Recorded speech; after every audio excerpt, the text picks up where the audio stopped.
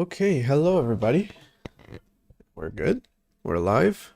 Microphone is working, camera is working. Terry Davis is here. Jester is there. The best two albums of the decade are there. And I'm here. All right. What isn't here is my bottle of water, and I'm probably gonna need that eventually, but see if I make it the first hour and then take it during the ad break. Okay, today's an exciting day. We're getting rid of Make. Give me a second, okay? Like, maybe not today, but these days. These next few days, we're gonna get rid of Make. All right. The thing is, right now, Make has been frustrating to work with, but manageable. That won't always be the case. I feel like it is about to increase in complexity by a lot, and that's gonna be a pain in the ass. So we're not gonna continue with Make all that much. Plus, I already started kind of a build system. It's really just a shell script with Make, but hey, it works, so that's cool. How are you going to configure the build system? We're gonna do everything here, so we're gonna figure that out too. A pleasant little surprise, actually. Yesterday I tried Zig for the first time. It turns out they have their own build system, so if I need a little bit of inspiration, I will take it from them as well. Someone in my Discord dropped a message, well, made a CMake version of, well, to build my system, so I can take a look at that, just in case I need to like take some inspiration, because really the only one that I really know is Make. And yeah. Make does do that. I find that it's simple for small projects, but as the project increases in size, it makes complexity. Yeah, exactly. I already have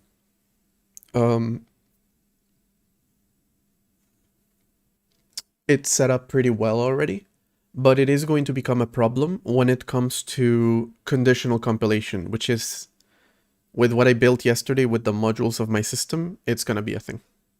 Let's recap everything with my little trusty little tool here. Remake. Did you see the latest Microsoft news? They want to replace all C and C++ with the help of AI. Drop a link right now. Also drop a link to your CMake for my project if you have that available, because I would have to go through the Discord to find it. And if you're okay with me looking at it right now. Oh, it's on LinkedIn. Ooh. Oh boy.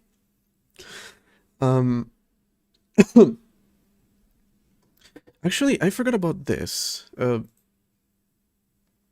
It's maybe an idea. Oh, sign in. Oh boy. All right, I want to look at this in a second. Yeah, actually, let's look at this first, and then start with the build system stuff. I have an open position in my team. This is Galen Hunt, who works at Microsoft. Okay.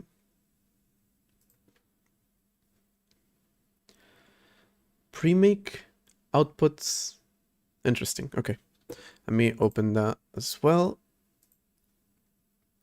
And might as well just Google pre-make real quick. Okay. I have an open position at my team in person in Redmond. My goal is to eliminate every line of C and C++ from Microsoft in 2030. By the way, I saw someone say it's a shame that you don't code in C++. Hold on to that thought. Give me a couple months. I have plans. I actually want to talk a little bit about what I'm planning to do in 2026. So, we'll do that at some point today.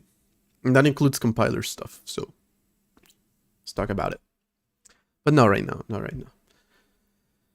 Remake is basically CMake, but it uses Lua instead. Interesting. All right. Strategies to combine AI and algorithm. Oh my god, it's AI and algorithms. The vaguest fucking sentence you could ever say. You know, whenever I'm talking to someone non-technical and they mention the algorithm, I die a little bit inside. Because even my mom talks about the algorithm now. And like, which algorithm? There's a lot of algorithm. I know what they're talking about. They're talking about like the social media recommendation algorithm, which is also its own form of machine learning. But not exactly AI, but like whenever I see people talk about the algorithm, I'm just like, okay. Why did we teach you that word?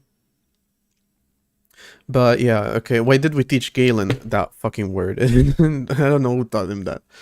Our North Star is one engineer, 1 month, 1 million lines of code. So an engineer can write 1 million lines of code in 1 month. Can AI do that? Have they ever stopped to think, can we actually do that? You know that quote that's like, they spent so much time thinking about whether they could that they never wondered whether they should. I don't know the actual like quote of it.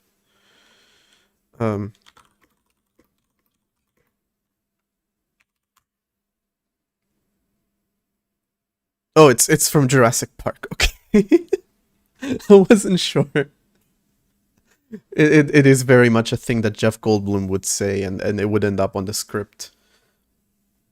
Your scientists were so preoccupied with whether they could, they didn't stop to think if they should. But your scientists are actually so brain rotted that, and not even brain rot in the like skibbity toilet Italian brain rot sense, brain rotted in the we have deferred all of our thinking to AI and we genuinely have forgotten how to use our brains kind of way. Can you actually do that? Can AI write 1 million lines of code? No, it fucking can't. Do you know the state of AI coding? It hasn't improved in the 2 years that it's been popular. It's been getting worse. It's improved that tiny little bit. It's done like 1 step forward, 3 steps back. And it genuinely cannot write 1 million lines of code. You were so preoccupied with whether you were so preoccupied with doing it that you didn't worry about whether you could do it. But the problem is that you can't. That's the thing. You can't. You cannot do it. You genuinely are incapable of doing this. You also work for Microsoft. You have all the odds stacked against you. I just want to make that clear. You're never going to make this. It's impossible. It is literally impossible. If you were trying to like, I don't know, do something like if you're trying to do a 4D GPU rendering, I would believe you over this person. Cause like shit, that sounds pretty impossible. How would you even go about doing that? I don't know. But I feel like you can be crazy enough to achieve that. These people are too sane to achieve something like this. And yet at the same time too brain dead to achieve something like this. So, amazing. Refer to my latest short on YouTube if you want to see what the current state of Microsoft's products is. You literally cannot install their operating system. It is just broken. To accomplish this previously unimaginable task, my brother, I will write 1 million lines of code in a month with enough drive and 0 AI, and it will actually work. I probably shouldn't do that, but if I really get to it, I probably can. Better than whatever you engineer with a month and 1 million lines of code and AI and algorithms. I forgot about the algorithms. That changes everything. Hold on. That changes everything. I forgot. All right. Our algorithmic infrastructure creates a scalable graph over source code at scale. It's like a compiler, but worse, yeah?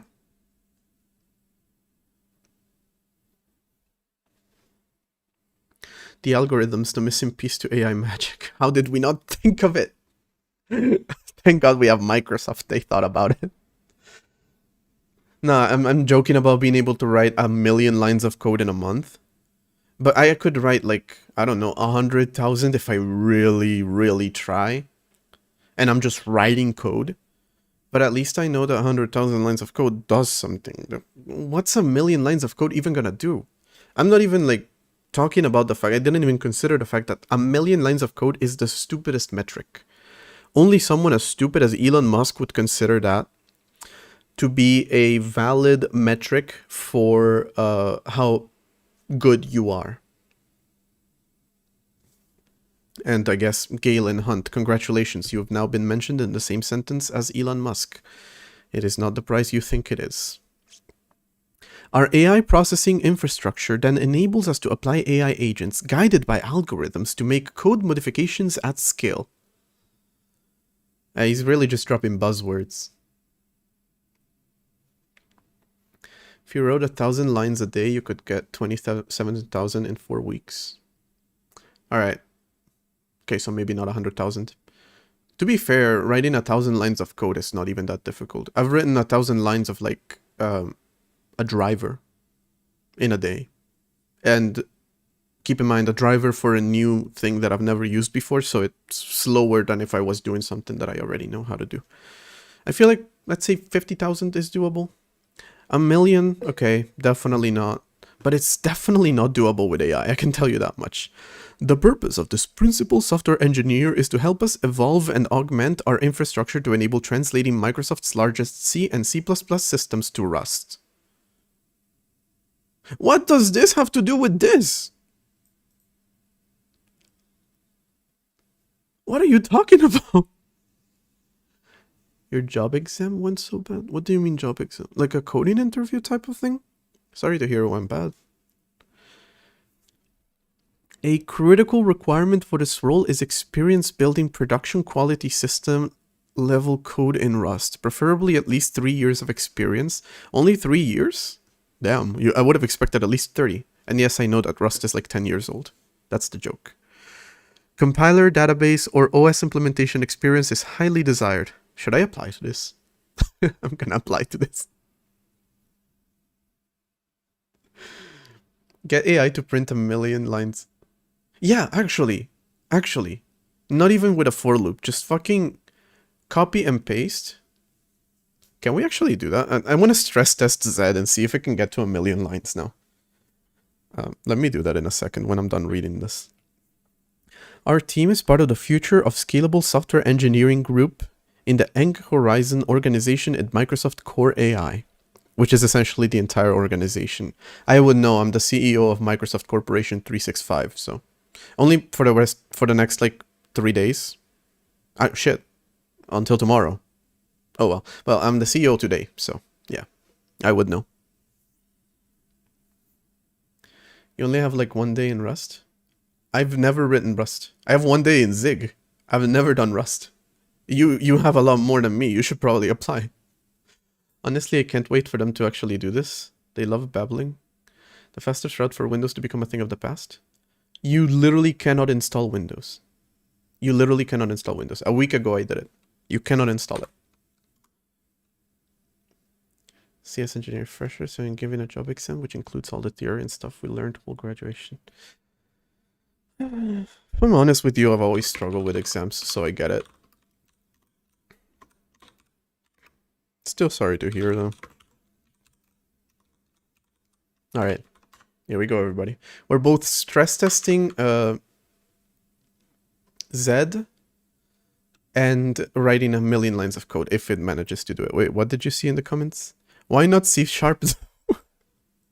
Only because of performance? If it's done with AI, performance is the least of your problems. Alright, here we go.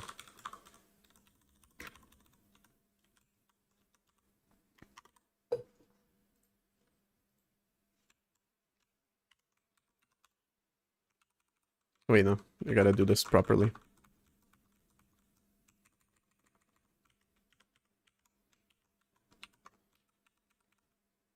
Oh, well. Hold on. Let me copy it like this. That's probably better.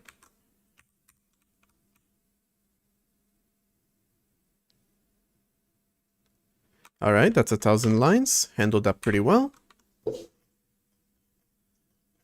Zed dies when I try to open a 90 megabyte JSON file. Well, it's probably about to die too. Ah, fuck. Come on.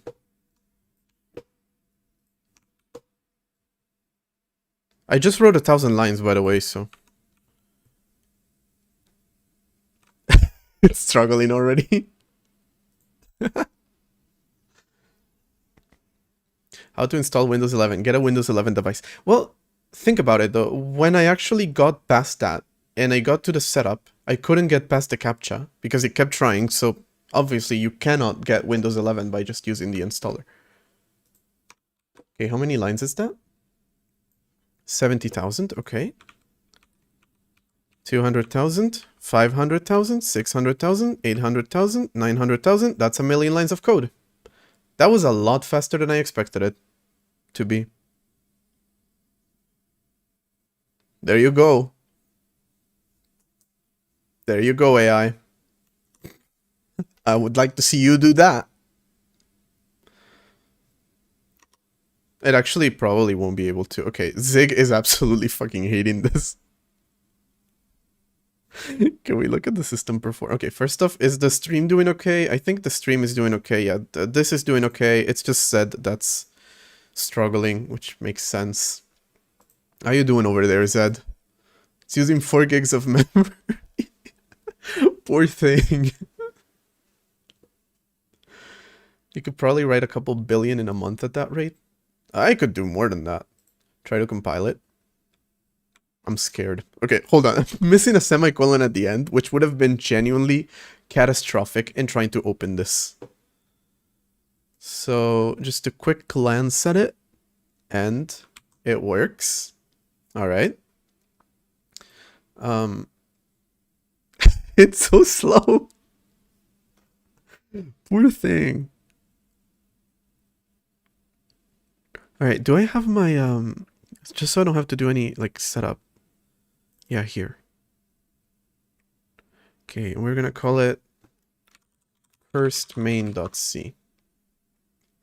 All right, it's saved. I think it actually handled it pretty well once it was saved to disk, because it probably just like offloaded a bunch of it. 10 times CAPTCHA. No, it's 10 times CAPTCHA. Then you fail because the symbols are genuinely stupid. Then you succeed. Then it asks you again because it genuinely cannot get past that point. Need to include stdio. No! I forgot! I forgot. Alright, let's see what micro can do. It handled it pretty well.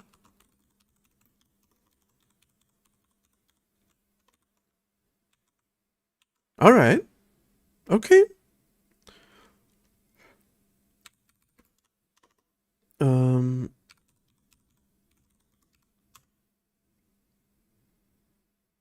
that's not how you do it, is it?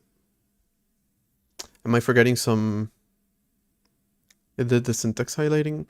They probably offload some of it to the... Yeah. Oh, I don't have a makefile on this? Never mind. Alright, I don't know if that's like the correct syntax or if it just kind of like dies. VS Code cuts off syntax highlighting. Zig did not. I mean, Zed did not. If I say Zig by accident, I'm talking about Zed, by the way.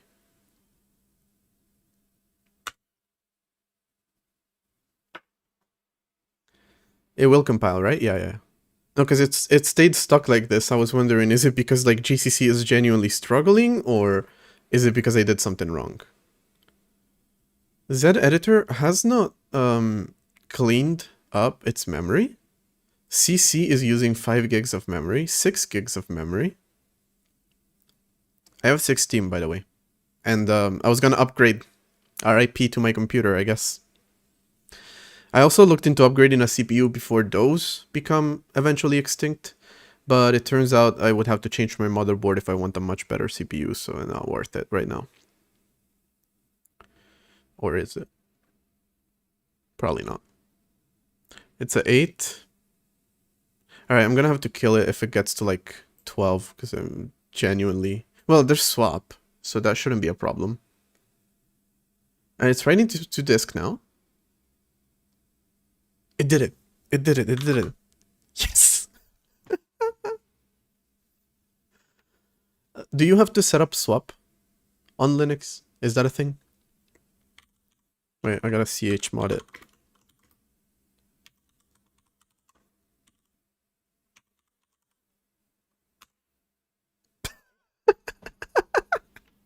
Ubuntu does swap by default. Okay, that makes sense. People are jumping to old AMD GPUs for DDR4 RAM completely exploding prices. What do you mean they're jumping to GPUs for RAM?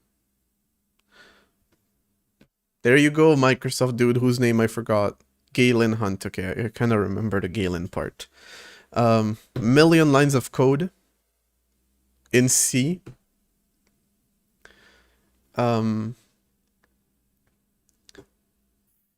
Shit, I forgot the new line. My system does it by default. I forgot that printf doesn't. Okay, there you have it. There you have it, Mr. Galen Hunt. What if we're totally unqualified but can vibe code with the best of them? JK, I keep my eye out for you. Genuinely. Genuine question.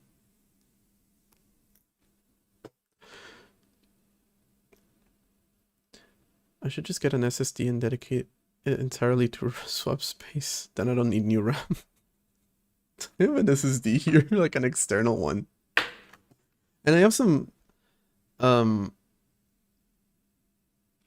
Shit, actually... Hold on. If I'm not mistaken, SSDs are also like... Yeah, this is actually an SSD that you can put inside the computer directly. It's just in a case to make it external. So I could very much just do that. Pretty sure my computer has like space for 4 different disks if I wanted to. I think SSDs are already exploding in price. Just take a little look. If not, I'm buying one.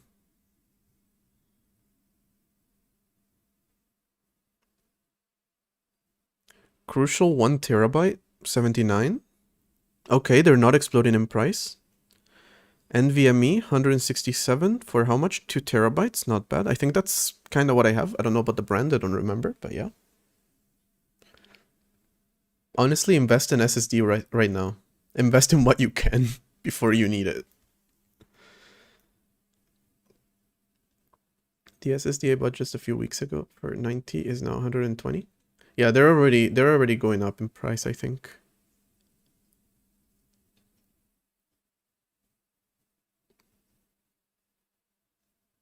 I might genuinely do that. I was planning on buying some shit on Monday, so please, idiots running the tech industry, can you wait until Tuesday to raise the prices? That's when I'm planning on going to buy some stuff. I might as well go pick up an SSD in the process. I mean, I do have this one. I have some... Nah, SSDs, I only have this one and the NVMe that I have on my computer. Ooh. New RAM for your laptop. Good luck. How are GPU prices nowadays anyway? What's the latest, like, NVIDIA? 5080, I guess? Well, let's see, a 5070. That feels cheap. Am I wrong to think that this feels cheap? I feel like when I bought mine, it was more expensive than this. And it was a 5080, to be fair. Okay, so maybe let me look it up. Well, it was a 4080. Yeah, they're gonna drop... Okay, no. The 4080 is just more expensive in general. That makes sense. Not making anything yet. Gonna start researching build systems in a bit. The 5070 seemed cheap. 5080 is pretty good. 5090 Founders Edition, 3000, okay. 3000. It's a 5090, I guess. I didn't know there was that much of a difference between the 70, the 80, and the 90, but apparently there is. It feels like regular prices. It feels like it hasn't gone up, but it is gonna go up. So if I needed a GPU, I would buy one now. I need RAM. And I could use a CPU, to be fair. 5090 is your best bet. It will last you very long, allowing you to skip the price explosions. Yeah. I'm from Spain, yeah. It's here. But in English for some reason. I'm not logged into my account, to be fair. It's great to see a project that essentially could be the way to eradicate tech debt along large haul code bases. I'm glad that Rust is being taken more seriously than when I was in the Azure sphere.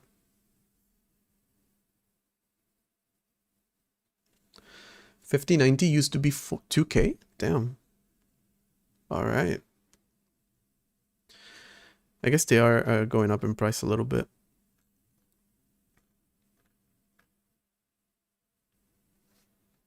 By the way, if you've ever met a LinkedIn influencer in real life, oh boy, it is an experience. It's just absolutely amazing. I feel like yapping, so let me tell you. It was literally like a year ago. Yesterday was the year anniversary of that. I was on a 7 a.m. flight because the actual flight that I had for the day before got cancelled. So they moved me to a 7 a.m. flight. So there I am, sitting at 7 a.m., half dead, on a fucking flight. This guy sits down next to me, pulls out his ThinkPad, and immediately opens it up. He's locked in. He opens it up, opens LinkedIn. I guess he's trying to do this before the flight like takes off, and then he's not gonna have Wi-Fi anymore and shit. He has a like Word document or a Google Pages document open with posts that he has prepared, multiple ones. And so he goes to it, he copies an entire page's worth of fucking text into LinkedIn. Then he goes to a folder he has of pictures of just like business. You know, just like guys doing handshakes, people in suits smiling awkwardly. Kind of like this type of picture. He has like a big folder full of these pictures. He just picks them. I don't know if he was doing it at random or just like there was a criteria to it. To be fair, I was looking at everything he was doing because I was so fascinated. But I wasn't paying that much attention. And he just did like, he knocked out like 5 posts at 7 a.m. before the flight took off. Genuinely interesting. Then he had a crash out because the breakfast that they served was not lactose free. And he was told that on flights that are very short, there's no substitutions. Because like, it's a 2-hour flight, you can survive without eating. And yeah, he had a little crash out about it, but he didn't pull the whole like, do you know who I am? At least he didn't do that like other types of influencers do. But yeah, there you go. That's a LinkedIn influencer in the wild. Because it's not that difficult to find a like TikTok or Instagram influencer in the wild, but a LinkedIn influencer, they're rare, but they're a sight to behold. It's truly beautiful. All right, so just so you know, this post possibly was sitting in this guy's like Google Sheets, or well, I guess Microsoft Word, because he works for Microsoft, for a while before he was able to post it. I always imagine LinkedIn people as the kind of people that sniff their own farts. Oh, probably. Hello from Austria. I read Australia. All right. You're in Austria. Nice. Never been. Then again, I've never been to Germany besides Frankfurt Airport, so. I wonder how people will use AI if no one can make computers in the future.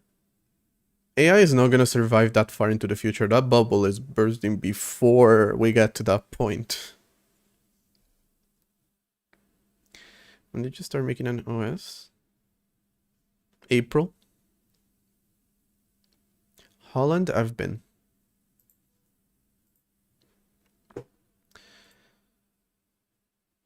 All right. let's actually start exploring this. Directly near the Alps. Ooh, nice. Are you like going skiing or what's going on? Okay. So for reference, I already know make. There's, if I'm not mistaken, this is the file that you want to look at for CMake. Holy mother of God, I don't want to look at this.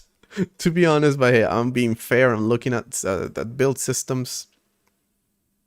This is not my repo, no. This is someone made a CMake for my system.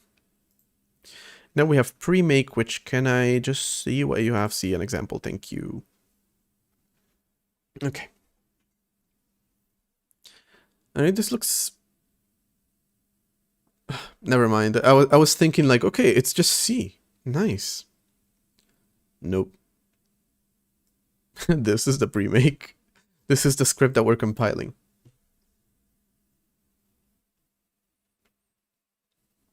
Alright. So this is what it looks like. Okay, so let's start with pre-make.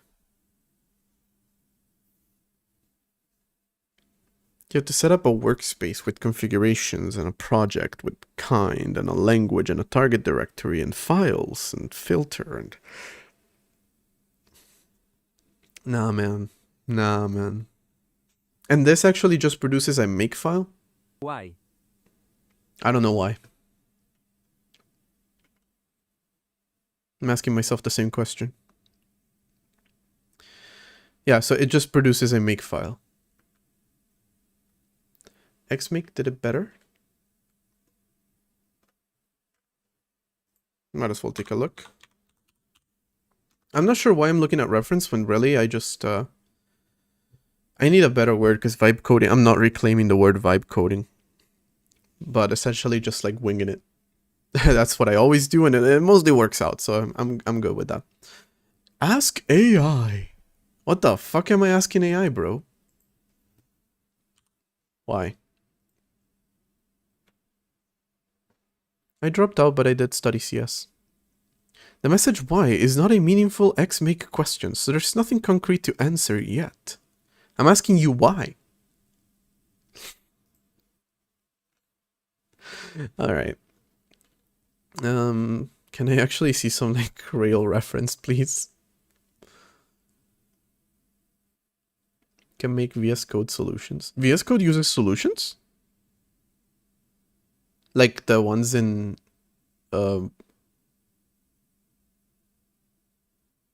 Visual Studio? I didn't even know that. Alright, no. I just want to look at like, okay, basic commands maybe. No, you already have a project. I don't care about this. Build configuration. Am I not doing a configuration? Where is it? Syntax description. Let me look at that. Okay. Visual Studio. Okay. Yeah, that makes sense.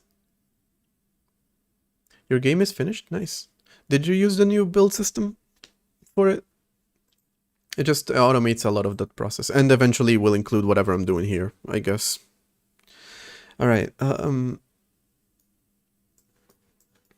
So. Those are pre-built systems, to be fair. This is Ziggs, but it comes with so many comments, it's genuinely hard to see what's going on in it. I don't know why you would do this, but yeah. This is like a template too. If you want to clean it up, do you have to do it manually every time? It's kind of a pain.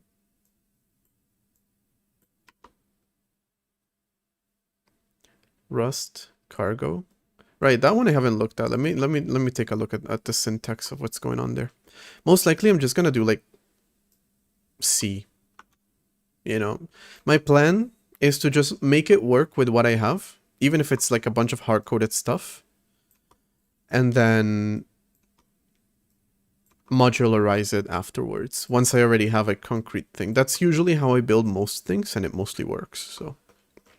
Alright, this is a lot easier to see. In the end, we just use Nub. I know about Nub too, I have it open there somewhere, so we'll take a look at that too.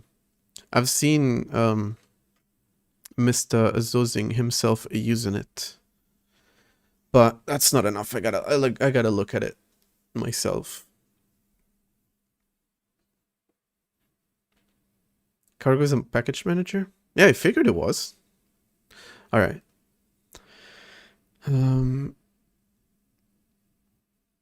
It's interesting that in Zig, it has a main source file, a root source file for a module. Is that because, like, from the source file, it will look at what it needs? Like, if it uses something from another file, then it also compiles that file? Is that how it handles it?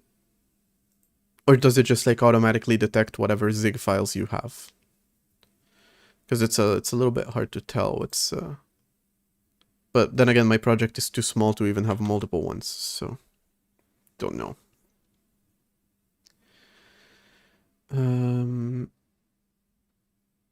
It just follows imports. Okay. That seems reasonable. That seems like a good idea to do it without needing to use a whole goddamn linker.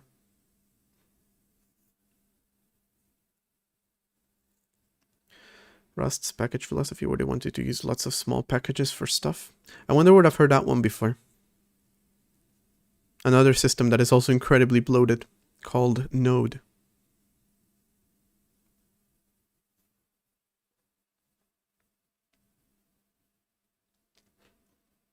Okay, so the simple, like, declaring a module is pretty simple. You declare whether you want to optimize it. What is this like? Oh, okay, standard optimization, got it. I like this. I like the way that it's written. It's written in Zig too, which is pretty nice.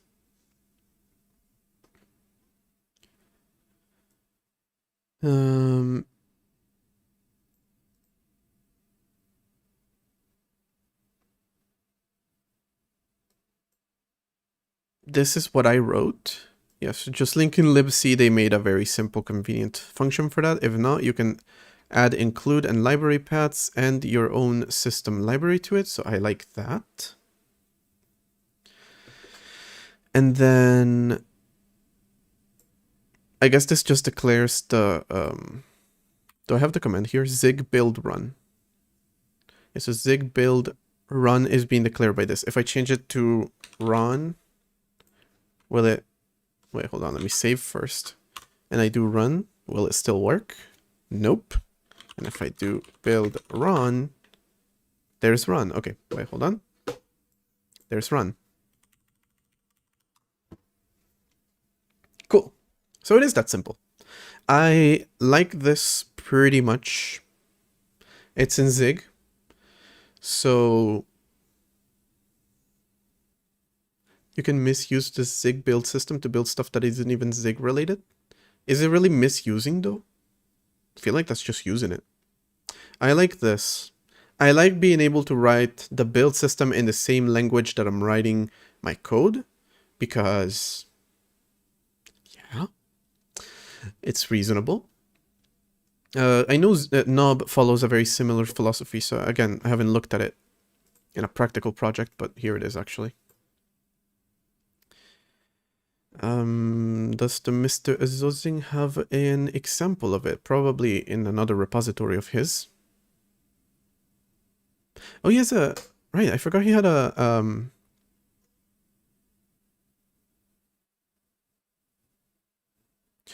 Why does your library have a JS folder? Oh, is this from when he did... This is his 2D renderer, I believe.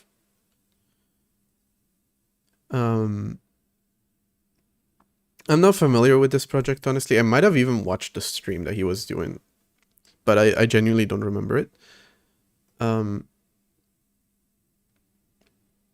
Yeah, I saw the how-to, but I just want to look at, like, usage in a real project. I'm not sure if the JS is from when he tried to do rendering to WebAssembly, because I know he's done that. But I think that was for his 3D renderer, but I'm not sure. No, I understood about the how-to. I'll look at that later. I just want to look at him doing it here. Okay. It's a lot more lines of code, whereas Zig probably abstracts a lot of this shit away. But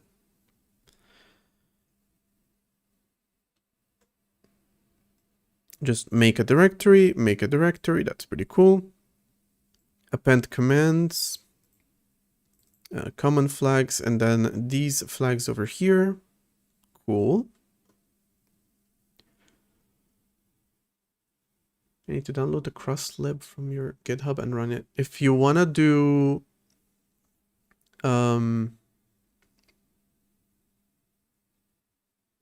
cross-platform, yeah. You have to recompile the system and everything else, any other dependency would make cross. Also, you're a Mac, so let me know if it freezes. I fixed that recently. But Nub feels a lot more raw, yeah. It's interesting, but is he just building one by one? Yeah, he's just building one by one. Okay.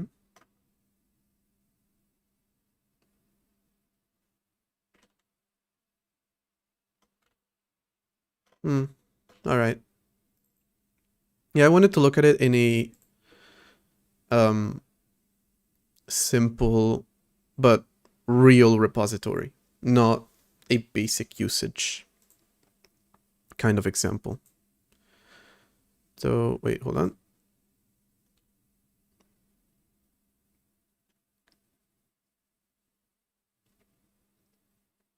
It crashed after drawing a window. I'm thinking if I made any changes, but I don't think I did. The async argument allows you to parallelize the building. Interesting.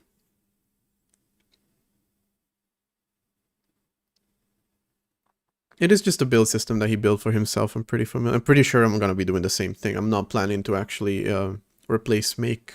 Same for the programming language. We'll see where that goes.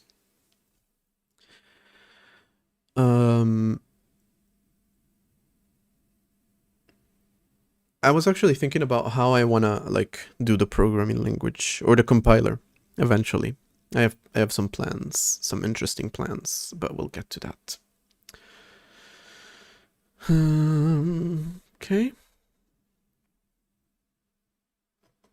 Interesting library. So I feel like mine is gonna look a lot more like this than what Zig has because I'm using C and not Zig.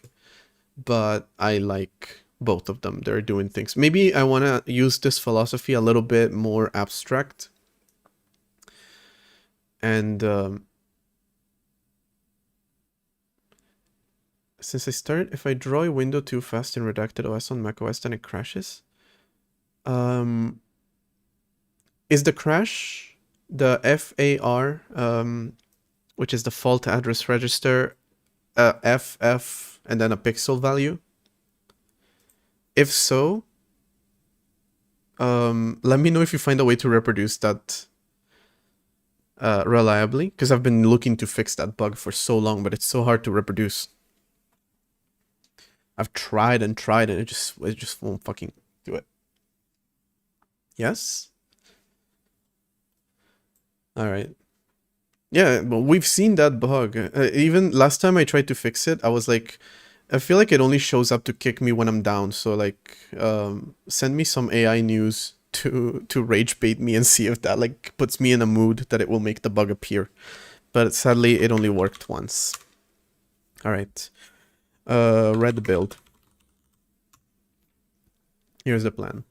First off, one thing about this repository is that the setup and the actual utilities are all in the same folder, which I then add to the path in the setup.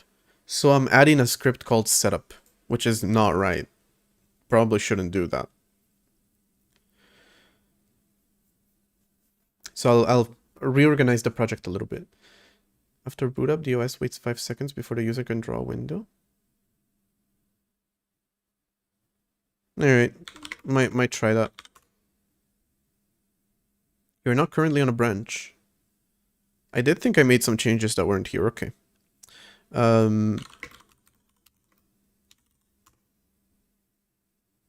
My branch is up to date. Yeah, I changed the name to red setup right now, but I will need to like rearrange how everything works. Not gonna do that right now because already there's no setup command anymore. there's red setup now. But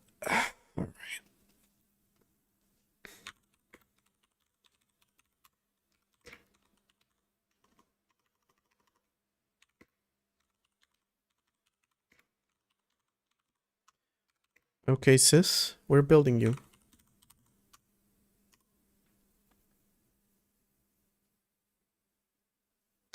If you had to use one programming of these two languages forever, libraries included, what would it be? Python or C? I can't tell you the last time I actually wrote Python. Even when I need to do scripts, I do C at this point. Actually, now that I have like my own build system, I don't have to deal with GCC anymore. Probably. Are you ever going to make your own language and then port it to redact it to it?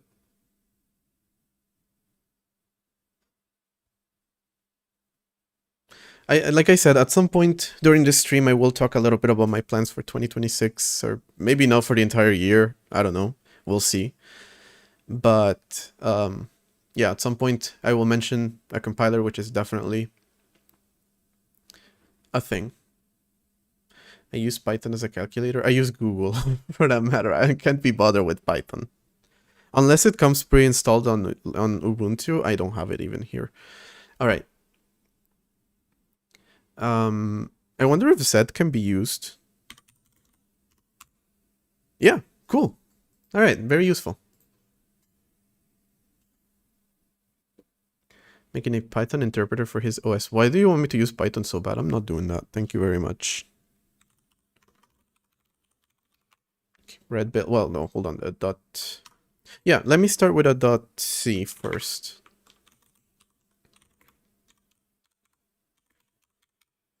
And of course, this one is going to be built with cross-compatibility in mind. So it will be compiled by itself, even though right now a red build is just a makefile. It will eventually be replaced by this, but it needs to be able to build itself. Python is better than C, is better than Assembly. Unless you're talking about levels of abstraction, I don't agree with you.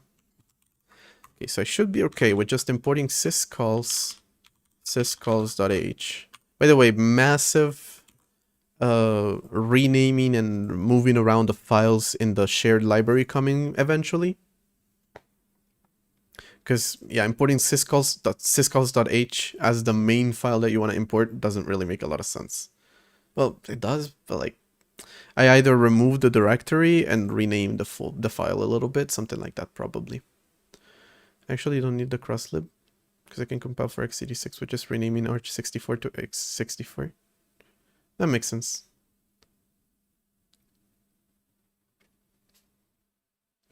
Alright. So let's test the setup by just doing a simple A world. Let's be nonchalant about it. Alright, so I should be able to do red C cross. And it didn't work because, okay, it wants a package.info. So that is kind of one of the reasons that I'm annoyed by using a makefile. If I want to make it configurable, like you don't require a package.info, which is an optional thing, I have to think about, well, actually, it would just be like one simple flag, I believe, here in CP. Let me see.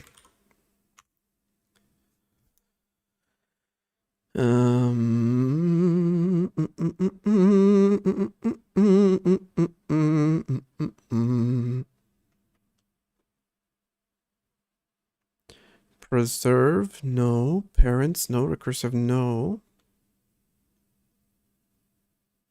Why is that not a thing? Copy if exists.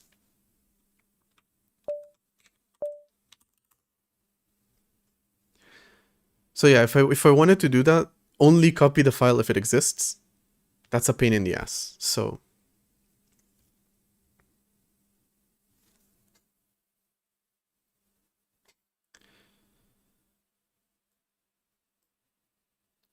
keyboard and graphics, because isn't the graphics like redacted OS? Interesting.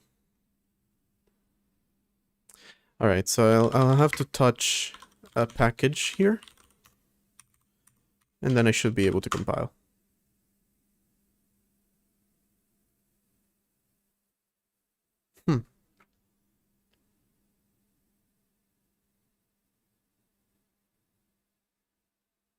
Wait, no, hold on. Let me init the project first. That's probably going to be helpful. Which already created the config. And then put another layer here. Another layer here. And another layer here. And even though this is absolutely useless for compiling to Redacted OS, it will compile to Redacted. Did I just undo all that?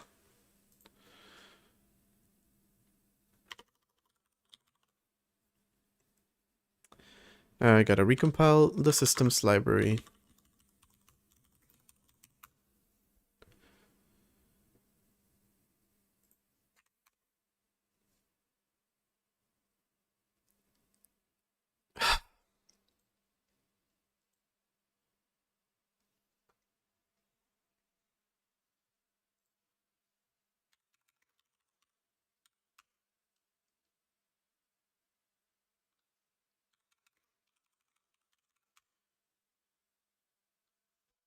Damn it.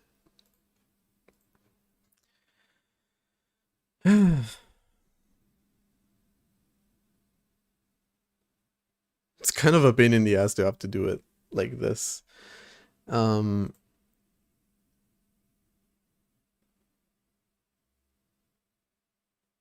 now, the build system, the current build system based on Makefile is very dependent on this folder being on the same level as the Raylib folder.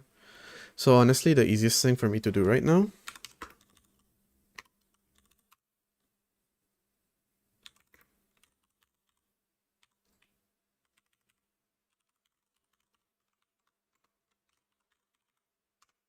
is to just move it to where it should be.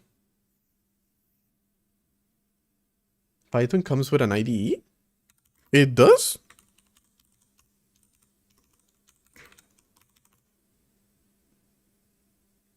And now I need to...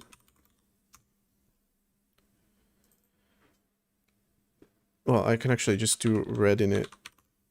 That will overwrite this file.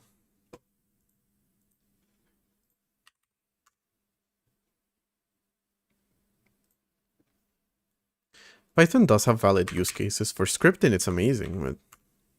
Alright, there we go.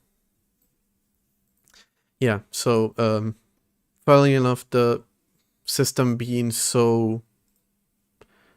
Well, Makefile being so annoying to work with makes it very limited. So, in using the current build system to build a new one, I have to work with its current limitations before I'm able to lift them. So we'll do that one by one. Mostly code in Notepad or Vim. Makes sense. I didn't know that Python had an IDE though. Why would you translate to fucking Spanish? I swear to God, bro. Nobody asked for this. Man, go fuck yourself. Let me guess. Yeah, English is the default. There is no /n. Literally nobody asked for all these translations. Alright, there's an ad coming up, so I'll be back in 3 minutes. And then I'm gonna actually start building the build system, because, yeah, it's taken a bit to get to this point.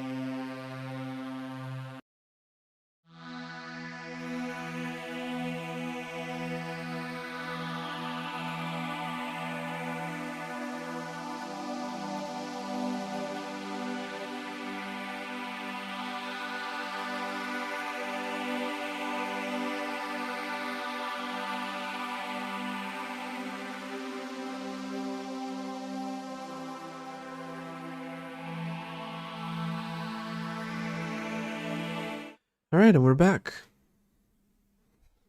Jesus, I just fixed my, I was fixing my hair now. It's just crazy. Tokenization is the easiest part of making a compiler. Yeah. Where did my script go, by the way? Didn't I write it? I thought I did. Apparently not.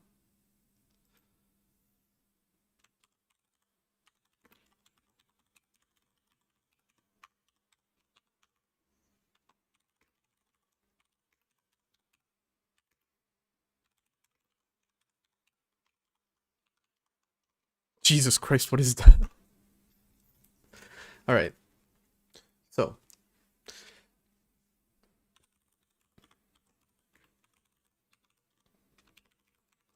Let's change it out just to make sure that I'm compiling the correct one.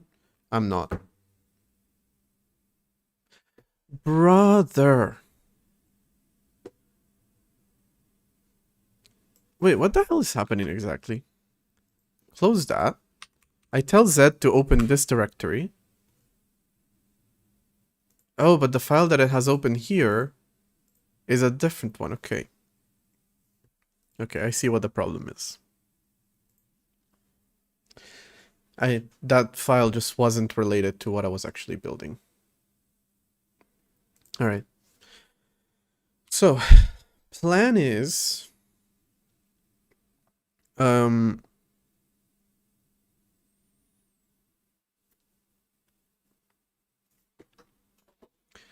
to kind of build it from the top down, build it just for one use case and then generalize it after I've built it once.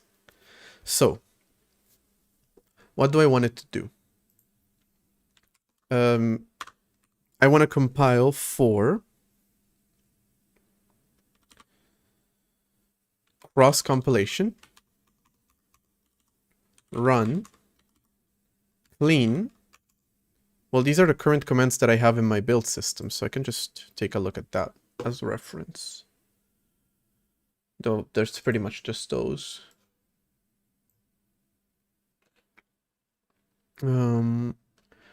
Prepare, compile, run, clean, cross, and dump. I forgot about dump. Okay.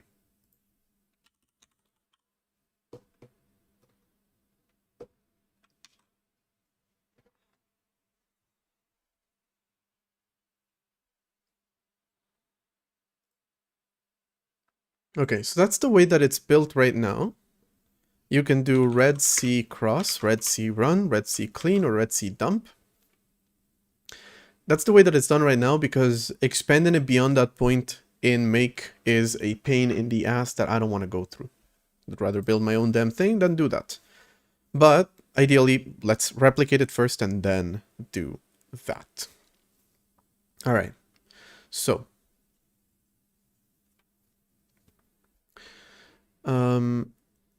I did kind of like Zig. Yeah, I'm interested in doing a little bit more with it. But it's kind of what I said, like, I don't really have a use case for it. It would feel kind of random to just build a random driver in Zig. That's the thing. Though it would be nice, but it would feel kind of weird. I don't know. Maybe I'm gonna check out a couple more languages here and there occasionally. Right after that stream, I stumbled upon a video about Zig versus Odin. So I didn't even look at it, I just listened. Mostly, and yeah, it seems interesting, but I don't know what the syntax is like. Okay, so the first thing I want to do is I want to be able to compile make cross, run, clean, or dump. So, to do that,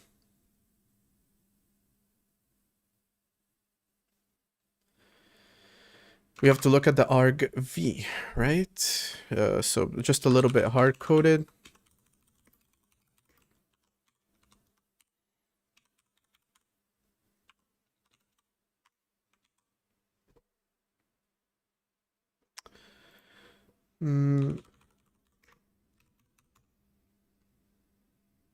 Found the wrong format.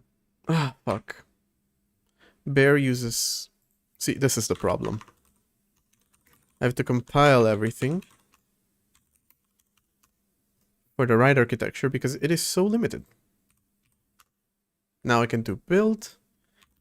Now, since I'm trying to do this for, there we go. It has a compile commands and it does not detect OS shared or lib shared. Okay, you should be able to know what lib. Well, let me open it again, maybe. Yeah, okay, that worked. Although it thinks that this is not important, but imported, but that's because printf comes from here. Yeah, the syntax was maybe my biggest issue with Zig. Everything else looked cool. I have to say, I kind of wanna try out different languages. Yeah, so there's Zig, there's C3, there's Odin. Odin, was it? I think that's what it was called. There's Rust, I guess. Might do a Rust stream. You know the funniest thing? Yesterday, 0 is the executable. Oh, shit. Hold on. Is it? My system's not built like that. That's kind of a problem. I'll need to fix that. Yeah, it is. Fuck. ZigDogs was the worst part about it. I didn't like the syntax, but yeah, the thing was absolutely horrifying. Yeah, except tiny issue. My build system doesn't pass arguments, so I'll have to do it manually.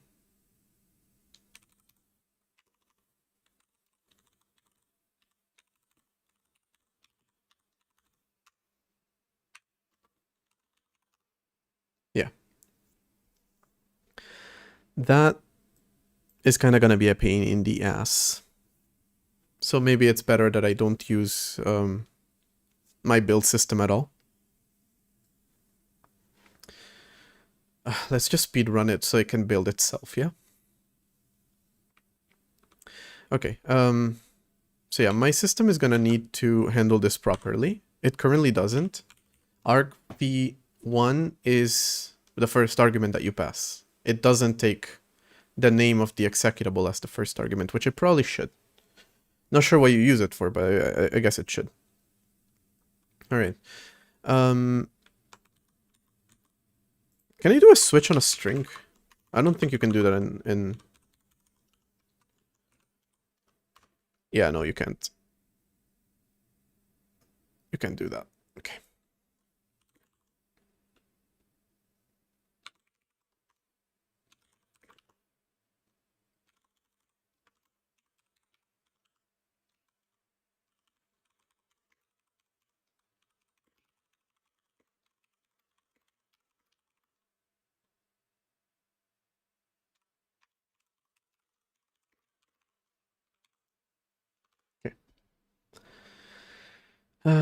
So I'm gonna have to fix that in redacted eventually.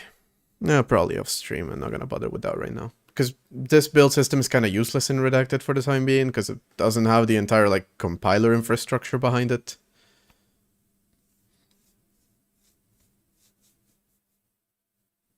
Only if you cast it to an unsigned or something?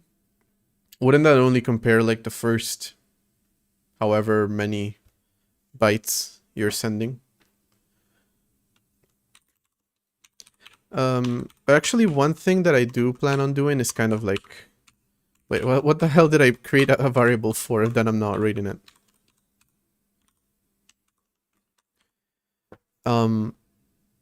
Expanding C to having things like this. But again, we'll talk about the compiler later.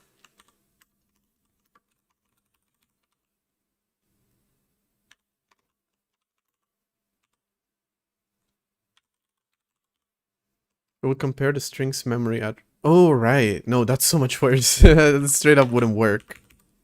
Right, because it's a pointer. Yeah. You got a point. No, don't do that.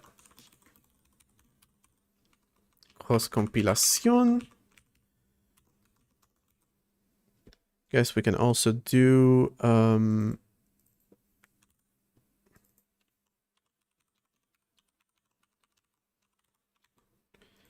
redacted run.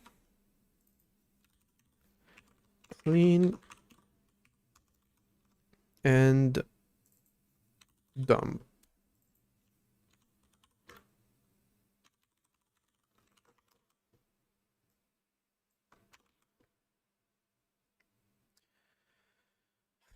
All right. So let me just build a very simple bash script that's gonna build it for us.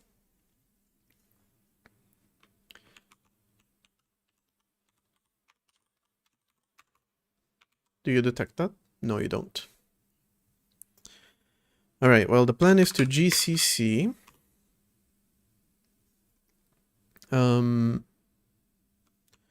including, I can do this, os lib, shared,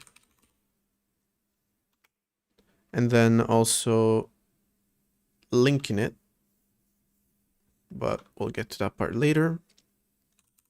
Redbuild.c os shared lib shared.a o build.r.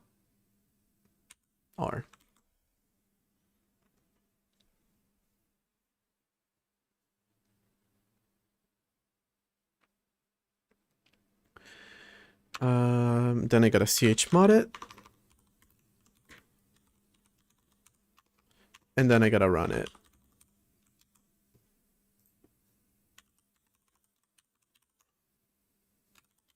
I also gotta chmod this one.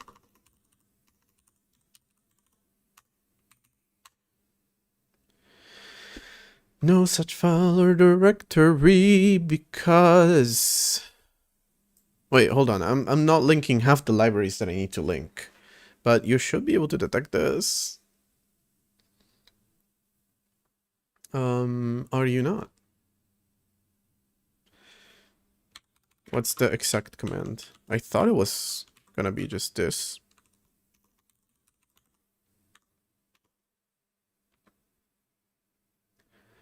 Red build.c. Nope, it still fails. What if I do it like this then?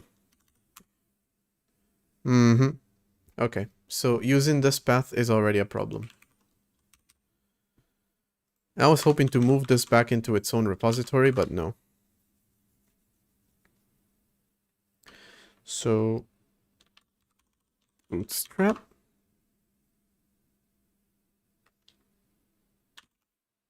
Didn't you build it? It didn't build it. Oh, undefined reference. Right, okay.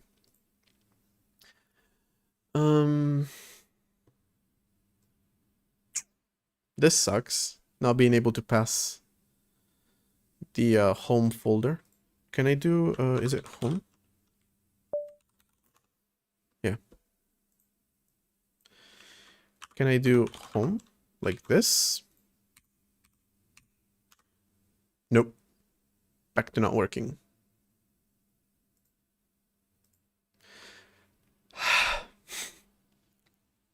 I'm trying to get rid of my build system, and I'm trying to get rid of the old build system, and trying to get rid of Bash, and I cannot do that. Because I need to rely on them for a little bit at least. How do I fucking do this? I thought this would work. Apparently not. Would this work then? You like that? You like that? Okay. Okay. That's great. Alright, there and there. Have that. And also have redxlib redxlib.h.a, and then also include, well, no, you're not going to include any headers from it. Why would you do that?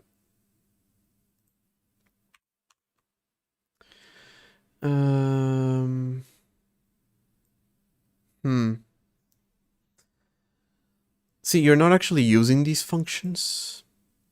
I wonder if compiling with optimizations would get rid of that.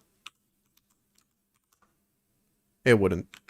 Not these optimizations anyway. No. We can escape the shell script eventually. We just can't at the beginning of the project.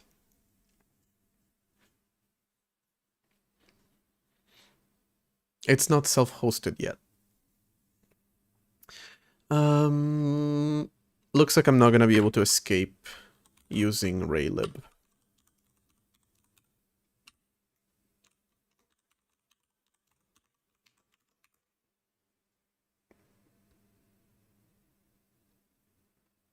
Oh, and linking to libc as well.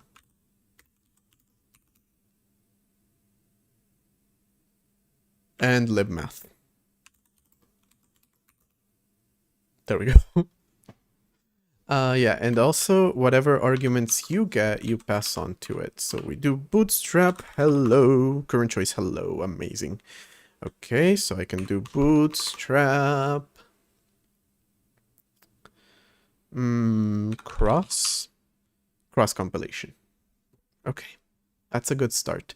And now we can move the build system back into its place where it belongs. So. No. Move build sys into red build sys. Wait.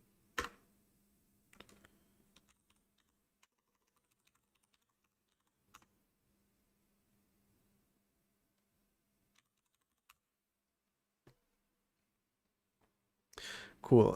It has a git ignore that we're gonna get rid of.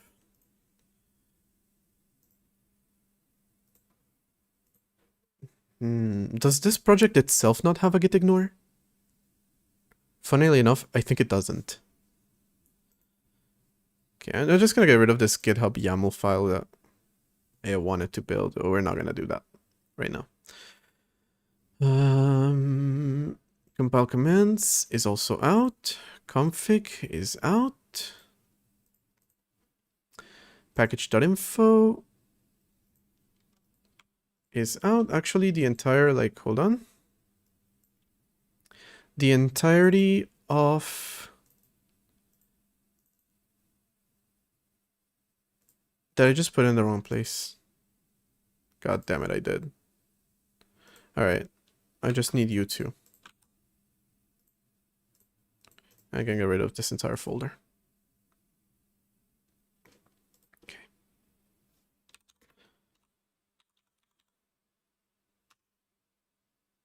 No, cd into build sys. Okay, I'm actually gonna change its name to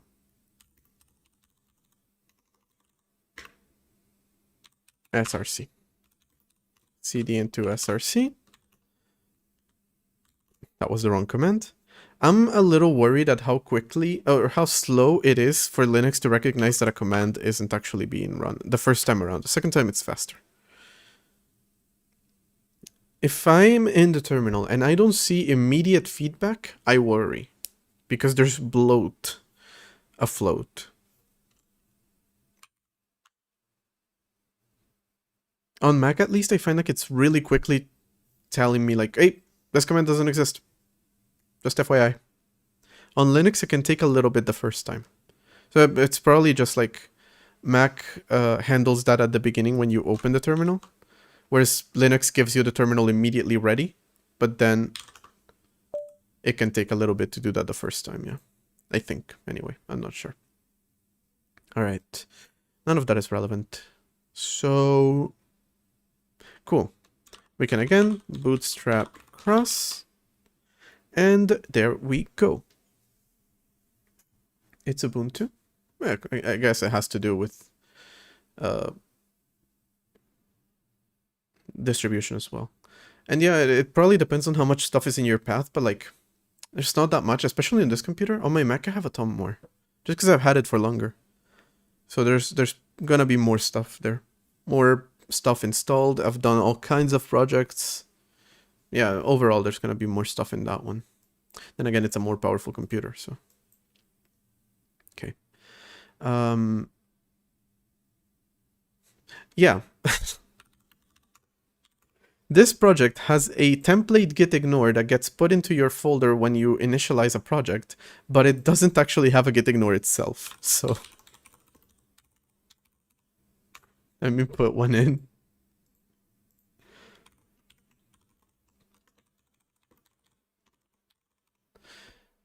And it is also going to skip .r. All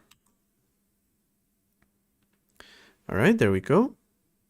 And the actual git ignore also needs to skip .r. so that projects can now do that as well. Cool, so track that, and commit, and push. Linux has many bin fill folders. Yeah, so does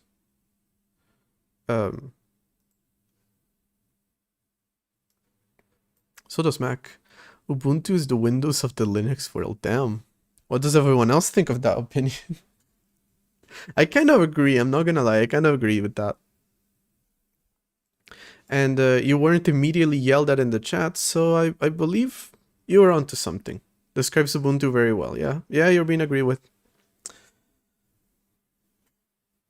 I think you got a point. You got a point. Definitely. I am looking into as well, like switching distributions eventually. I don't have a problem with wiping this computer literally all the time. Just for the fun of it. All right.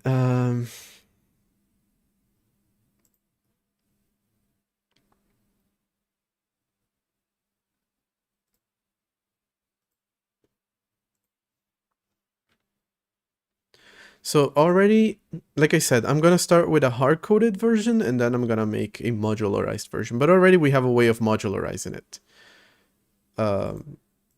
Simply indicate how you want your system to work. Okay. So let me make a common function that runs every single time. And then a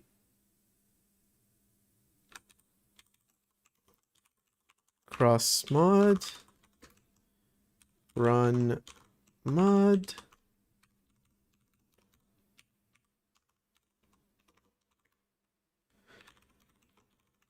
clean mod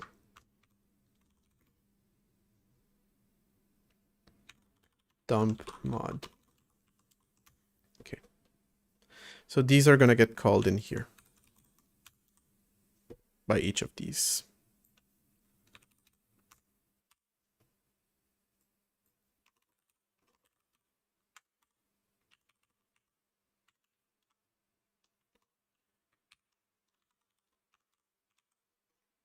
And this are going to run the common, whereas this and this are not.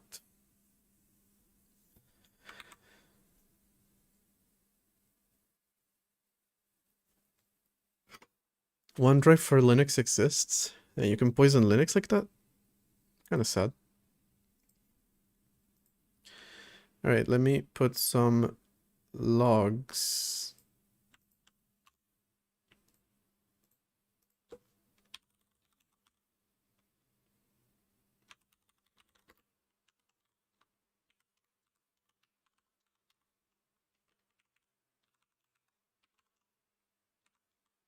Is it not func like that? Is it like this?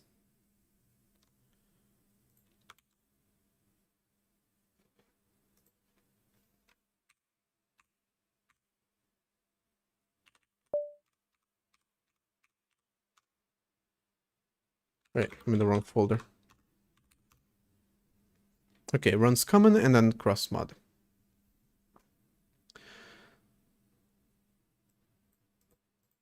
All right. I like Zed. I'm gonna stick to it 100% till I make my own thing. Until it's like good enough to use everywhere. Zed is pretty cool. To say cross-platform, not done with Electron, works. AI is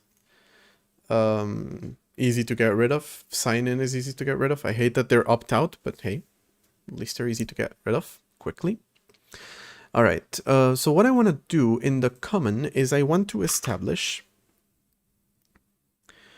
this is where using C kind of becomes a problem, because C is not very good with dynamic strings and stuff like that.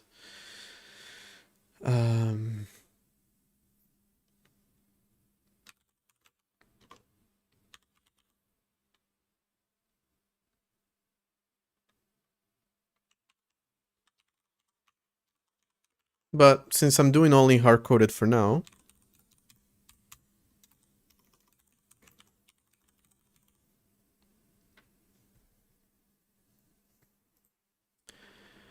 the common function I'm probably not going to be even using right now.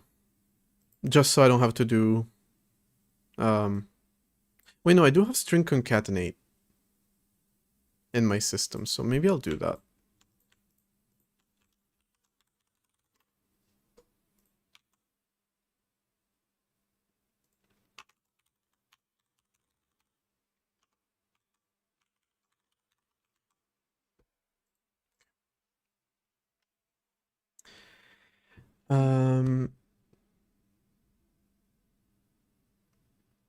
Yeah, so by default, I want to be able to link, let me see. First, it should be able to compile itself. So the only include is the shared library of the system.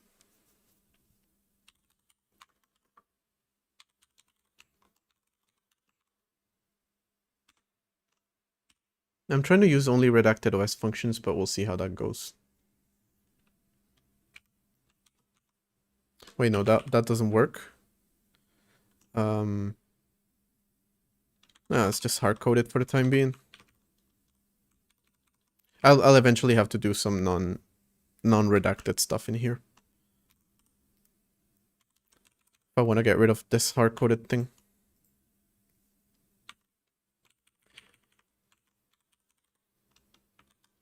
It would be nice if Bear worked again.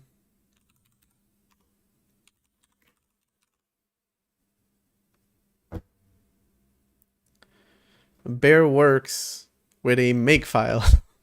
I don't have a makefile. But didn't I have a compile commands? It broke, didn't it? Fuck.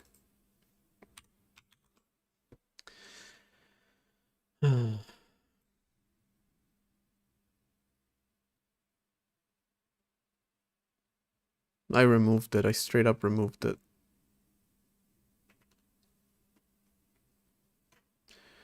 So God knows what that looks like. Let me copy one of... For the love of God.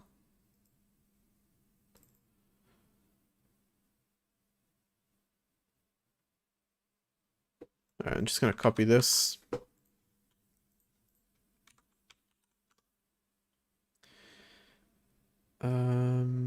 Yeah, no, you compile with just GCC, which is user bin GCC.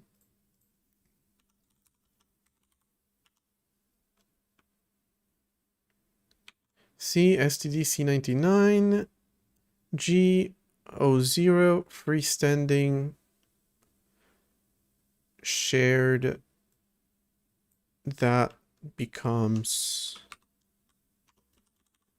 that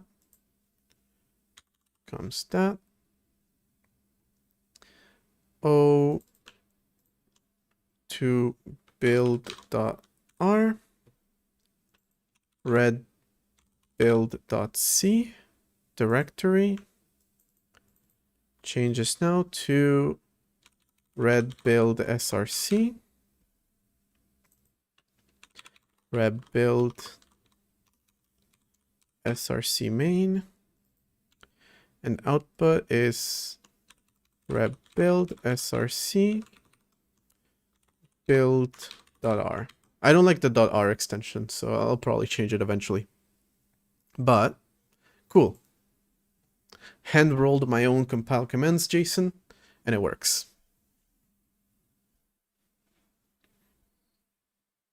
Eventually, the build system should be able to produce it as well. That would be ideal.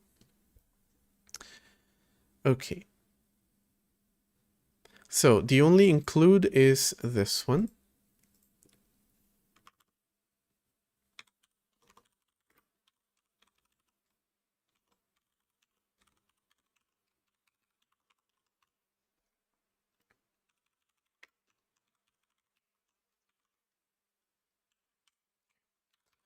So to build the project, it's GCC with the includes, the files, the links, and the output.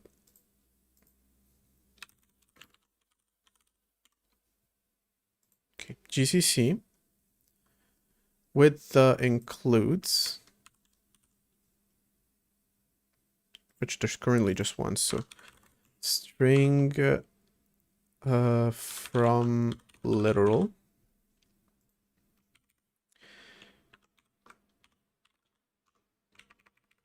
I can actually just do it like that. Then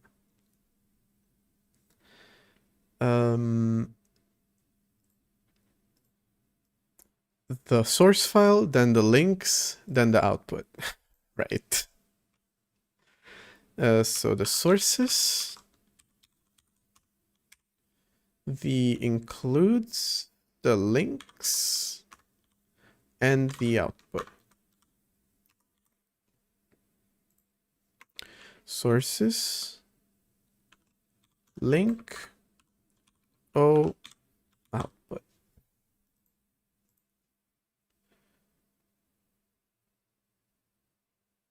Okay. There is no semicolon. Where?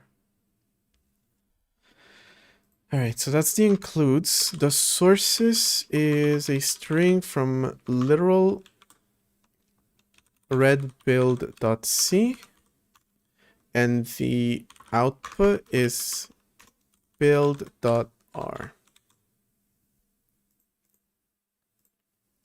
That should create our string, and then how do you actually execute it? Let me look at nub for this real quick.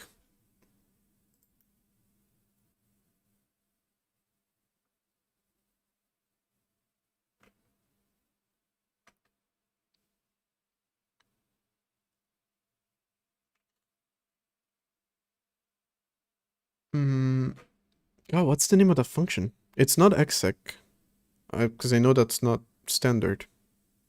I think, anyway. Probably not.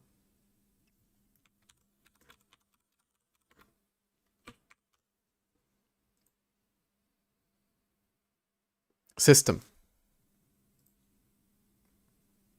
All right. So I just want to just system that actually.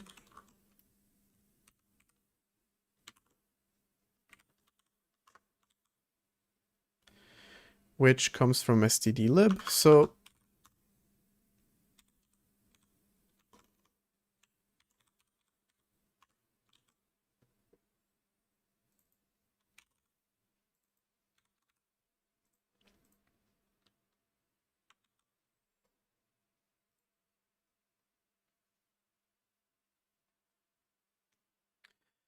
okay, so GCC.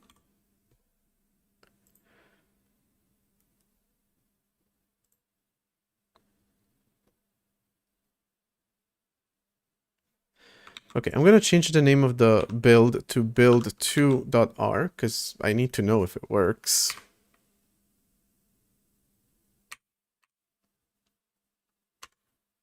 It does not. Conflicting types of int64.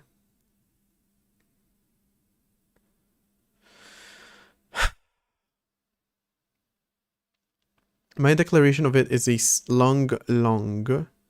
Their declaration of it is a long int. For the love of God, I just changed that yesterday because it's different on Mac, on Windows, and Linux. Must we be this way? Must we do this?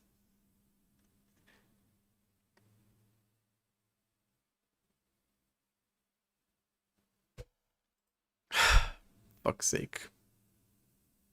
All right, let me open the operating system real quick.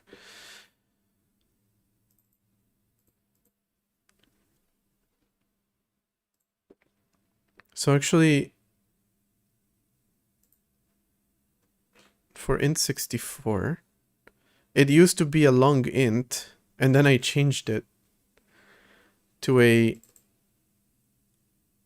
long, because on Mac, it would complain. I haven't tested it on Windows, so I kept this if statement here, but it probably isn't even necessary.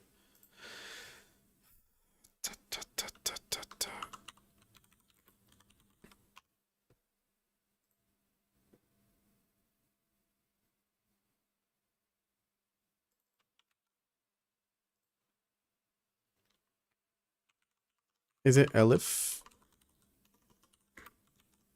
Linux?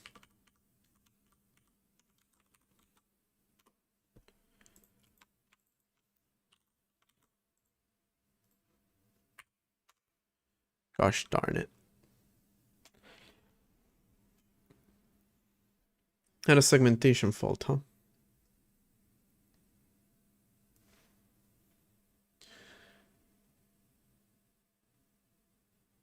So I'll have to clean all of this up because it's such a pain in the ass. Every system defines these types as they're different, and then they're all the same. That's the worst part. They're all 64-bit.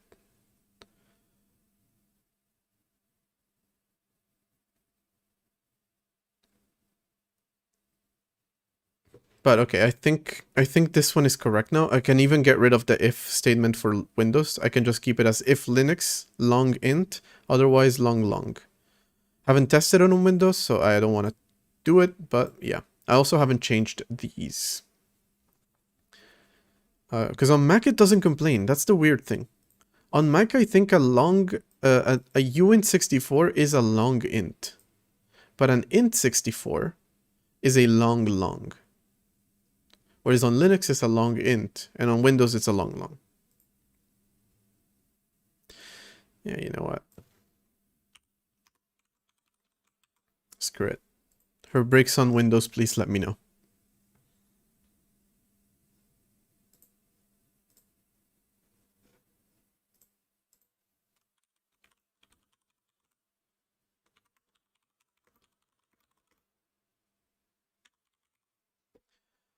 How much pain is it to build for cross-platform? This is the stupidest part about it, really.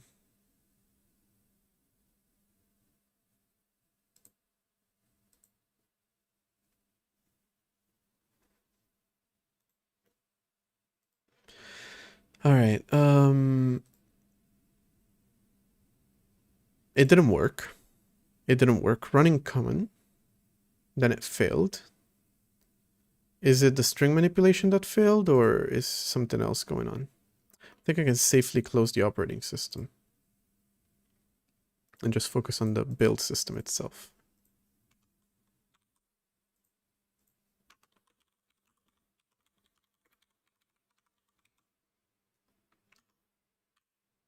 Yeah, usually the standard library handles it for you. The problem is that since there isn't one on my system, well, you can't really do that.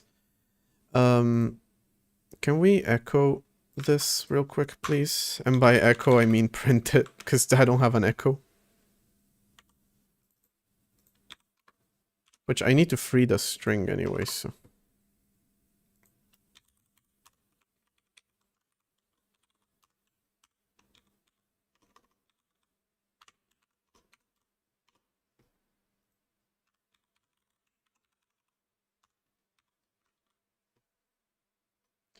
Let me also create a cleanup function for this, this, and this. I'm gonna copy U3.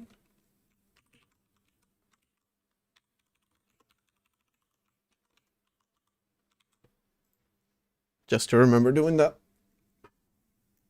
All right. Tell me now what's wrong. Did you not? Oh, it's actually the format that's failing, isn't it? Yeah, because I'm printing these three as strings when I should be printing their data.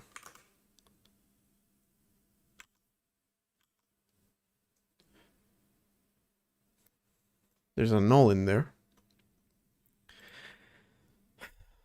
Does it? I hate when they print null. God, that's so stupid. libc, I hate you. Because now I have to do, if it has data, then this, otherwise... Can I do it like this? No, I don't think that's a thing in C. Link libs.data, otherwise empty.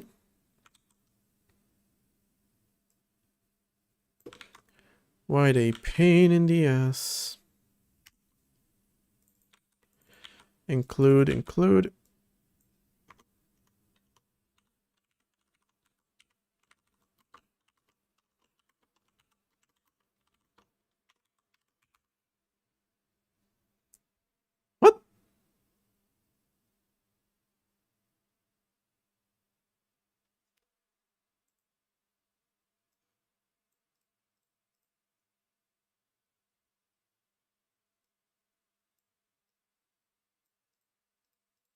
What's the problem with this?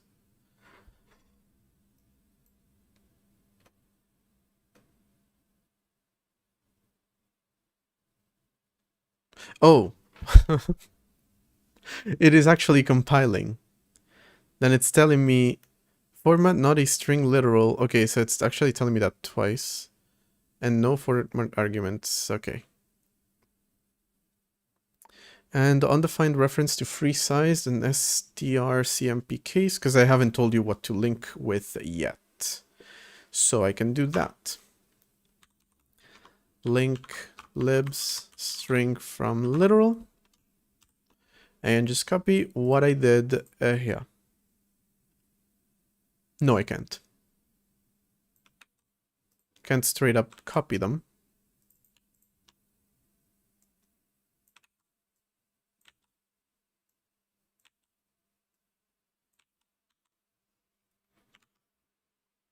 What if I just move libshared.a to my game folder? Could I compile it without having redacted on my computer? Yeah. That's kind of what you're doing with the compilation anyway.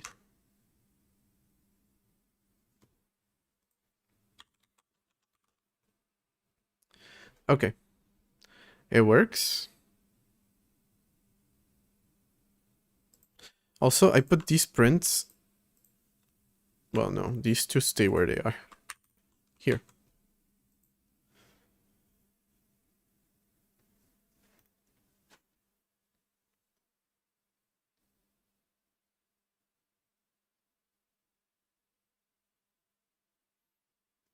Okay, cool.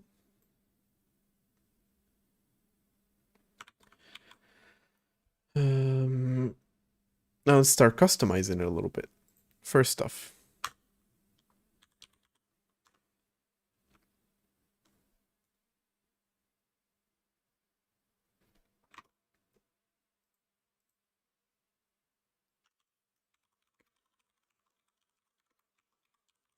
it's a static library. Oh, how does it compile? It has its own makefile.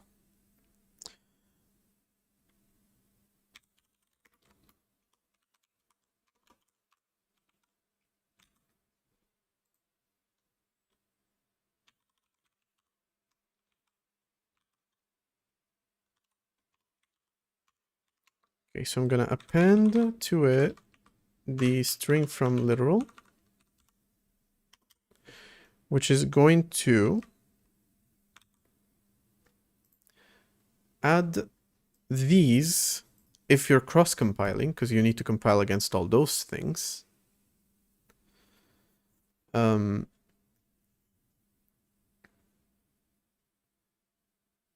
in order to do that, it will...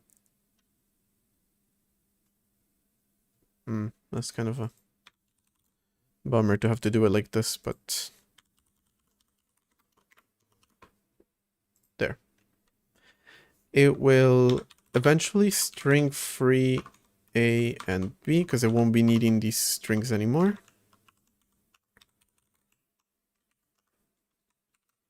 Maybe I should have called this one A, not S. Before it does that, though, of course, it is going to need to string concat A and B, create a string S, and return it.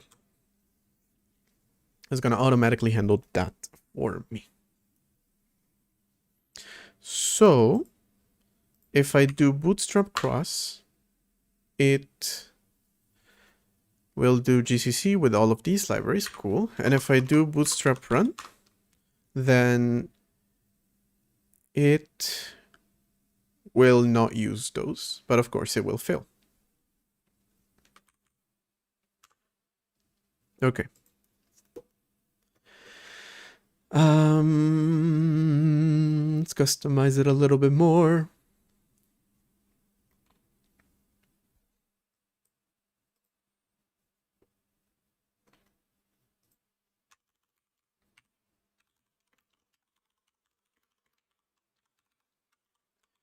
Change the compiler, or actually set the compiler. So this function is now going to be called just comp. And it is going to... Possible to make a console game? Yeah, I guess. Look at how bin read works. Kind of this could work like that actually.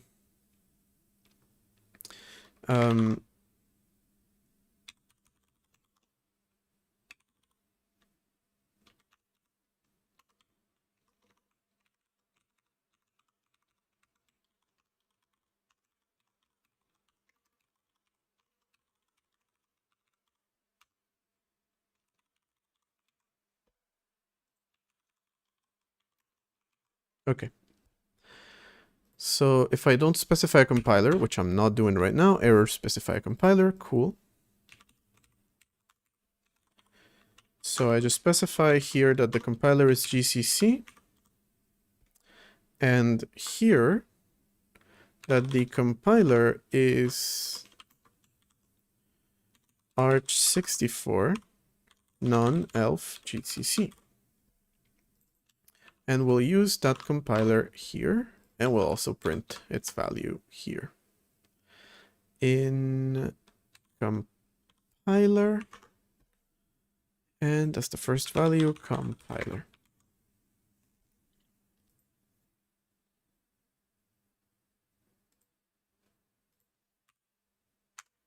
So if I do cross, it uses GCC, and if I do run, it fails because symbols are in the wrong format, but it uses Arch non-elf GCC.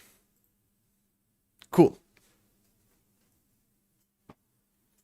All right. There's an ad coming up, and I need to use the bathroom, so I'll be back in 3 minutes.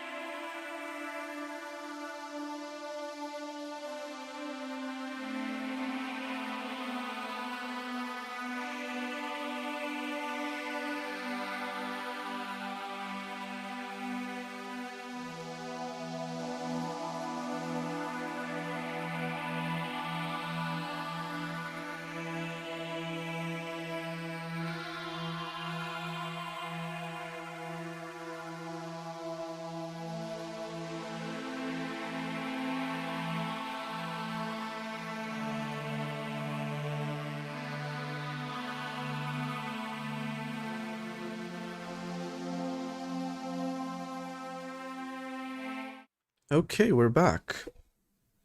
And yes, Redacted OS is my project. I'll make a Minecraft clone for it. You can try, but you won't have any 3D rendering capabilities. You'd have to do that as well. So actually, I'm going to take this opportunity to talk about what I'm planning for 2026. Might as well do that. Let me see. Here's Excalibur. Scaladraw. And there's a lot of stuff going on here, so I should probably clean that up a little bit. But I know, for example, that this is not necessary, and neither is this. All right.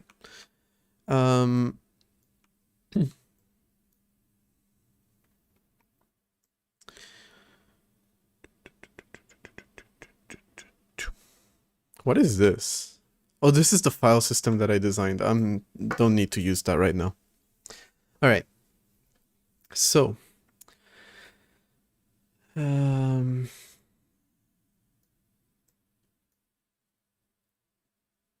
can switch between windows. You just click on them. It was broken a while ago, so let me know if it's still broken, but it should be fine. All right. I've mentioned wanting to do a compiler.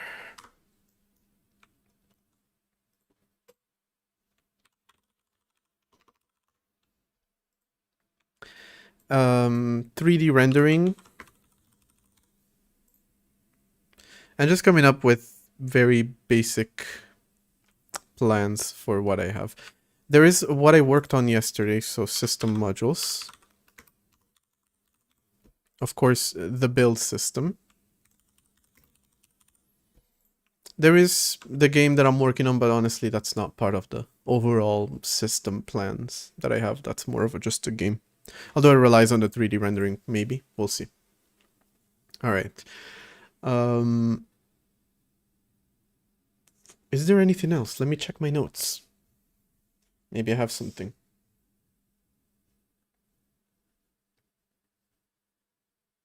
Oh, okay. Maybe a little bit of the window manager.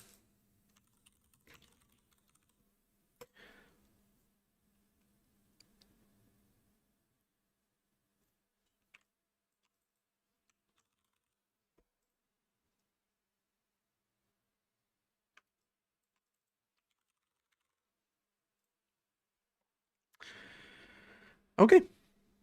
Yeah. That is kind of the plan right now. There is no way for closing windows, no.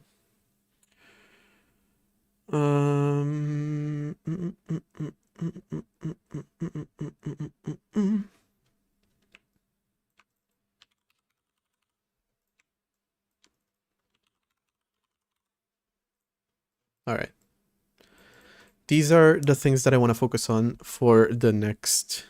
Well, I don't know about the next year, but the things that I want to focus on in the future, and we're at the end of the year, so I had to say for next year. It's contractually a thing that I'm contractually obligated to do. All right.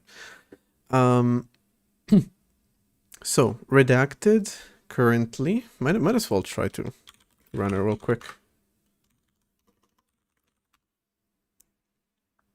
Forgot to do async for this one, but oh well. Whoopsie. Okay, so yeah, it has the windowing system, but there is no way of closing windows right now. You can, by the way, when you open a new window, it will automatically select it, and then it glitches a little bit.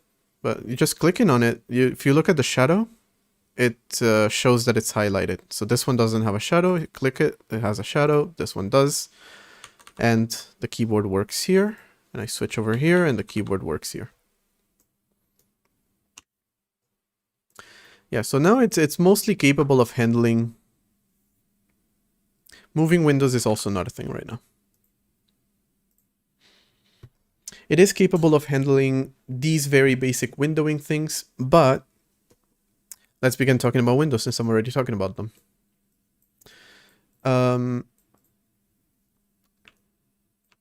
It will need to have some sort of like docking system. So, you know, like this thing here on the side. I'm calling it dock because that's what Mac calls it. But of course, it's not going to work the same way that it works on like Windows or Linux or Mac pretty much. Because in those, you have a window here. Well, what am I doing when I literally can just show you here? You have a window. Well, you have something docked. That's an application. So you click it and it will open that application. Then the details of how it works change depending on the system. Most of the times you can right click it and it gives you extra options, but that is the very basics of how it works. In Redacted, it's going to be different because when you open a window, that window does not have a process associated with it. It has a launcher process inside of it, but it doesn't have anything useful to you. Like it doesn't have the game that you're trying to play. It doesn't have the text editor, whatever the hell you're trying to open, it doesn't have that. It has a launcher that will launch that, which means that the window is going to be open with no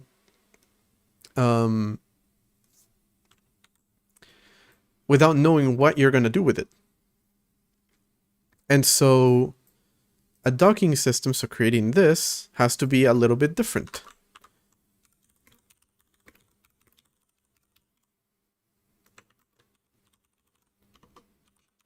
I mostly want to use it to be able to minimize, because it would work more like a shortcut system. Again, you should be able to just click on it, like click on the App Center, and it will open a window for the App Center automatically. Same way as it does here. It will just open the window and automatically launch the process within the window without needing to go through the launcher. Maybe. But mostly I want to use it for organizing what you currently have open for minimization. That's my main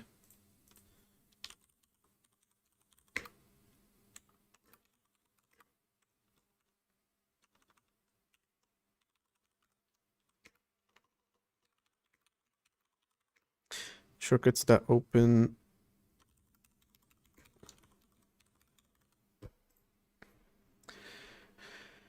Right. So,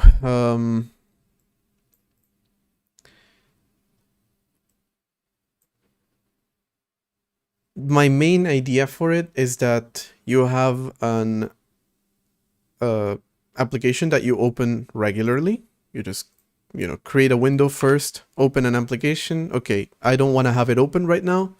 You click on a button, minimize it to a dock. That could be on the side. Maybe even multiple ones, then that way you can organize workspaces, like kind of what I called a useless feature on other systems, which is like multiple desktops, where you can organize your windows. For example, I can move this one over here, I can move this one over here, and then I'm in this space. I don't know what they're called on Linux. On Mac, I think they're called spaces, I don't know.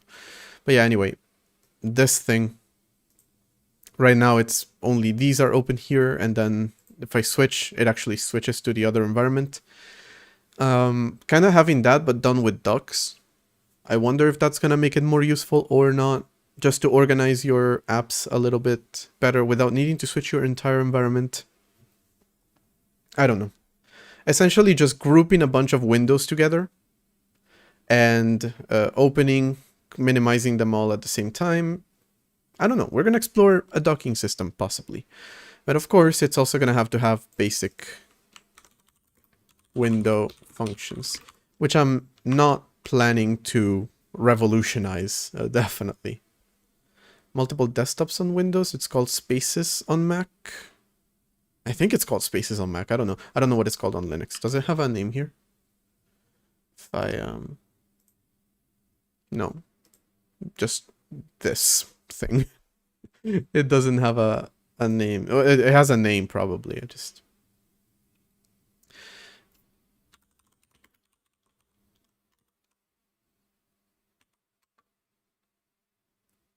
what else can you do? Maximize. Full screen, title. Right, so those are going to need to be a thing. Full screening as well.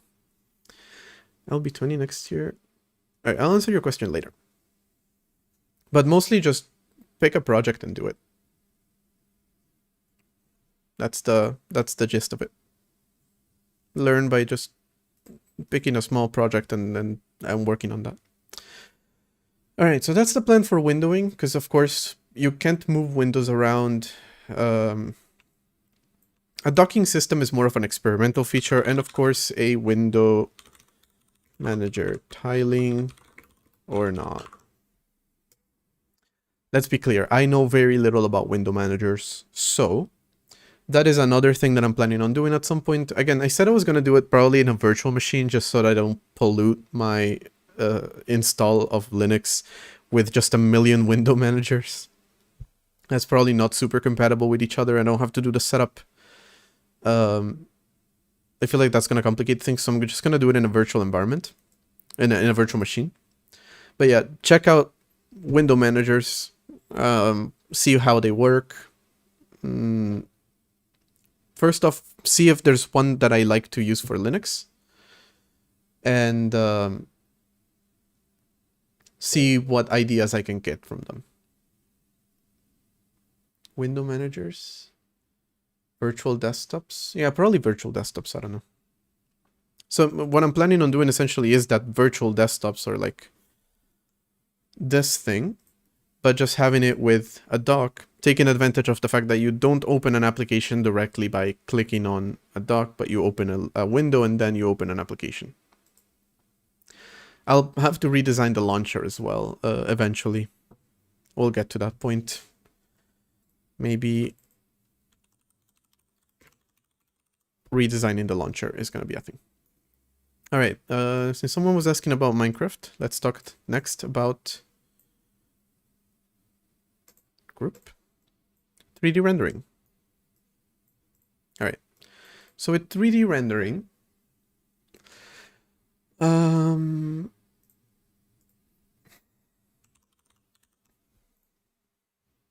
I think implementing OpenGL is probably my best bet. It is a much simpler API. I am somewhat familiar with it. Raylib uses it, and if I'm not mistaken, the limited kind of pseudo GPU pass-through that VirtIO GPU does, it allows you to do hardware accelerated rendering. I think, I don't know, there's zero documentation on it, so I'll have to look into how Linux is doing it. Shocking. But yeah, I'm gonna have to look into that. Hold on, we're gonna add another category. But yeah, most likely it's a good idea for me to implement OpenGL. There is a chance that whatever I implement in an OpenGL library ends up just going to the VirtIO GPU on QEMU and just like passing straight through. Whereas for Raspberry Pi, I will have to implement it myself. A while ago, somebody sent me a link to the Raspberry Pi's GPU's spec or documentation or something, which had how to run code on it. So I'll just have to, whatever I do in the OpenGL library will have to go into that. Translate it to that, and then talk to the GPU of the Raspberry Pi. Or if it works on VirtIO like I think, send it directly to the VirtIO GPU, which then sends it to your system, Mesa drivers or whatever the hell you're running on Linux, Mac, or Windows, which then sends it to your GPU. Of course,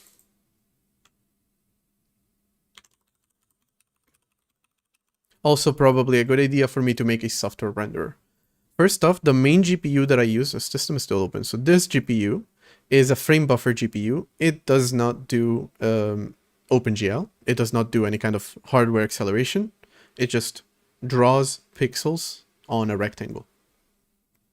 So if I want to have some 3D capabilities that and remain compatible with this GPU, I want to have a software renderer, even though it might just be a very slow implementation of it. Or you know what would be even more fun? Using one of the 3 cores that I have laying around doing nothing on the CPU for that. Just like turning it into a GPU. Well, not really turning it into a GPU because it's still just 1 core. The point of the GPU is it can do parallel operations really, really well. This one would do parallel operations in a serial manner. So with SIMD, kind of okay, but not at the same level as a GPU. But hey, mostly I just want to do that for fun. Just like dedicate 1 core entirely to the GPU.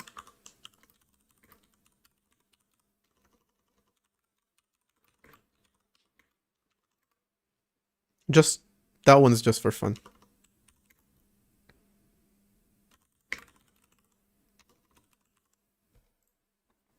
Also to start using other cores for stuff. Learn how to do multi-threading. Hold on. Might as well add multi-threading to the list. All right. So that's the plan for 3D rendering. If I implement OpenGL, it's very widely used. And it's used by Raylib, which is also pretty widely used, pretty easy to use. The funny thing is I'm using Raylib, but I'm using it as a backend, not as a front end. So it doesn't matter in that case. But if you want to make a game in Raylib and then port it to Redacted OS, you can do that. Or if you want to make a game in OpenGL and then port it to Redacted OS, you can do that. So that's the reason I'm picking OpenGL. Vulkan, I have to say, I haven't coded in Vulkan ever, and it's been years since I've done OpenGL, so I can't really say a whole lot, but when it comes to Vulkan, it feels complex for no particular reason. Just feels like you have to do all the work, all the heavy lifting as the client, as the programmer, for no particular benefit. I feel like, in a lot of cases. At the same time, OpenGL has a big issue, which is that it is kind of old. Yeah, I know I can port Raylib. The point is I don't really need to do it. Again, Raylib is my backend, not my frontend. So I don't need to do, and I don't want to use it as a frontend. I want to use my own. So, yeah, when my game engine doesn't rely on third-party libraries.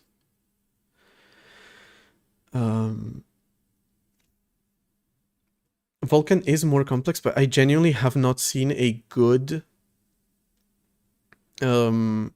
justification for a lot of that complexity. Some of it I definitely understand, because like you're saying here, it allows for customization, allows for optimization, that's great. But a lot of it is just like, why? Why not just give me a straightforward way of doing it? Also, you know that complexity is not a thing that I enjoy. I have the voiceover for a video recorded in which I talk about that. So I'm aiming to release it the week after. So I'm in between Christmas and New Year's, essentially. But yeah. Dedicating 1 CPU to graphics processing is a smart move. I don't know if it's a smart move, honestly. Because it's... well, yeah. But... I'm just... doing it out of curiosity and learning how to do multi-threading in ARM systems, because I don't know about that. I've only done multi-threading inside of game engines, pretty much. And occasionally, like a language like C# and whatnot. But yeah. Well, Mac, well, not Mac, iOS. Swift. Vulkan is assembler and OpenGL is C. Feels like a good comparison, yeah. Again, there's a lot of times when I've seen basic Vulkan code that I'm like, couldn't you have simplified that just a little bit? Just that one thing that you did, just a little bit simpler. But you can probably build a simpler library on top of Vulkan. So that's cool. Honestly, when I was considering doing 3D rendering in the first place, which I ended up not doing, I picked Vulkan over OpenGL. Now I feel like I want to do the opposite.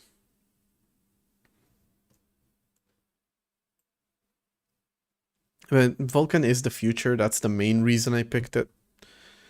And it is more customizable, but yeah, it's not amazing. All right. So 3D rendering is another one. DirectX did it simpler. You know what? I'm gonna add an extra thingy here to just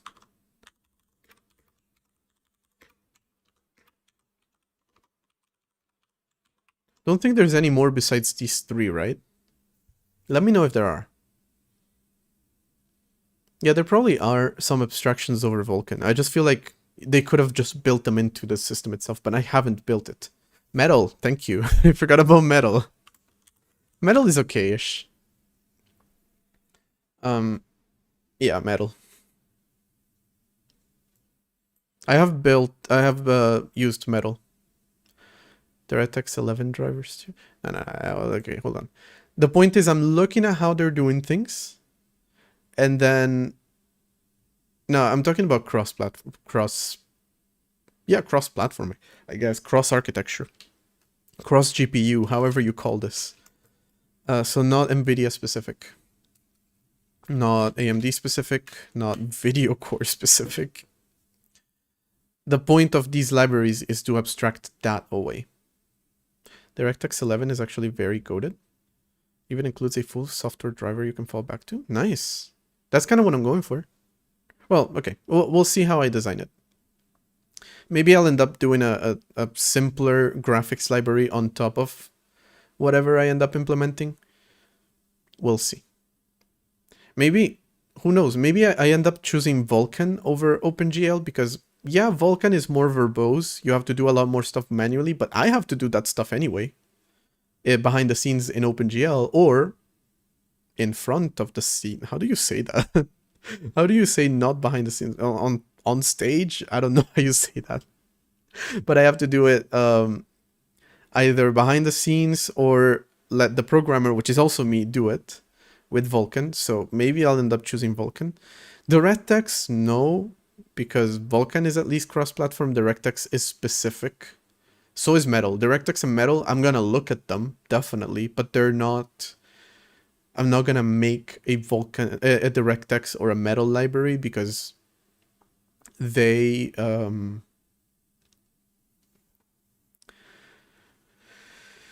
they're specific to platforms, and I'm not on those platforms. I'm on my own thing. It would be nice to do it behind the scenes in my cross-platform library eventually, maybe, who knows, but yeah. I tried rendering. It's way too complicated. I even tried to get Gemini to write code to render the rainbow triangle and I failed like 40 times. Yeah, with Vulkan. But I got OpenGL with 2 tries. Yeah, that sounds about right. In OpenGL, you just add colors alongside your vertices in a vertex buffer. Then you make the shader use the colors. Well, that's one way of doing it. Unless you're talking about immediate mode. Not sure. But, yeah, pretty much, I think they all boil down to pass an array of vertices, pass a shader, a vertex shader, a fragment shader, and they will handle, like, running the vertex shader for each vertex, running the fragment shader per each pixel. It's going to be that simple. And they all boil down to that with different levels of verbosity in between.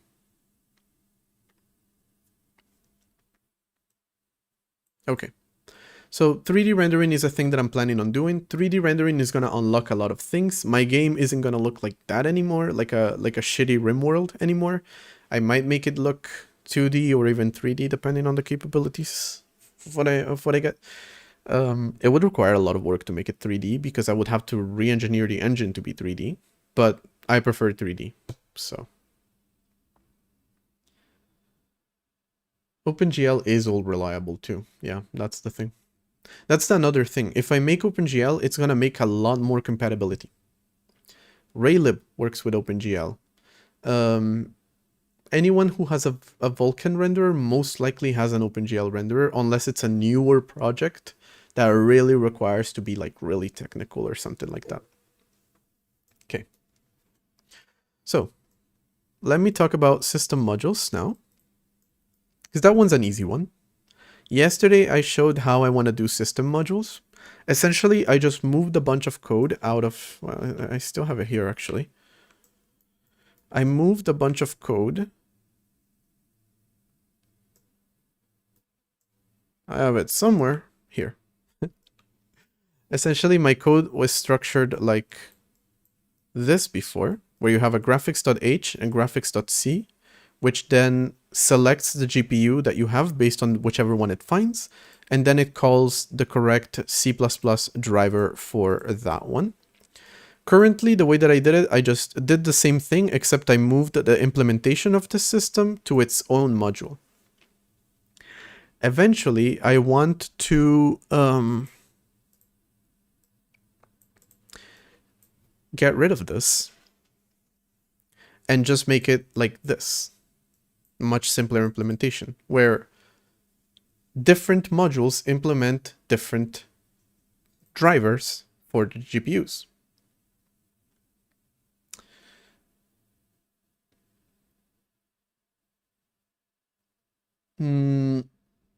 I haven't updated the project description in a while. So, mouse support, we already have it. Gamepad support might just be a fun little side project for a weekend, occasionally.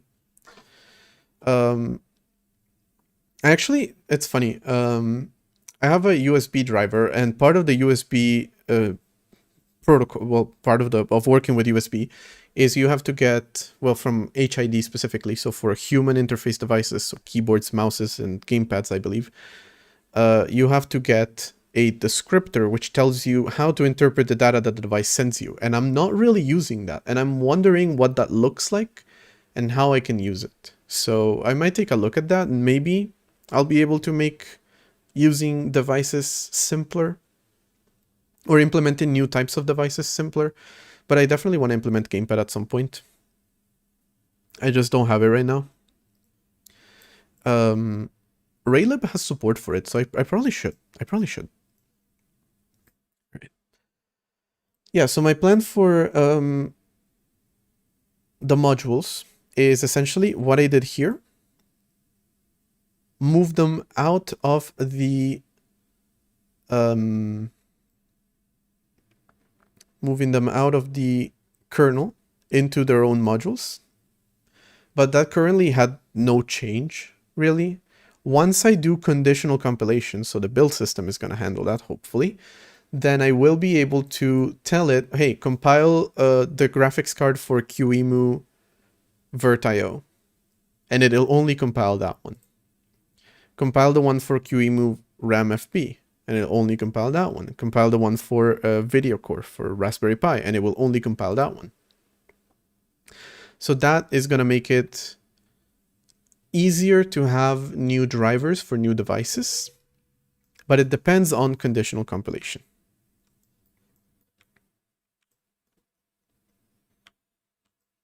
Which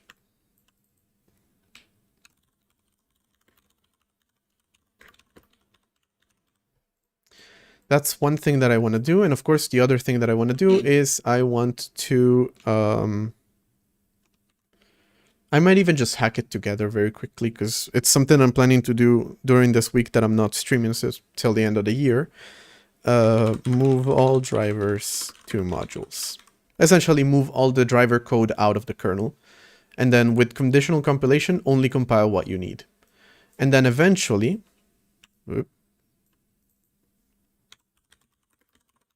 load them dynamically.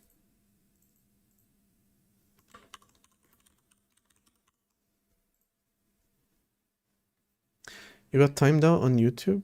Dumb. Yeah, I added some auto moderation. I guess long messages get auto modded now. But yeah, that's the plan for system modules. Not a whole lot, and actually very something for this week. so not a whole lot to say about that one.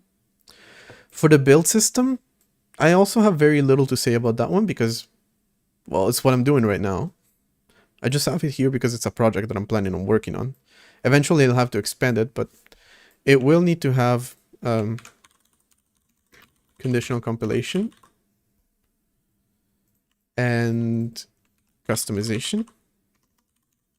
Because right now, I'm building it very hard-coded. Very hard-coded. And little by little, I'm going to start like generalizing its code, but as in today, after I'm done talking about this. But it won't be done today, definitely. Okay. It wasn't a really long message. I don't know about the limits that it has. Okay, so about hardware.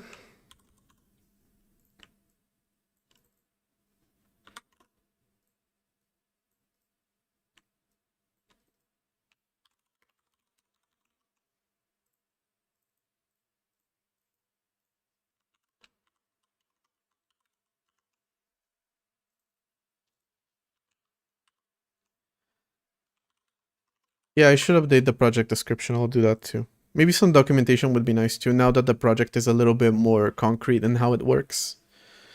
And for that matter, that video that I am working on talks a little bit about how to make apps for it, so should definitely have a written version of it.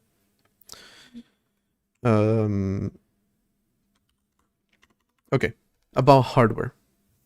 To run it on the Pi 4, I need to do some PCI configuration, which I haven't been doing apparently.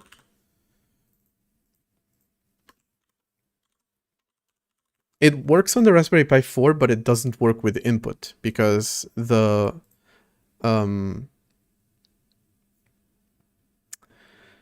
Pi's... Oh, let me add 3B here. I have one, so I might as well.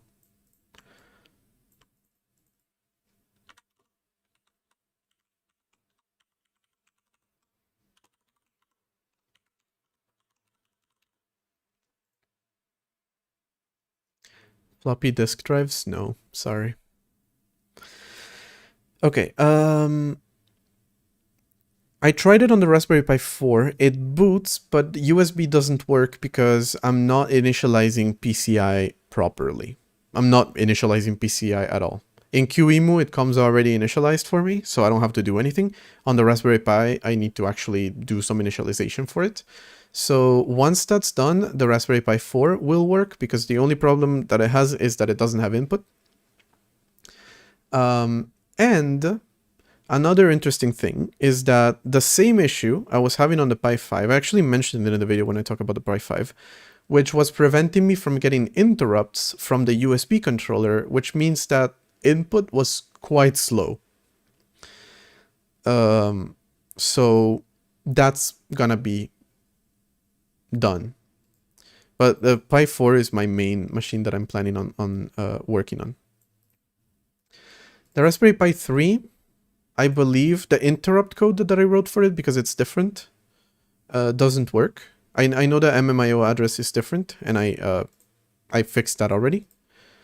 But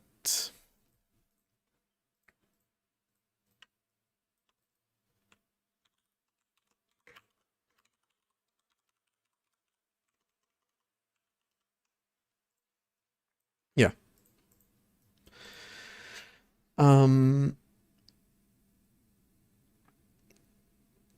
Yeah, on the Raspberry Pi 3, I think mostly the interrupt code is what I need to fix. After that, it should work. It doesn't even rely on PCI, so it should work pretty well. And then I would like to make a network driver because of the... Wait, I completely did not mention this part.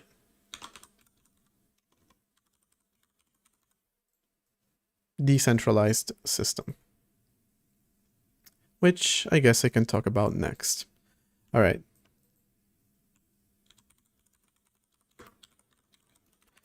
The idea for this is to have the... You really want to go through the Pi 5 pane? I'm hoping that the Pi 4 helps me fix the interrupts, and then yeah, I'll have to look at what Linux is doing. I swear to God. Oh, one thing I didn't mention is, of course, I might want to look into new boards, but I genuinely don't know which ones. Maybe the Orange Pi, IDK. Anyway, about making it decentralized. Once I have a proper networking driver, I already have a 9P protocol, which is a distributed file system protocol. It's a file system over network. It's a packet, essentially. And by using that, I will be able to share files between the Raspberry Pi, the QEMU computer, the Linux or Mac or the host computer, which I already have, which is why I have that driver in the first place. But also because I have the Unix philosophy of everything is a file. Well, I can hack together a very quick implementation of a distributed operating system. So something like that. And there is code written in assembly.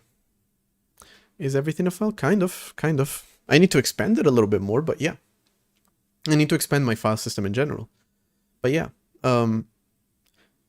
That's the thing. I could write 9P servers for file system servers for any kind of computer. And then it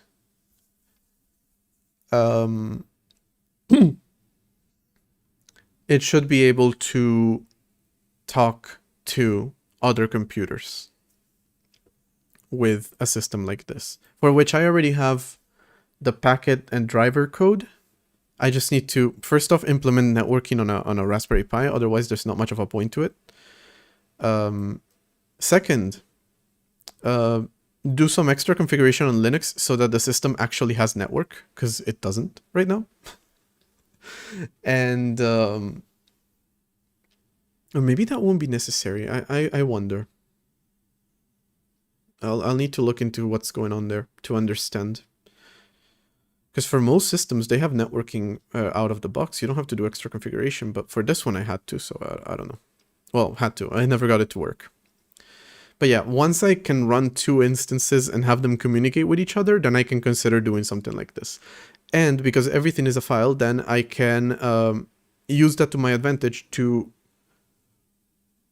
offload some of the heavy-duty work from Redacted OS onto Linux, Mac, or another instance of Redacted, whichever one it is, like compilation, for example. But I haven't decided what that's going to look like, so that's just a future plan. All of these are future plans. Not a whole lot to say about debugging.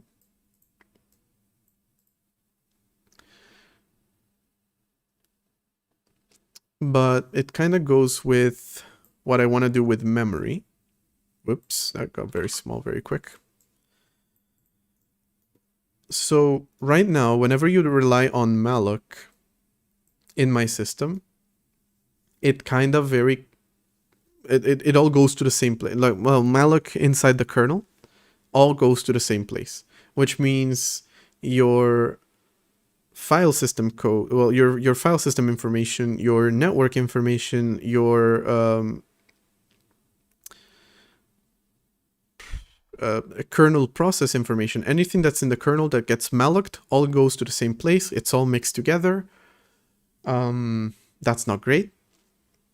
So kind of an alternative that I was coming up for that is that don't use malloc inside of the kernel and just indicate your own allocator everywhere.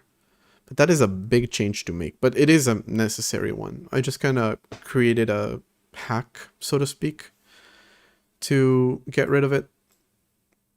But that kind of memory isolation, like a process's memory should not be shared with another process's memory, even if they're both privileged processes from the kernel. yeah, it doesn't make sense that these processes and the drivers and the kernel itself all shared the same memory in some cases. So I do want the allocators, well, I do want all data structures to not necessarily specify their own allocators. It would be nice if everything just knew where it has to go, pretty much.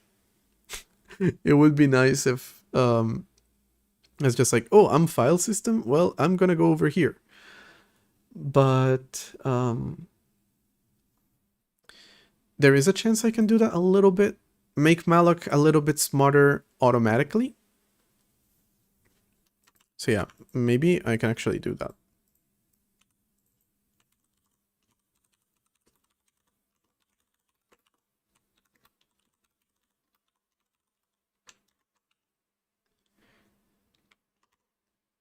No, and not like that.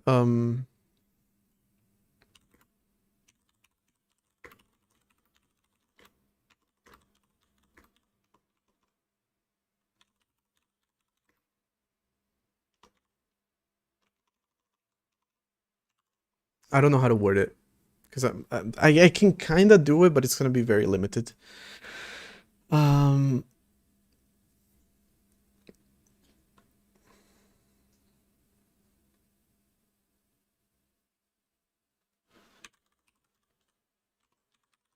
Yeah, separate allocations by process or context, even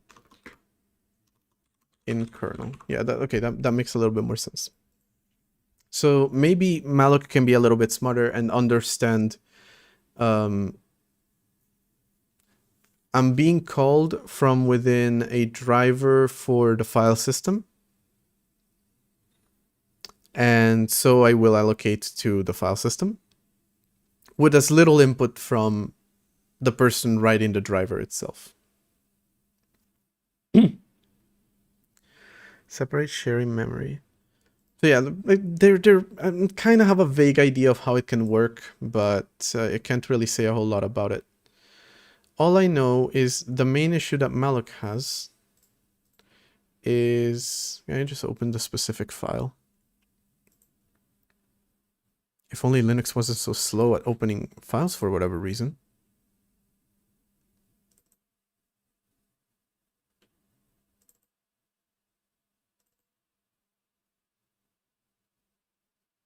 Did you open it? Did we go through all that just for you to not open the damn file? Come on, man. Fuck's sake. Can you please? There we go. Alright. You have the wrong Linux. Damn it. Yeah, the syscall for malloc, essentially. Yeah, depending on which... It has an if statement like this one. It's actually the wrong file that I'm looking at right now. This was the right one, I think. No. Okay, yeah. All allocations inside of malloc, when called from the kernel, go to the same process as heap, which is the process 1, which is the kernel itself. That's not ideal. Instead, I would want it to understand the context somehow, which I think it can be done. I think it should be able to understand the current context. It should know at least I'm running from within a process, I'm running from within this module or that module, and then it should understand which where to allocate. So if I can do it like that, that would be ideal. If not, I'll just rely more on manual allocators. Kind of like what Zig does. It's kind of what I was doing too. I just decided, you know what? I'll just re-implement malloc specifically for the kernel. And then, because I was having a lot of issues with using malloc as a syscall. But yeah, because that just doesn't work when there's context switching involved. But it still allocates everything to the exact same place, which is not great. If I am able to separate it somehow, that would be ideal. both for memory corruption, both for memory debugging, both for, which is why I skipped the debugging thing, because it's mostly related to memory, so let's just not even include it as a list. Manual allocation can work, yes. There's plenty of places where manual allocation is a thing. It's just like, even if I build like a very simple helper function around that. Because the way that the manual allocator works is, what allocator do you want to use? And it's always a virtual function that always looks exactly the same except for where to allocate. The pointer to that changes. So even just a helper where you just pass the pointer to where you want to allocate, and then it calls the same function internally, would be ideal. But if I can automate it further somehow, that would be ideal. Again, I may start, you know, when it comes to hacking C, don't underestimate me. Okay. So there's optimizations like multi-threading, which is why doing a software renderer with one core dedicated to it would be a great precursor to that. In addition to, you know, needing to know if I'm going to do that or not, to know how many cores I actually have available. What other optimization do I need? Multi-threading is the main one. Hardware acceleration is the other one. I'm just going to leave it at this. I haven't thought about this a whole lot, so yeah.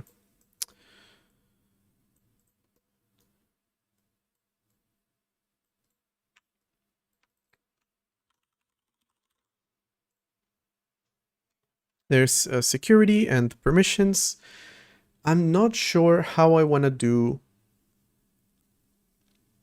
I'll answer your question later. I'm not sure how I want to do permissions for the system. So I always say this every single time, and I'm pretty sure since I touch on this topic as well on the video, I'm pretty sure I also said the same thing. I hate watching people play a horror game and then the horror game plays their voice back to them without them knowing. And it's scary because, oh, it's playing with your voice, it's using your voice. But it's also scary because, like, it's literally listening to you and you have no idea that that's happening. So the fact that that is allowed on Linux or Windows is absolutely atrocious, if you ask me. Well, Linux shows you this little indicator, at least, so you know that you're being recorded. Mac requires you to give permission every single time, which is the best way to do it, probably from a security standpoint. If you want to, if an app wants to use your microphone, it has to ask for permission. And then it will show a little indicator every time it is using the microphone, same as Linux.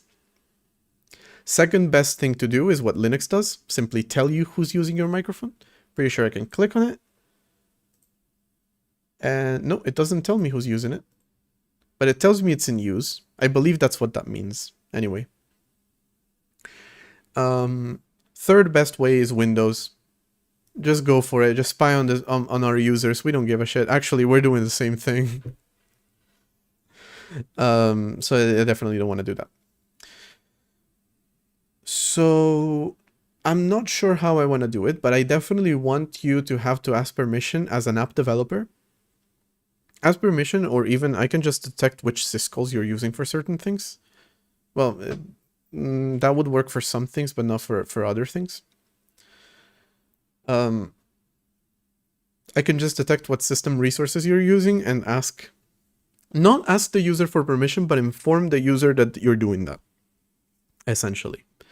Kind of like what I believe Linux is doing, what Mac does, but without asking for permission. Windows does have an indicator? Does it? Damn, okay. Also, if you go, for example, on iPhone, if you go to the, what is this called? The command center? No. You know, this little icon. It's gone. But the one where you change your volume, change the song, connect to Wi-Fi, control center, I think it's called, yeah. If you go there at the top, it tells you what system resources are being used, and if you click on it, it tells you which app is using those resources. So this one's using your location, this one's using your microphone and whatnot.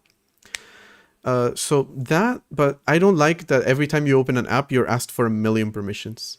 And yet, there's a few times where you are asked for a permission and you're like, why the fuck would you want to use that? And so you know not to use the app. Now, if there's something in between those two, I would like that. But we'll see. We'll study how to do permissions. I haven't decided yet. And of course, there's going to have to be some level of, I don't know, code signing, encryption. Also for kernel modules, that would be a nice thing to have. I know nothing about this, so this is mostly just a learning experience to begin with. It's not going to be like, okay, I'm just going to make everything super secure, blah, blah, blah. But yeah, it would be nice to have.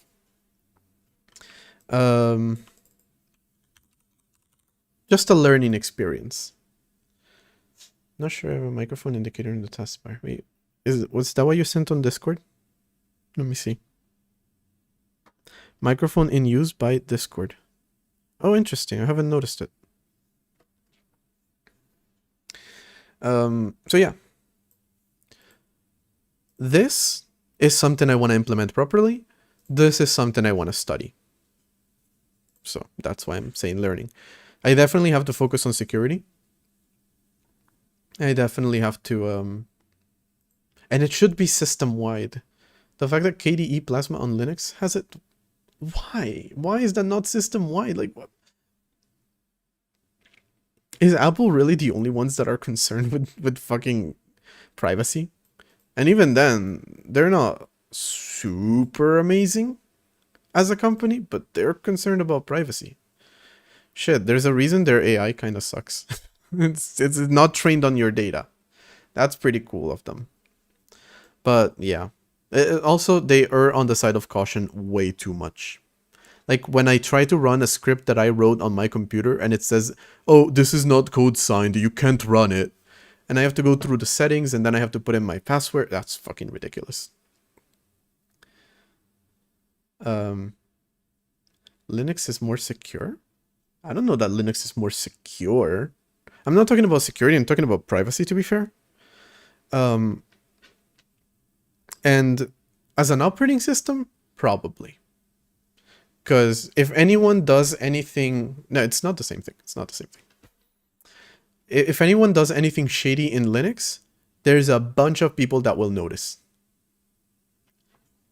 Not just the maintainers, but also just people who look at those types of things. Security researchers and whatnot. There's an entire community behind the open source, which makes it so that anything shady will be noticed more.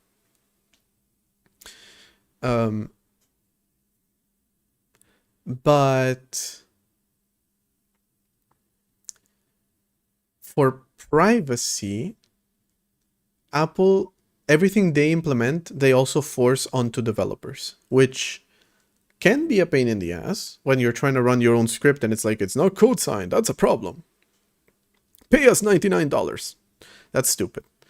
But it is nice to know that applications, unless they exploit some vulnerability in the system, at which point there's not much that Apple can do in the first place, they cannot listen to me. They cannot see my camera because the system blocks them from doing it. Whereas if there's a little indicator, I didn't even know Windows had an indicator. So for all I know, an app can have been using my microphone, my camera, and I wouldn't know about it, even if it indicates it, because I didn't know. I didn't know to look at that. So I would like to find, you know, alternatives to the overbearing thing that that Mac does and the have at it hackers that Windows does. So an in-between would be nice. I think an in-between also between like what Linux and Mac is doing.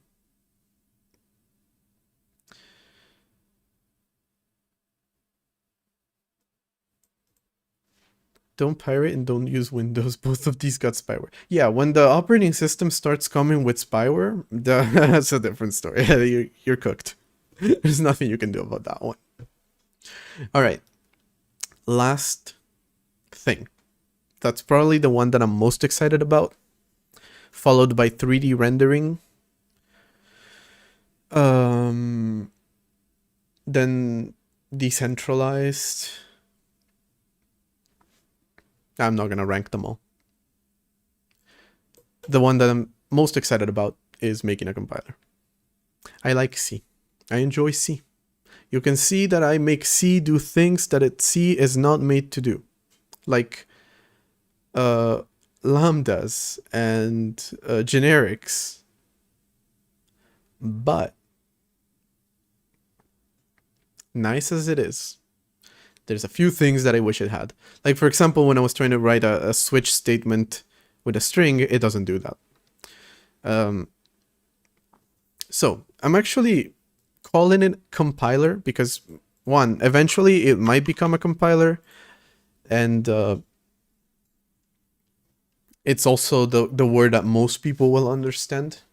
The correct word for what I want to do is transpiler and maybe code analyzer.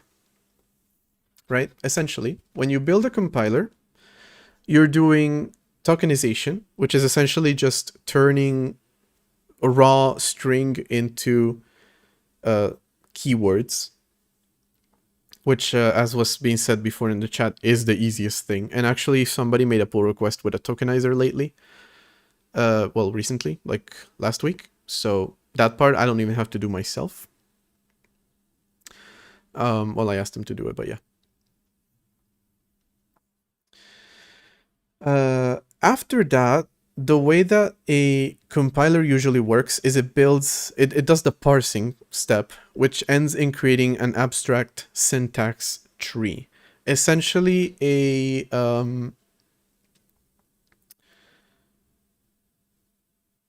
data structure that indicates what your program looks like. Once I actually start building this compiler, which might be soon, we'll talk about it more.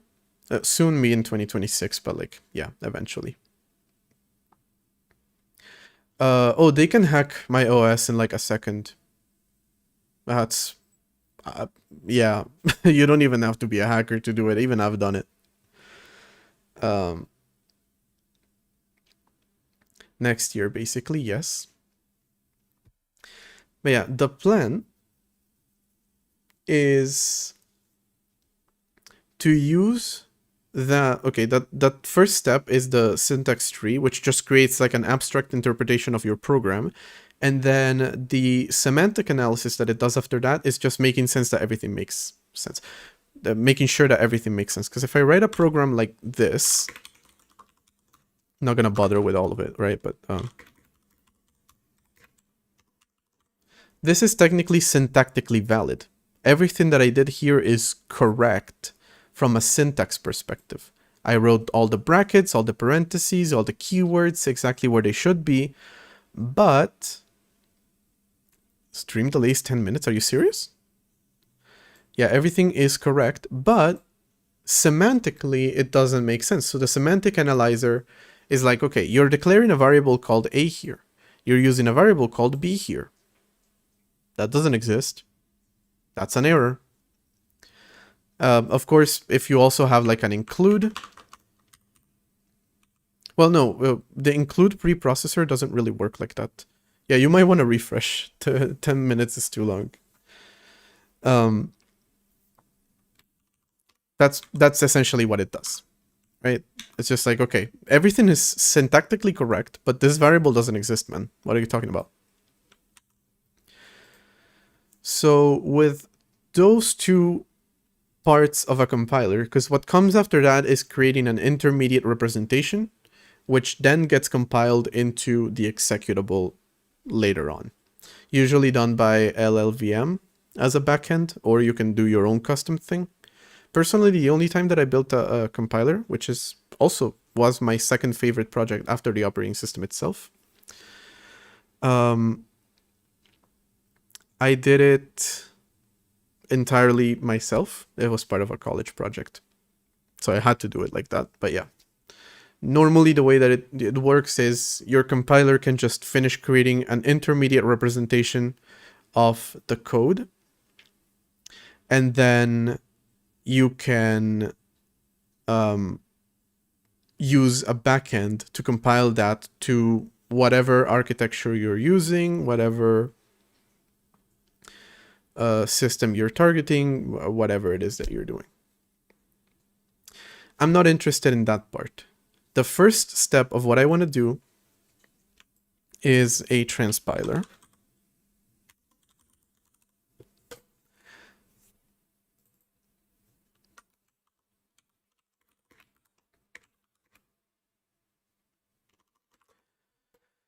I'm tired of C++.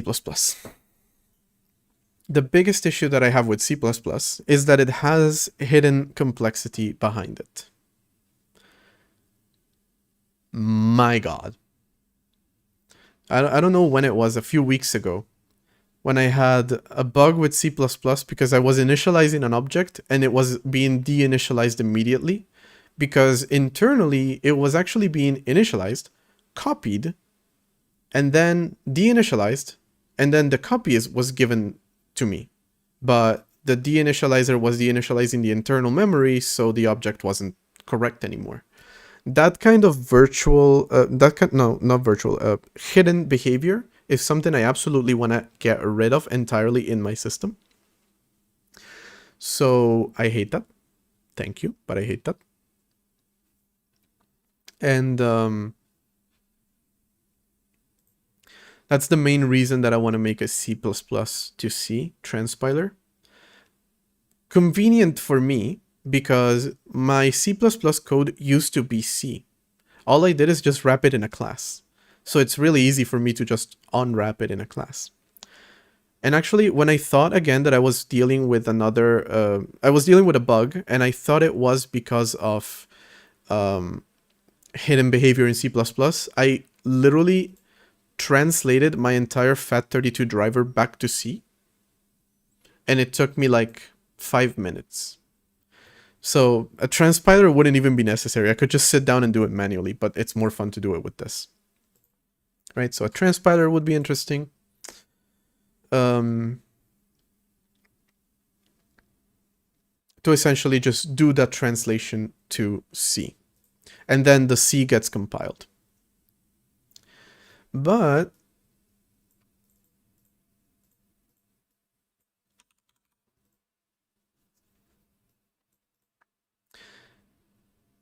I might also want to have some, nice things built on top of C. But again, without having to do the entire compilation process, instead relying on existing compilers. So I'm calling it Red C here. I kind of called it elang,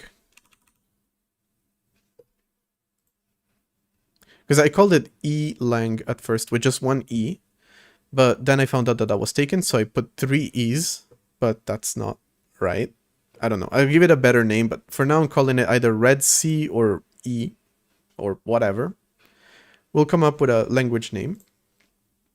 And the point is, those little things that I build on top of C, I can then translate to C code. Like I could have lambdas, which then just get put into a static inline function, for example. Or I could make a switch statement that takes a string and then just turn that into what I did in the build system. If string compare, if string compare, if string compare. So, that type of thing. Eventually, I could turn it into an entire compiler, but not a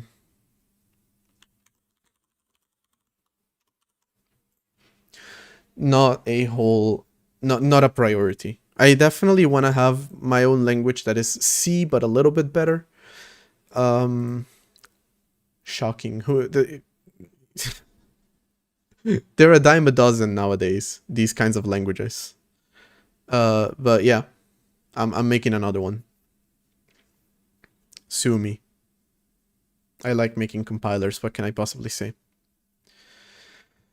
And yeah, relying on the fact that it can translate to C means that it's going to be very easy for me to know if my compiler works or not. A lot of the complexity and the hidden, little aspects of the compiler are done away with the fact that I compile to C. So it's a transpiler. C with lambdas and the world piece gets restored. That's the plan. That's the plan. It's awesome. Is it? I don't know, actually. But C with a little bit better is Zig. It's C3, I believe it's called. It's there's a lot of languages that started out as C and then evolved into something else. I'm making another one. Like I said, sue me. That's the plan. But it translates to C, so that way, C interoperability is out of the box. All the heavy lifting is done by the existing C compiler. And again, the point is, I really wish I could have this little syntactic sugar in C. Well, now I can. That's kind of the plan. Only assembly is better than C. Nothing comes even close. Everything else has a lot of hidden complexity. Rust. Zig devs are against lambdas. Well, they're against hidden complexity too, so I get it. But come on. They're kind of like in the hidden complexity thing is a thing that I know that Zig doesn't like. That and the allocators thing that I was mentioning before. See, if I could make that directly in the language, that would be great. Zig hates AI too. That I know. Well, I don't know that they hate AI. They just like disallowed AI pull requests, which, yeah, you should see. I don't get that many pull requests. And it makes it even worse when I get a pull request that's AI. It's like, you made me get out of bed for this? Come on, man.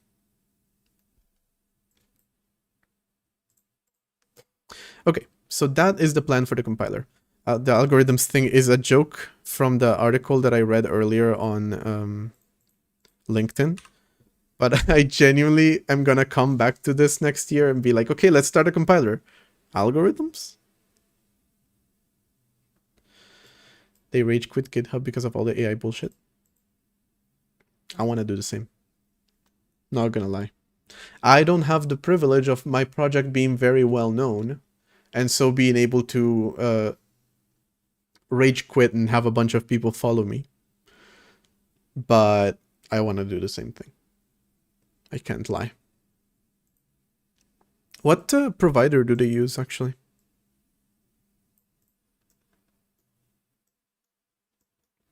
Okay, so that's it for the compiler. Yeah, I'm going to keep working on the build system. There's an ad coming up. Codeberg, thank you. After the ad, I'm going to continue doing the build system stuff. It can build itself already, so that's great. Bootstrapping was step number 1. All right. So that is it for my plans. Of course, everything else, well, compiler, graphics API, everything, I would like to experiment with it a little bit, see what I can add, but I have to make it somewhat standard compliant if I want it to be compatible. And now that I have cross compilation, I want it to be compatible. So I've softened my approach to not following standards. Now I'm like, okay, I'll follow the standard as little as I have to, but I will. And then I'll implement my own thing on top of that, which works great for cross compilation. It's essentially just wrapping libc in your own library, or wrapping whatever you're doing in your own library, which is a very common practice. Codeberg is pro open source and freedom, that they have very strict rules and limits for private repos. Interesting. The only private repos I have at this point that I even care about are archive old projects and the games that I'm making pretty much. Oh, that's another one. Hold on.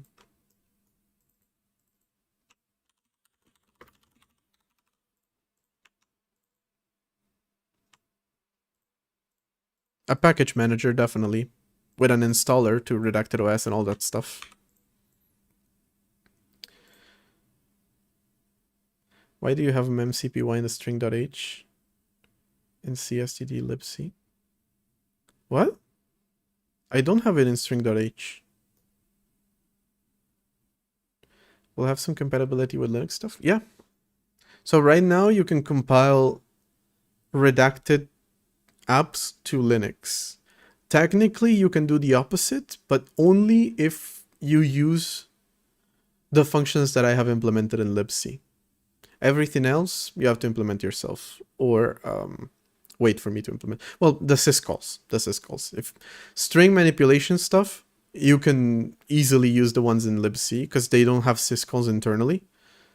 But oh, you're asking why libc has it. Yeah, that's one of the things that I really hate. Like, okay, I conform to libc. The headers are completely different, and I'm not going to follow the ones that libc follows. That's why I have a library that will handle that internally. All right. Okay, so package manager, not sure how it's going to work. Kind of depends on the build system, kind of depends on the networking, kind of depends on a lot of things. I would like to have a simple package repository, probably Git based, where you just have like, you can download executables for like the games that I made, because I haven't distributed those. So yeah, that. Will you ever add support for x86?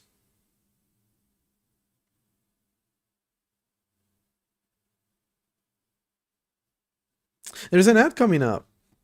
All right. I'm not planning on it.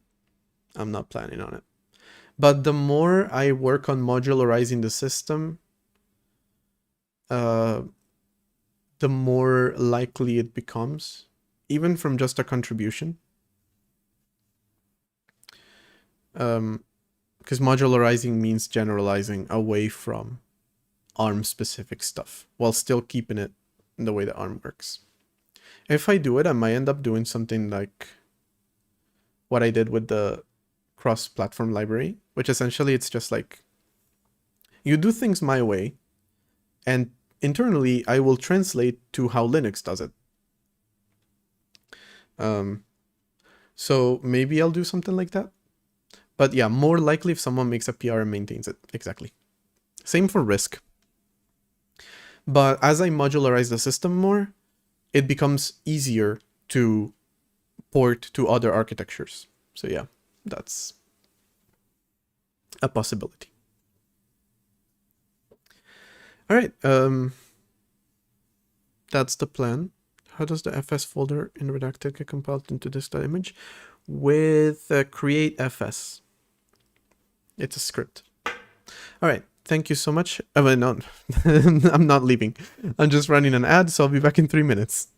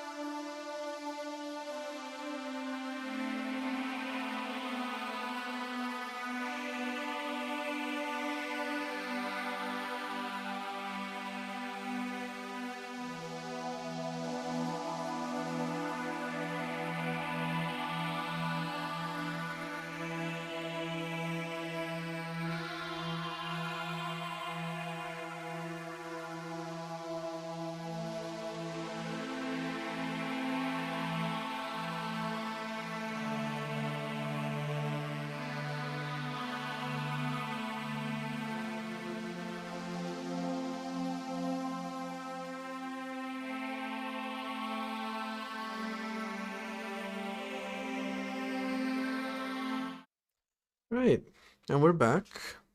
By we, I mean this guy's here too.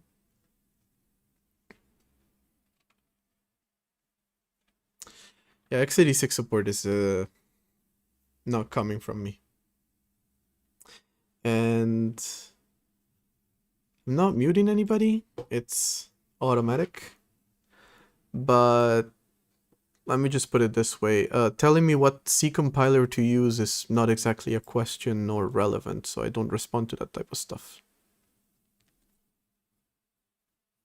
Alright, we're back to the build system now. Okay, so listen, this is how it works, okay? Understand, you need to listen. You need to listen. I literally responded. I don't know what's going on.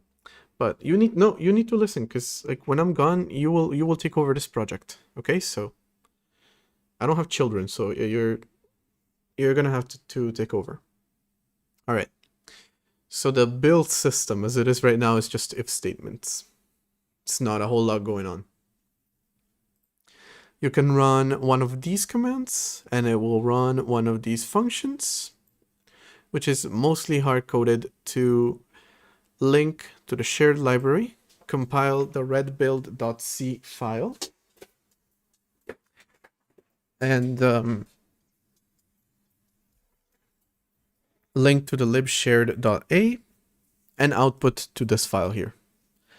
Eventually, I will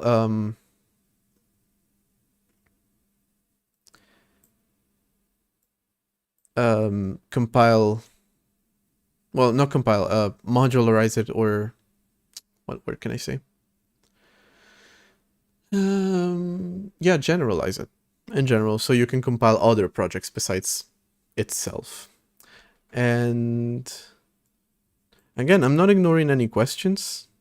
It's just that, like, I'm not looking for suggestions for a C compiler or a chat service or a anything. Not really looking for suggestions on much. They're not exactly questions.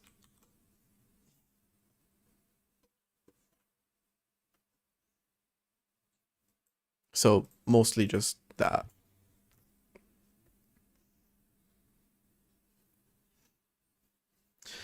Okay. Okay, so cross compilation for this project works, and cross compilation. If I want to build cross compilation for maybe all projects, I wonder.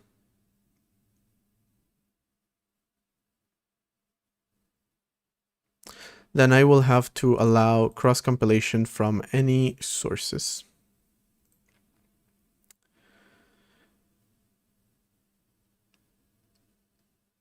That's probably the next thing I want to do, yeah. Instead of hard coding the source file that I want to compile, I want to hard code, no, not hard code it, but look for any C files and compile them. Congester C chat, just in black and white. Okay, so how do I do that? I actually don't know.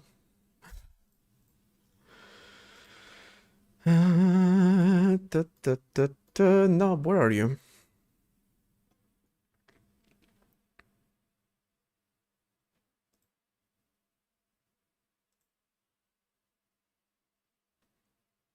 I want to see how the goat is doing it. Is this the entire .c file? Or is it like a library? Yeah, okay. All the functionalities in here. Oh, you said hello when he was on camera? Yeah, he's just selfish. I would say he doesn't speak English, but actually he does.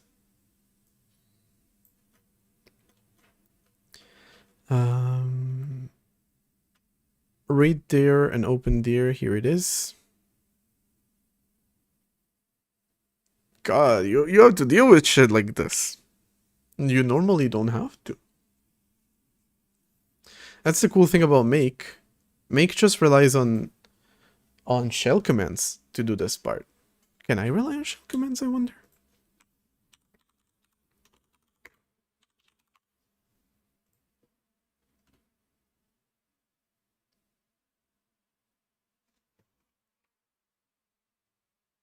I don't think so. I don't think I can just read the contents of a nub go rebuild yourself. Yeah, I know. No, I'm talking about the implementation of read dir, essentially. Because like in order to know what C files I need to compile, I need to look inside the directory and see what C files I need to compile. So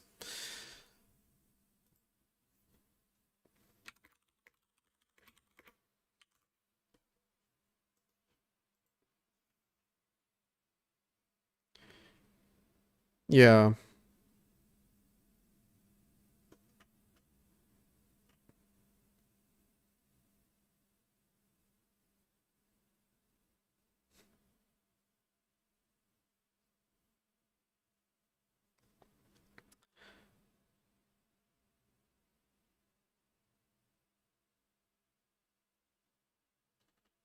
Was it stream elements? What was stream elements?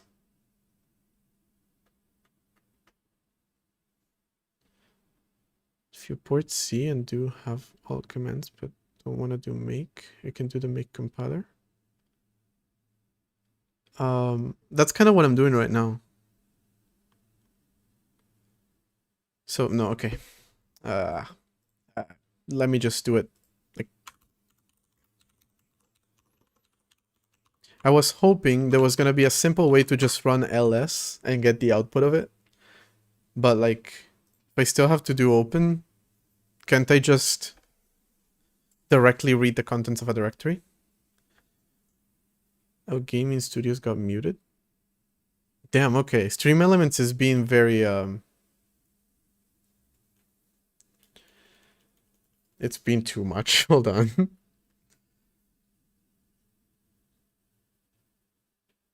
Can I see what got you muted? That would be convenient. Well, probably in the stream chat I can see it. That was on YouTube, right? Connect your encoder to go live. My god, YouTube. Oh, because of the caps. That's why you got muted. Alright, now hold on. Every time the same thing happens. Caps protection.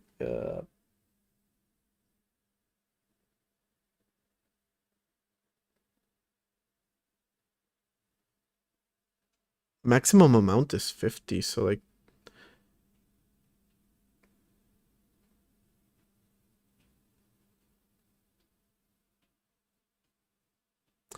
You had about 20...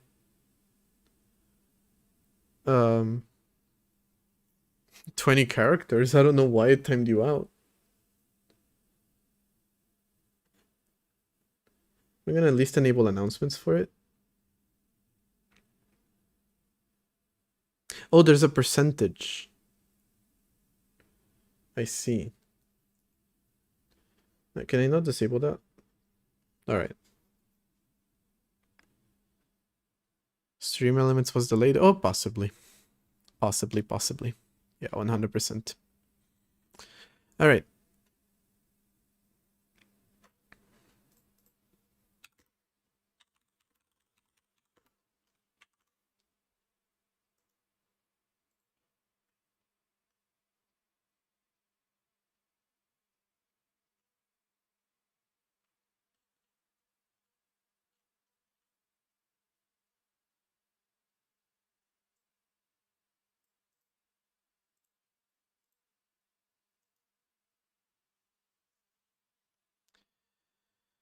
Yeah,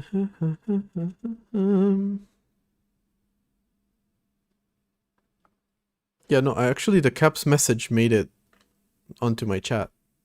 So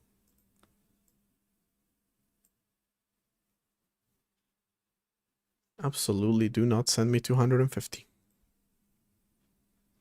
Sorry, the timeout was 5 minutes, so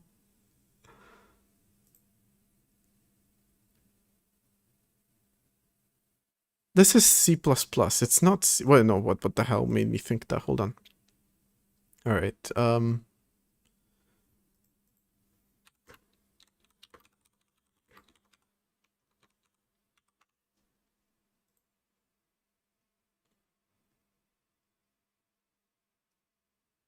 Everything is so complex. I hate.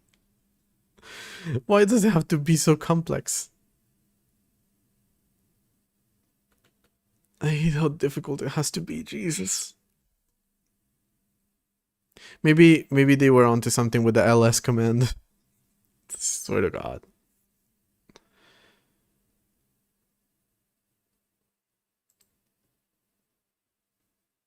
Get CWD.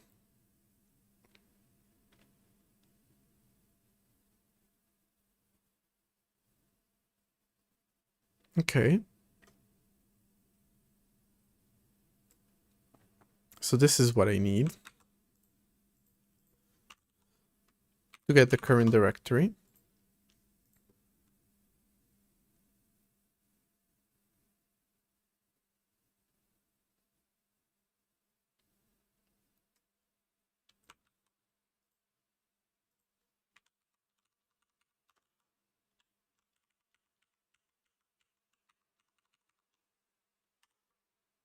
Why does it have...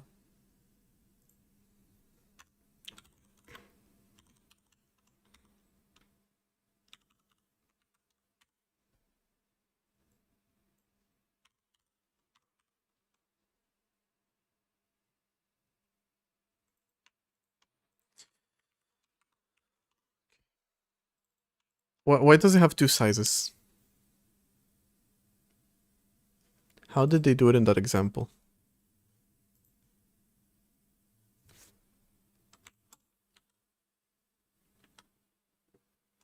My God, the second I look at anything that libc is doing, I just...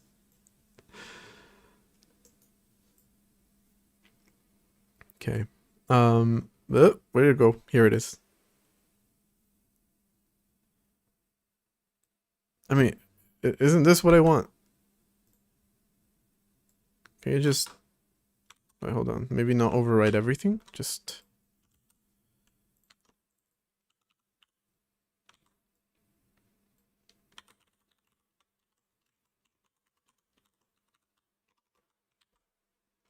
Okay, so run that before you run anything else.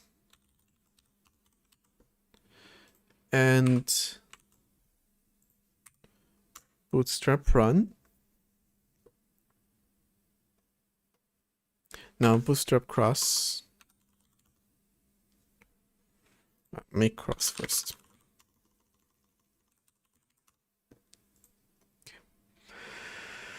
There.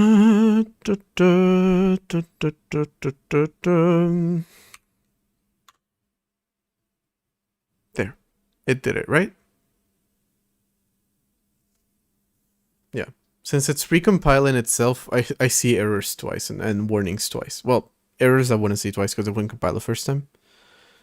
Current choice, current running, current working directory. Amazing. Okay, we have a working directory.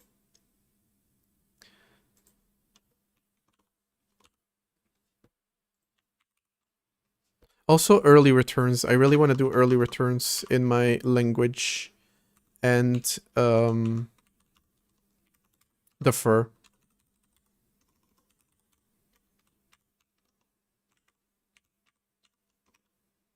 Okay, so we have that. And then... Where do open dir come from?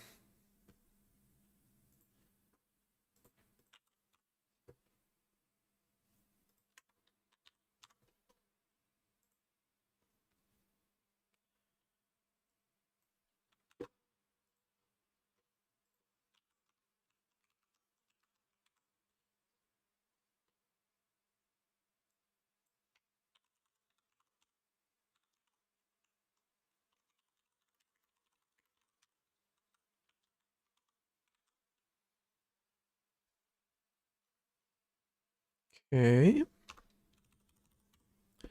Return here as well. If no...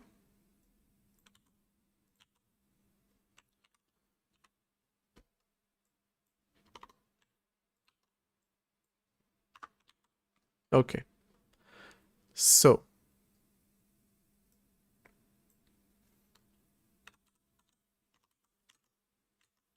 Does that work?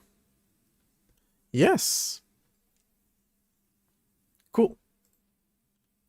All right. Well, I can look specifically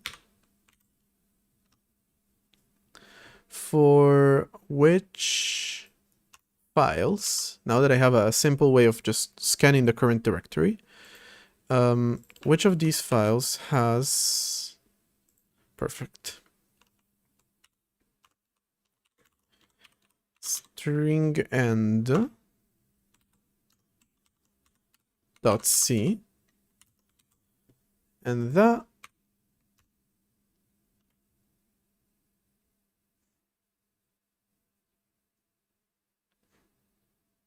oh wait,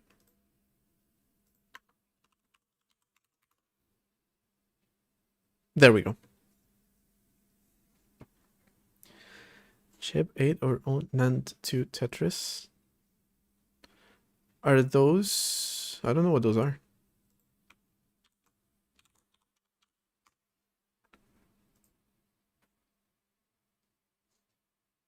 Oh, interesting. This is nice to learn. Yeah. I just don't know much about them. He has opinions. Okay. I'm not sure how string end works, to be completely honest. So...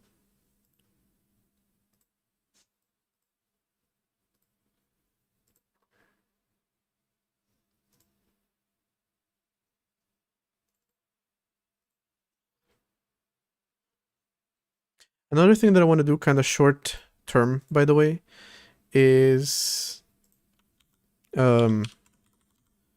change a lot of the things of how my this shared library works. Give it a proper name, because now it has a proper name. It's redlib, but it's just called shared for now.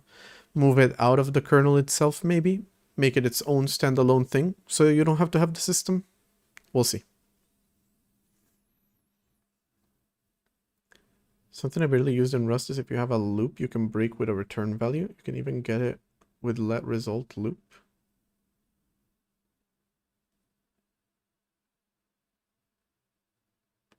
Interesting. Wait, loop is an actual thing? What does it translate to, so to speak? What kind of structure is it? Is it just a while? A do while? What is it? Anyway,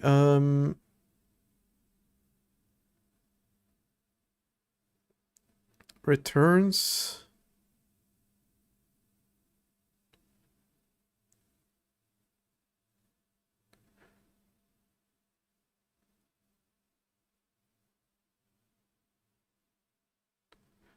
While true equal true. Okay, interesting. Okay, you get each character. If they match, you then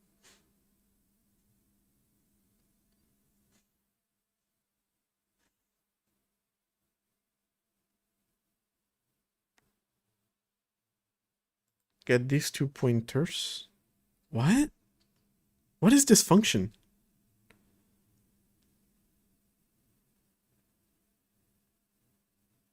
What is this function doing, bro? When did I implement this, and why did I implement this, and why does it work like this?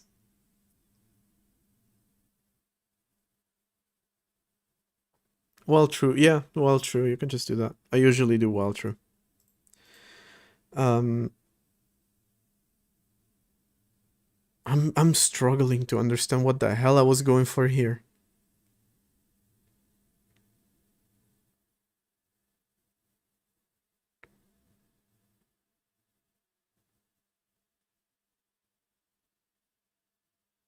Am I using this function anywhere? Because if not, I'm just re-implementing it.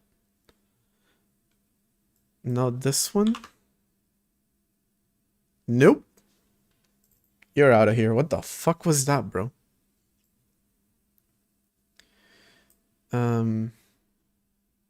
Oh.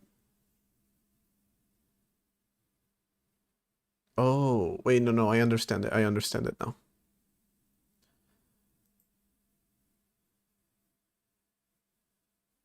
Okay. Yeah, I understand how it works. Essentially, um,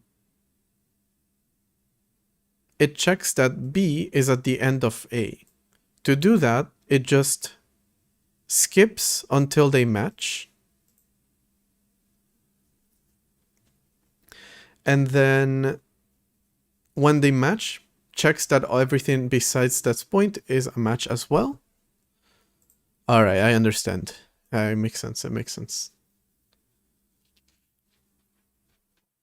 And it returns a 1 when it succeeds.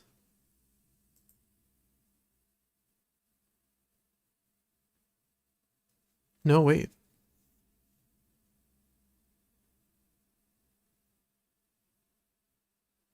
It returns a 0 when it succeeds. Yeah, it returns a 0 when it succeeds. So that part I was correct about. However, it seems like these two are also returning when they shouldn't. Yeah.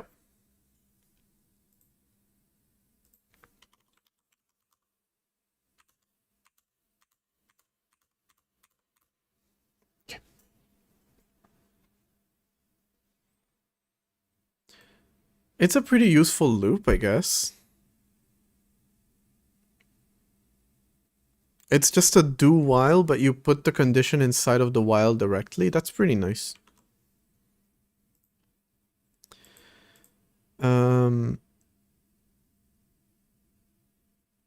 Yeah, so clearly the string end is failing when you get to dot dot matching, because that shouldn't match. They're not the same. You break out of this while loop. You move A forward, you try again.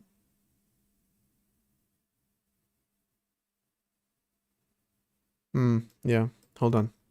It's the return here that's wrong.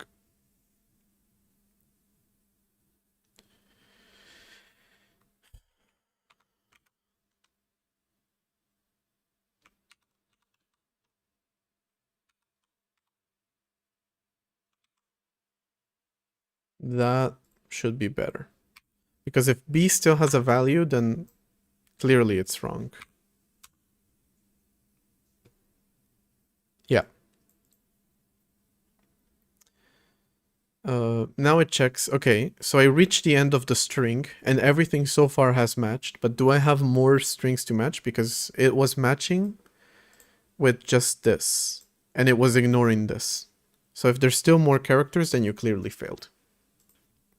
All right, now it only matches to .c. That's cool.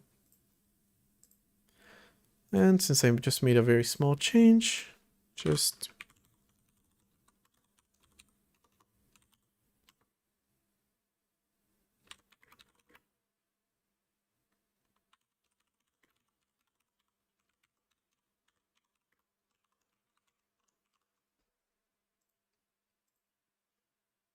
okay, cool. So now I have all the directories that I want to output. And all I have to do is append to the sources.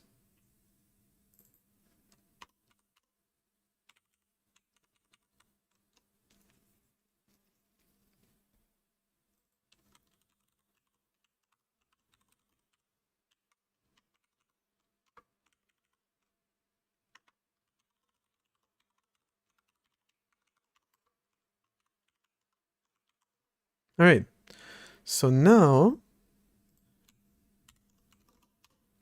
I don't need to explicitly indicate my sources. I just have to do this. And it still compiles. But now that part is no longer hard-coded, which is pretty nice. Okay, so which parts are still hard-coded? That would be...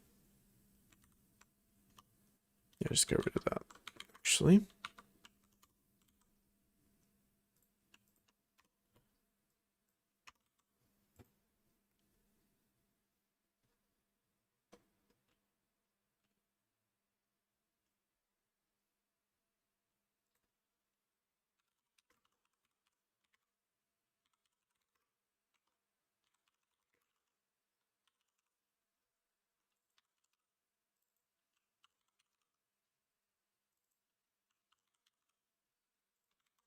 If I do it like this, then I can do find files.c into sources. And then for cleaning the projects, I can also use the similar thing for the .o files and whatnot. Although cleaning actually just happens through building through the build folder, essentially. Okay. Well, that's done. Next step is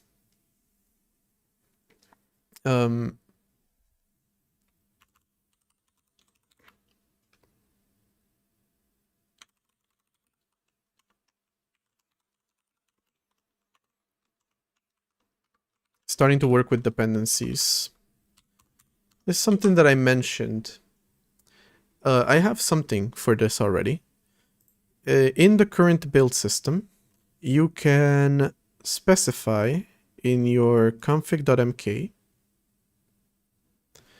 a dependency like this. You declare a local dependency with the path for the include and the path for the link. Or you can declare, there's some pre-built ones like system dependencies. Okay, so like local redlib. Well, that's redxlib. This is raylib. System OpenGL32. System. And these all get included with, also for Linux, there's LC, sysc, sysm. So those get translated to -lc, -lm, -l OpenGL32. On Mac, they get their frameworks. So -framework Coco, -framework IOKit. This is done with regular expressions, and I hated doing that. I just copied it off of somewhere. I modified it, I cried a little bit, and it worked. Yesterday I had to do something similar. So, okay.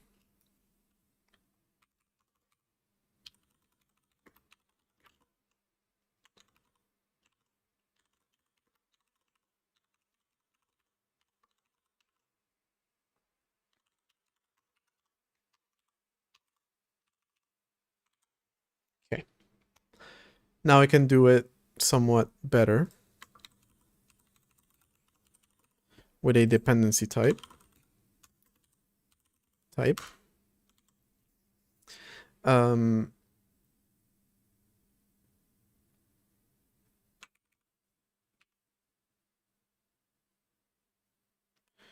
A char pointer path,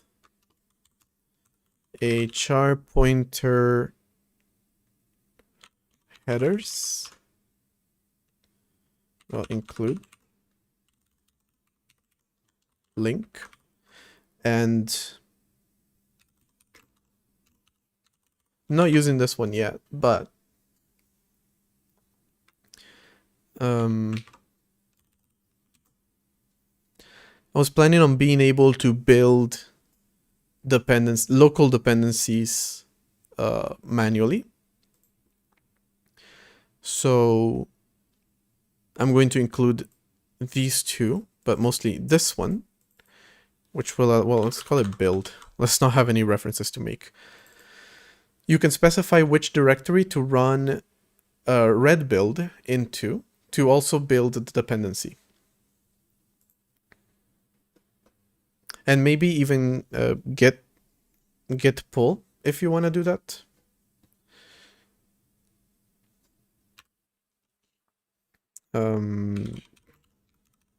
So that's a version. I'm not going to be using these fields just yet, but that is the plan. Planning to support Windows with this too. In a POSIX subsystem, yeah. Either git bash, WSL, whatever else exists. If it uses these, good for you. You can maybe work on Windows as well. But yeah, not necessarily. Not right away, anyway. Okay, so now I will be able to declare my dependencies like this. And I'll just have an array of dependencies, which I can have a linked list.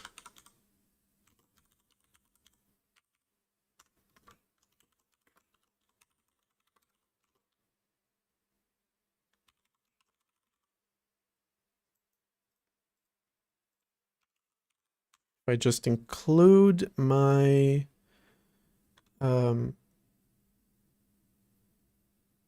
yeah, most of what I'm using is POSIX or my own library, so you should be able to.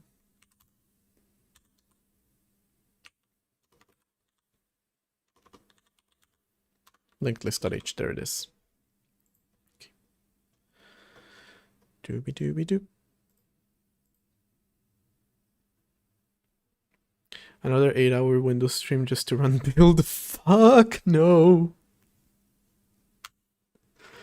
Alright, hell no. Thank you very much.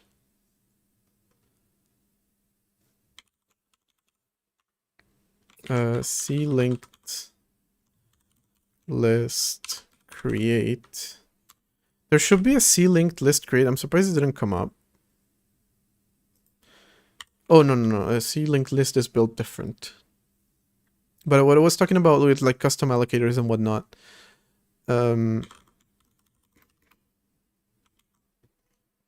is if I'm not mistaken, you can do systeps alloc and specify the allocator function that you want. But of course, the malloc that's being called in here is not currently working. So I'll probably want to take a look at these data structures and make sure that they use custom allocators if they can, or again, if I manage to find a way to automate everything being allocated in the right place. It's going to be a dream come true. And again, I believe in my ability to do that over the ability of AI writing a million lines of code, which I also did earlier today manually, just to show Microsoft how stupid of an idea it is to count lines of code as productivity. Okay. So we create the system dependencies, and then you can immediately push a system dependency. Which, do you have to allocate it or not? I hope not.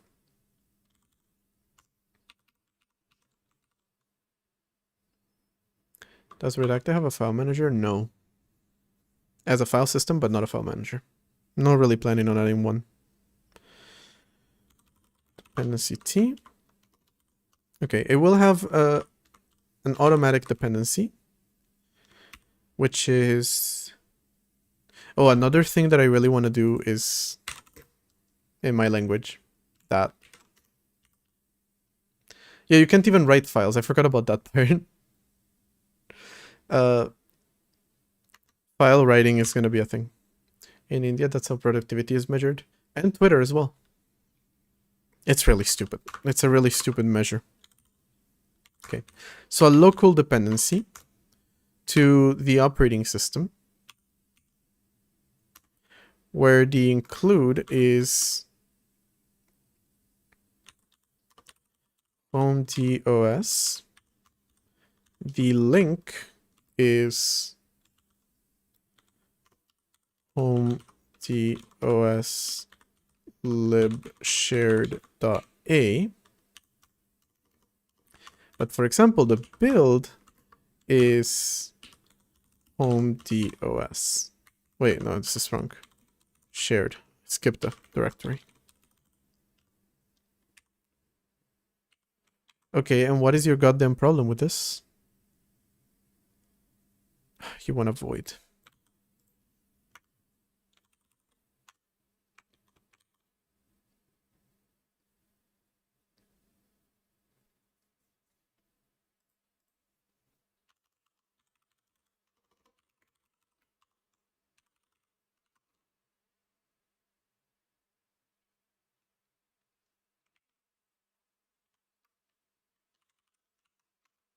I'm gonna try a little something here.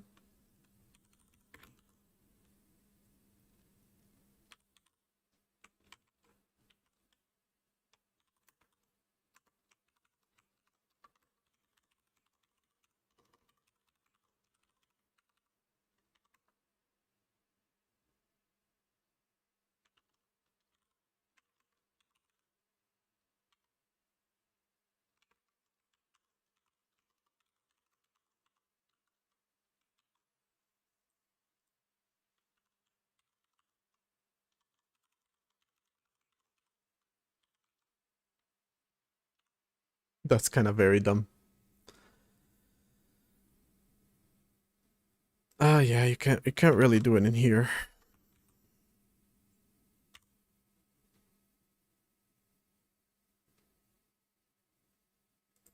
Wait, this doesn't return anything. I forgot about that.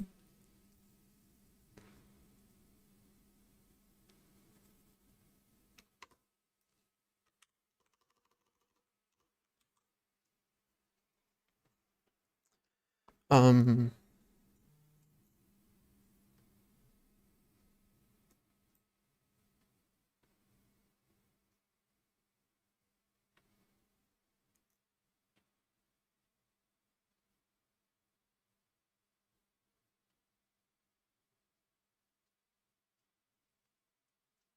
I can just do this, pretty much.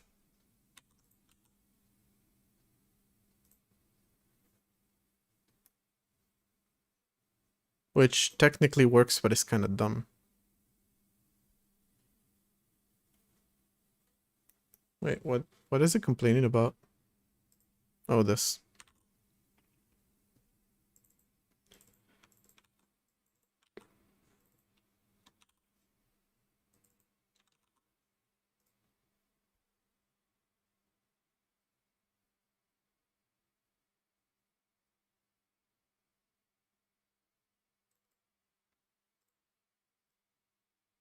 Okay, so this. I'll do this.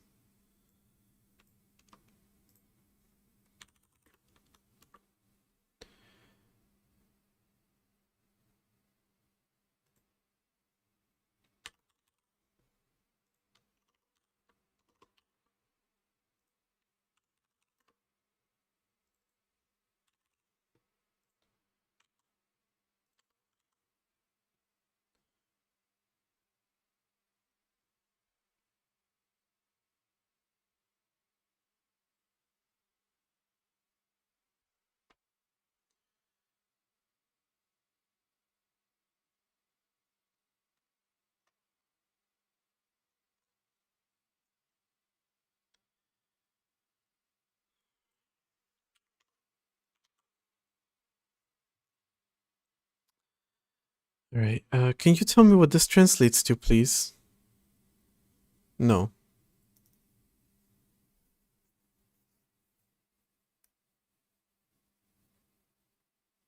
Why don't you just want to tell me what this translates to?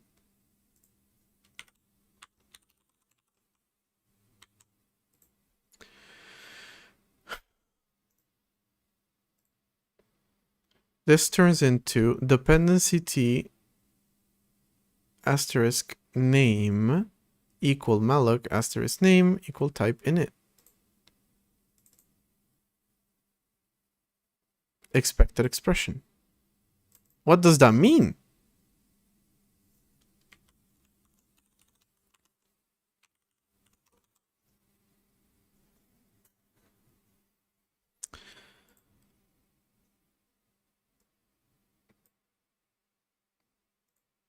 can you please just expand this macro and tell me what it is, and then I'll tell you where the error is, and it's gonna be so simple. It even says macro new defined here, but...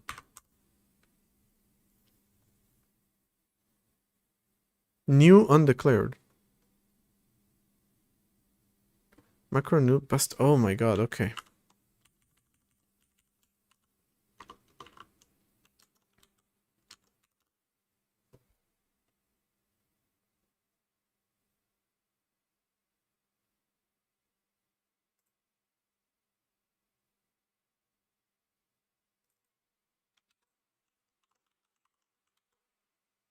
There, how's that? Yeah, it likes that. Kind of. It failed. Wait, did that compile? That did compile. This seems to still be complaining, but it compiles. Okay, so I do have the question of what the fuck your problem is then? It seg faults.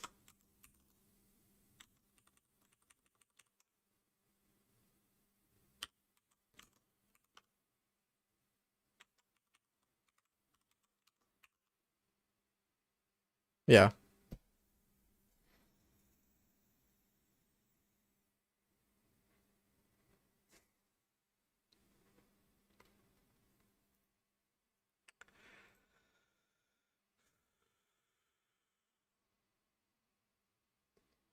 Yeah, so Clang is complaining. I don't know exactly what about, but you know what? At this point, this has turned into absolutely nothing.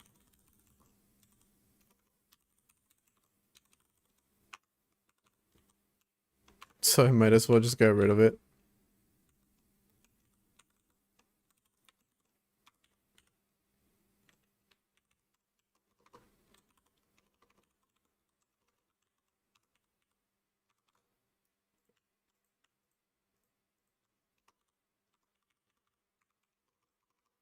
What are you still complaining about, my brother in Christ?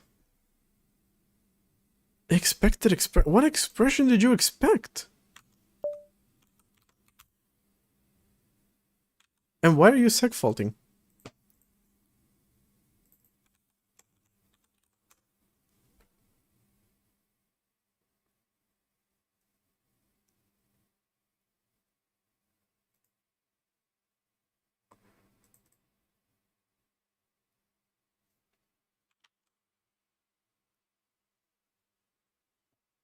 By the way.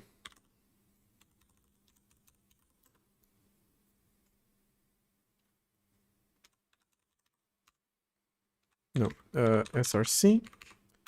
Do it now. Okay. Much better than using this. Format not a string literal and no format are... Shut the fuck up. Come on, man. Probably gonna implement a console log too in the system at some point or another, because I'm so tired of printf. These kinds of things. And whether it has a new line at the end or not. Okay.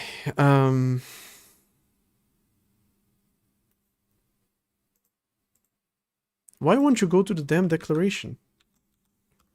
The Bootstrap just compiles it the first time around. Console log is in C. I know. That's JavaScript. I'm just saying I'm gonna create my own logger at some point. How is it implemented?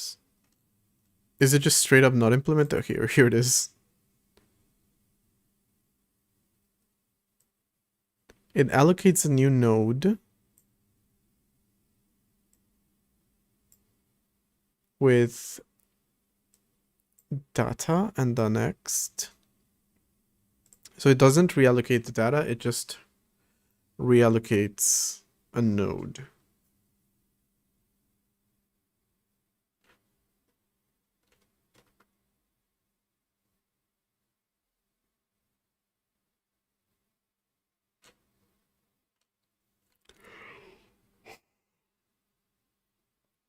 It is completely self-running, but because it's very likely that it will break like it just did, I'm still relying on the Bootstrap script.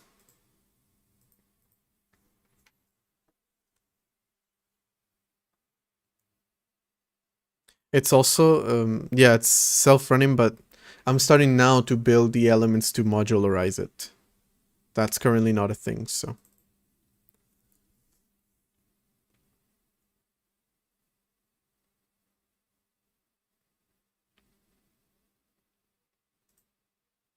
What is your damn problem? Can GDB tell me? Can it?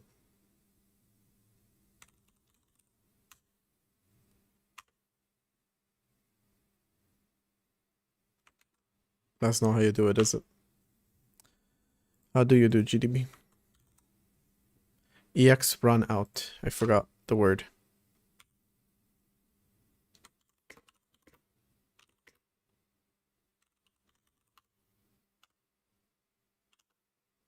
Why would you ask me if I want to enable debugging for this session?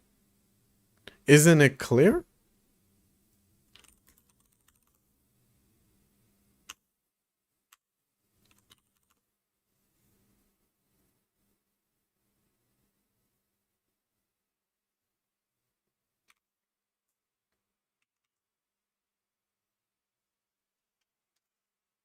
Is it me or that was just more useless than usual?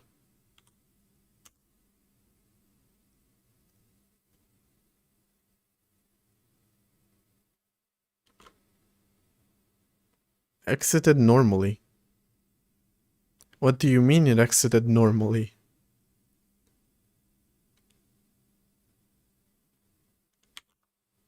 The program is not being run. Fuck this edit. This debugger, bro. So useless.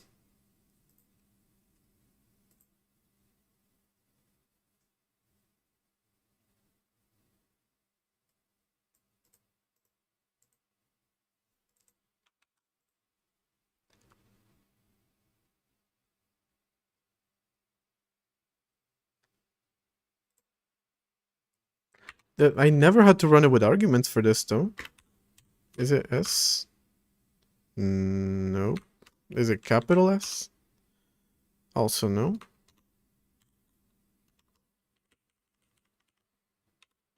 Isn't S for stop? No executable files. Never mind. Genuinely just faster for me to do this.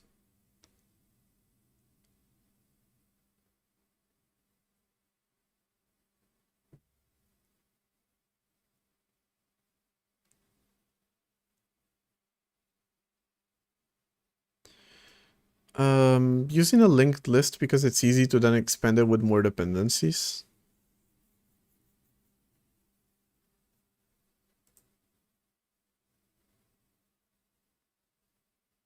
I don't know what its problem is though with it.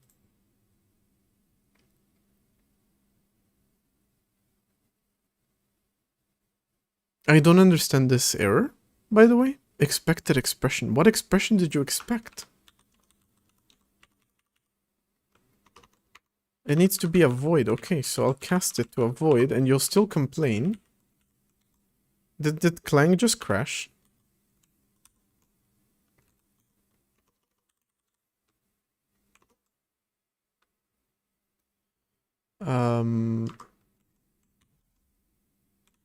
Yeah, I don't know how to restart it. Too many arguments provided in a function like macro invocation. Yeah, this crashed.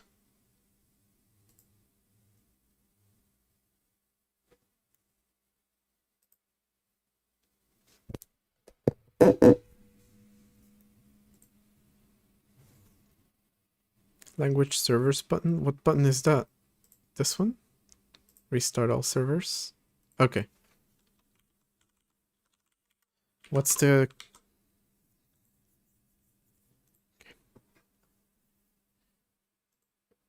why is this language... I don't know. First off, why is this language servers? Second, why did I know exactly it was this one? That's suspicious.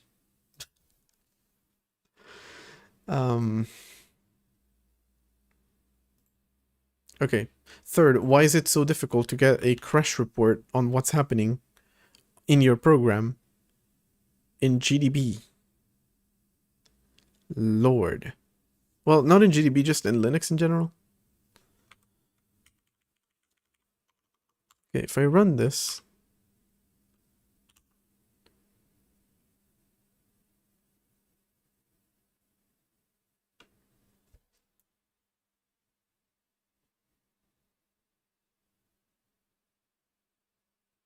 oh, well, I can do this. Do GDB init.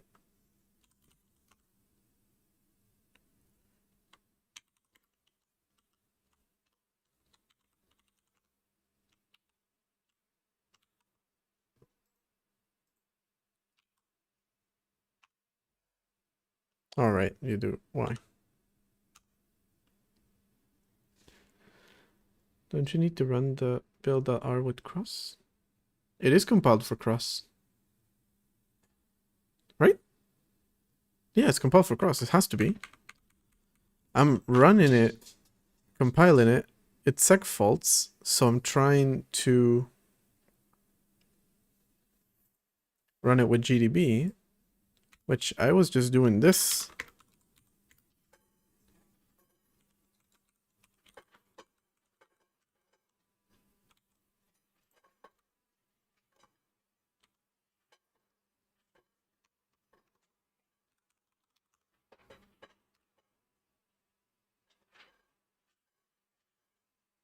It exits.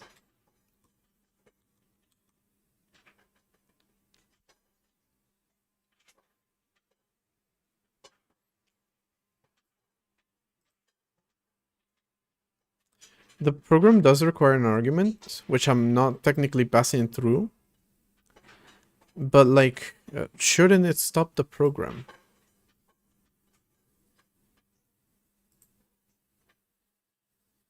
They could easily just make it run the program with cross. That's not a problem.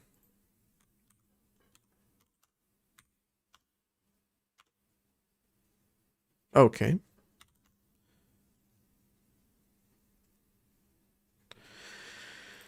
Linked list.c on line 15.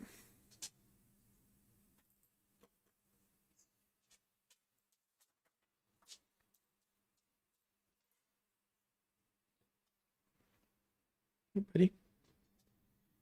Chewy.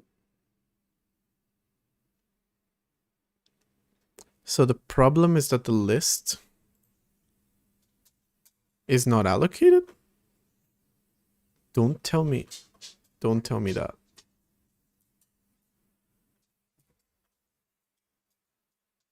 That would be so ridiculous.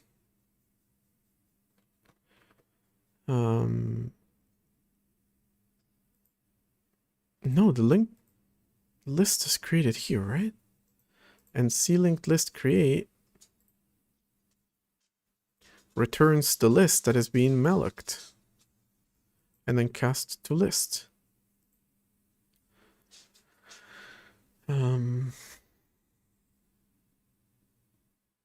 Also, why is memory mallocked not zeroed in Linux?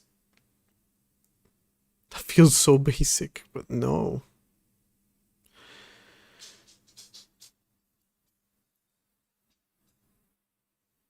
Paste the code into GPT. I want to see how many fake problems there are. That's the only time I'm ever going to listen to someone telling me to paste my code into ChatGPT.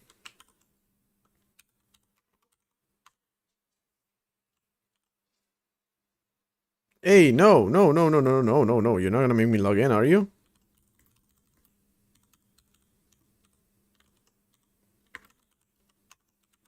No context. No! Don't do this to me! She said list alloc.0. Yes. That's the problem, actually. Now that you mention it. Okay, so GPT is just not gonna work. Apparently you need to be logged in now. I actually, without realizing it, said what the error was. Which is that malloc is not zeroed.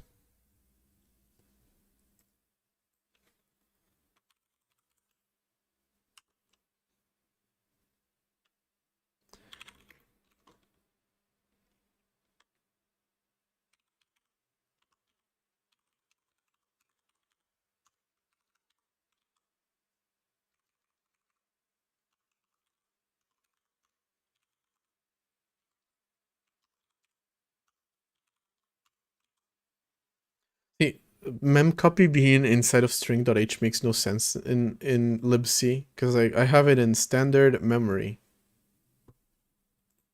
I'm actually gonna move it to just memory.h. Why do you have it? Anyway, we found the issue, and sadly, okay, ChatGPT now requires a login? What happens if I just ask it again? It's still generating, technically.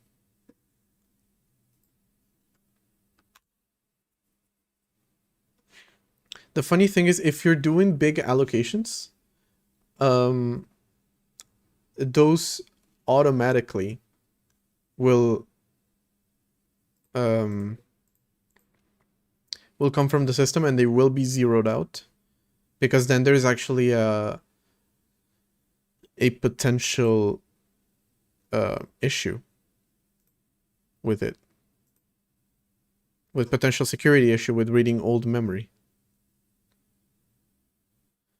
Having memcpy and stdlib alongside the malloc and free makes more sense. Yeah, right? Yeah, let me use ChatGPT in incognito. Damn. I mean, I've done it so far, but it didn't work. Okay, is the issue solved?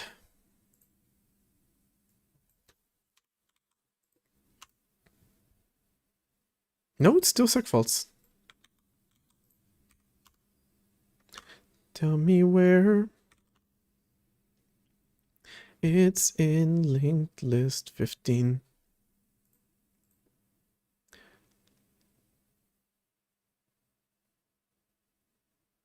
Still. Probably a region-based thing. Yeah, because if you're allocating more, if you're allocating big chunks, then those might have belonged to a previous process, so they get zeroed out before they're given to you.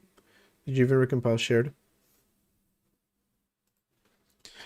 If you're making small allocations, less than 4 kilobytes, it's negligible to zero out that memory. I'm doing it, absolutely not an issue. See, if I was using my build system, it would be able to recompile it automatically.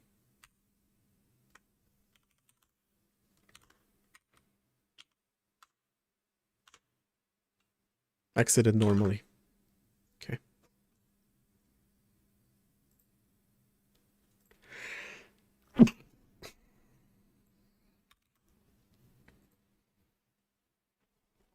Okay. Well, I'm able to set dependencies like this now.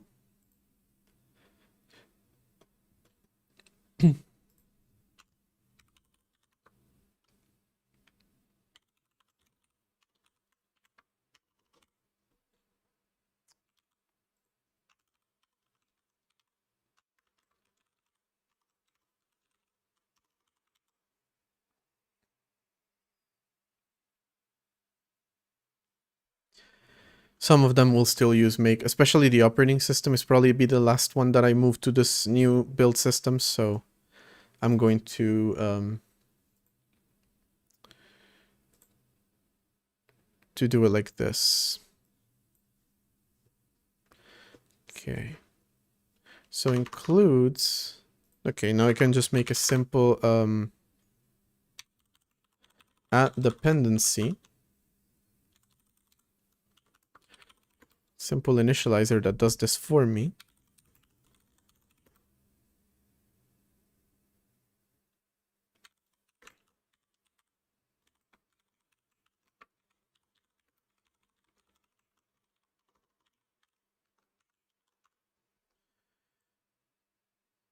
And this one is actually going to be add local dependency. And it is going to do this.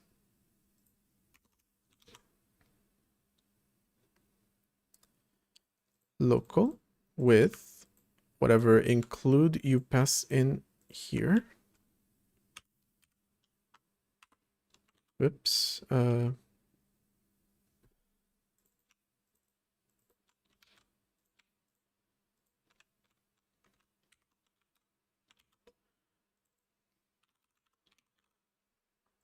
Right, so I can now just do add local dependency.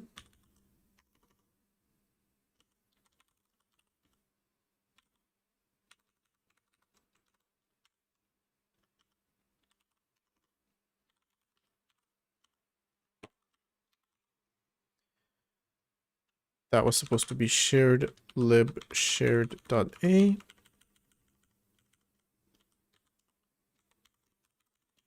No, just shared here.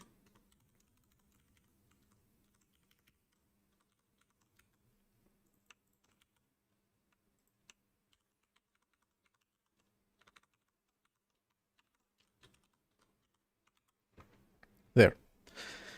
Let's see if I have time to fix this even a little bit more. First off, get rid of the home. And second, make it so that this path can be relative to this one. Although that one's probably going to be separate. So maybe not that, maybe not that. Let's just not bother with this stuff right now.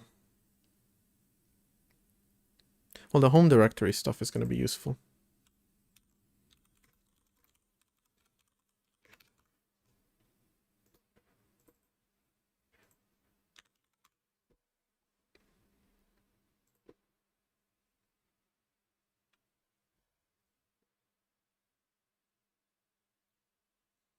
What?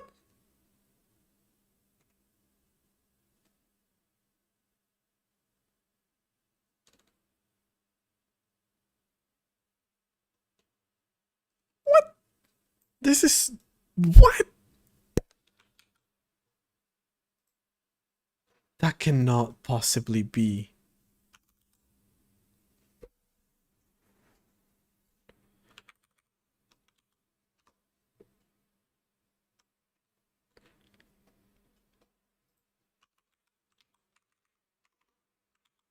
This cannot possibly be. What is PWUID?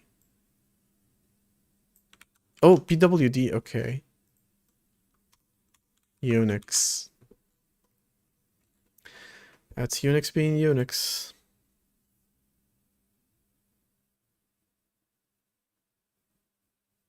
Okay. So, can I make these, instead of chars, just pure paths?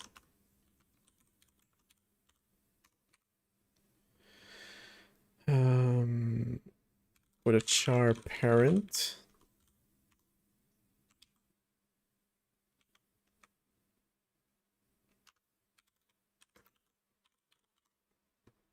Is something like that. That you can then declare it as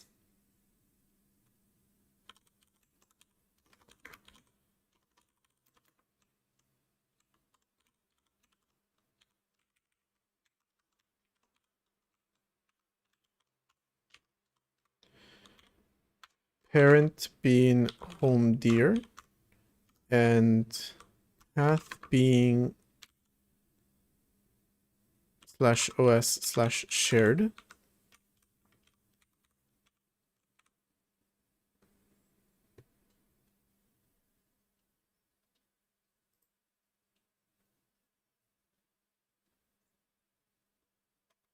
Wait, I can do better.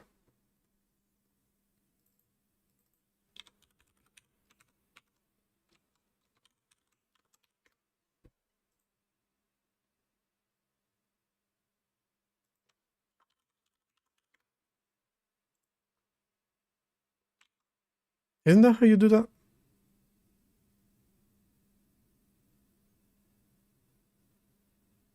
I feel like that's how you do that.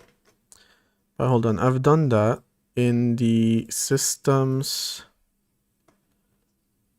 memory talloc. No, palloc.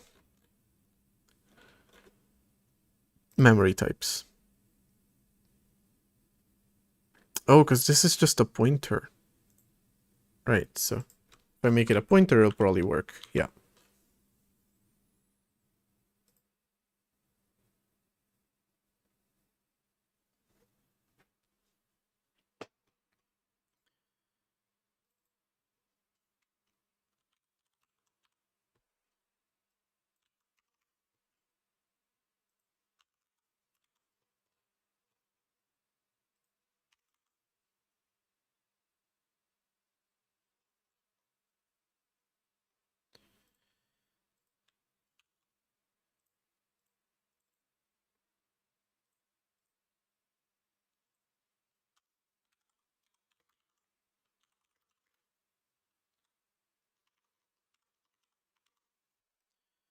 Okay. Boom. Then home dir can become... Oh, not become anything actually. You just path dir.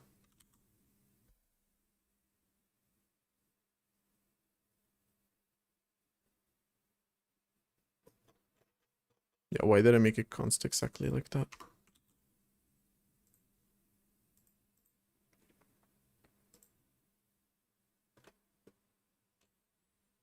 This feels kind of dumb.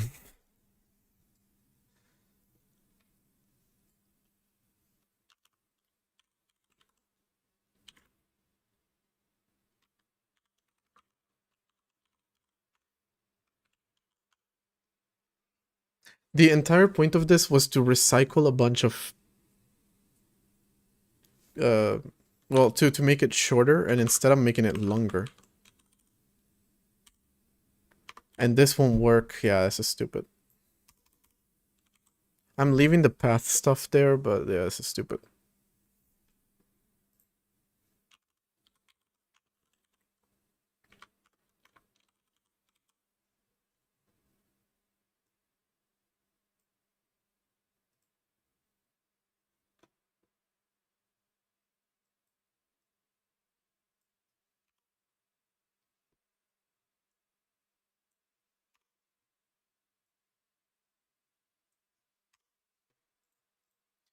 I'm probably much better off doing some like string substitution type of stuff here. But let me not bother with that right now.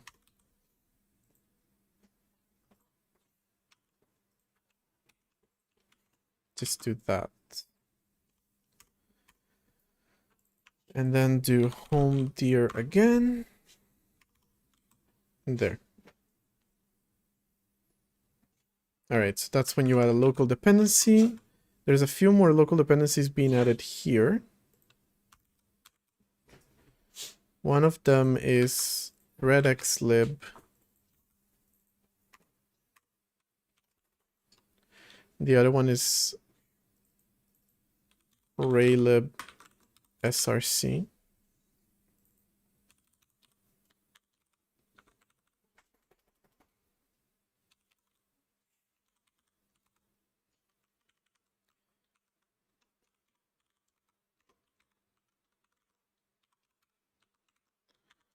Raylib. Not gonna tell you to recompile. That's not allowed. So I'm gonna leave that one empty. And then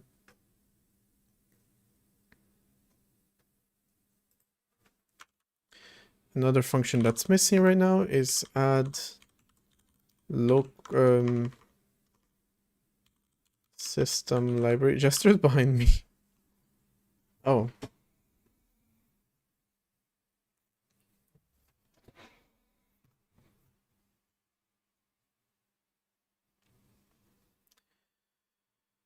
Yeah, so let me actually just like...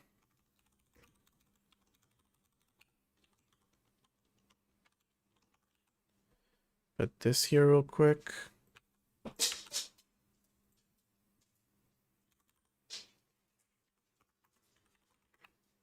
Jester, where are you going? I was wondering why you were going into the kitchen.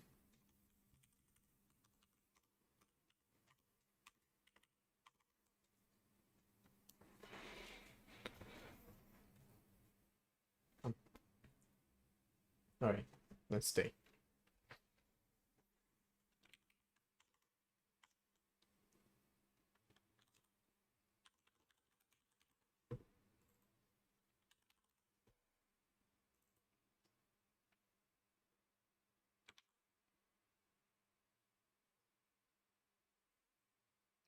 Include, link, build, make. Oh, wait. There.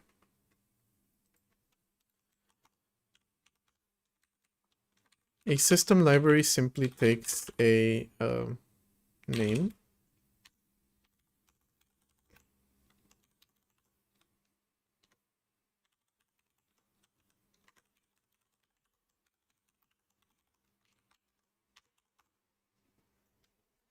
Oop.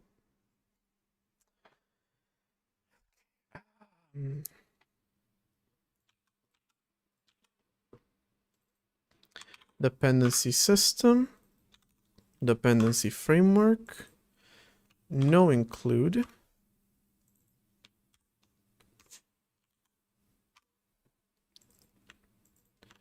link to, wait, no, not like that, to name, build to nothing, in use make to false. Most of these types, most of these properties are being used only by the local dependencies, but oh well.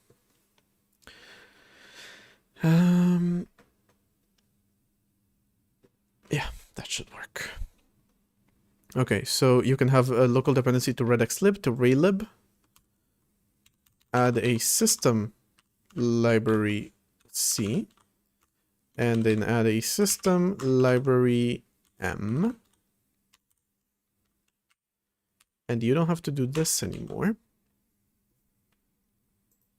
But when you compile, you of course need to resolve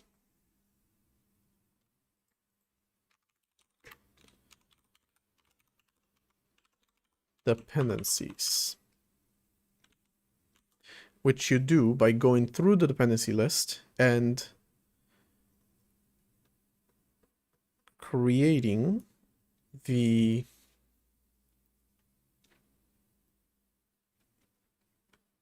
now let me see linked list for each sys deps. Whoops.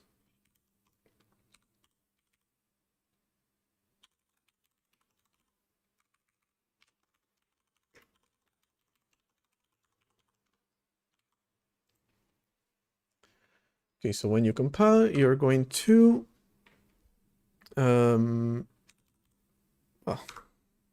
there's no reason for a double function call, honestly.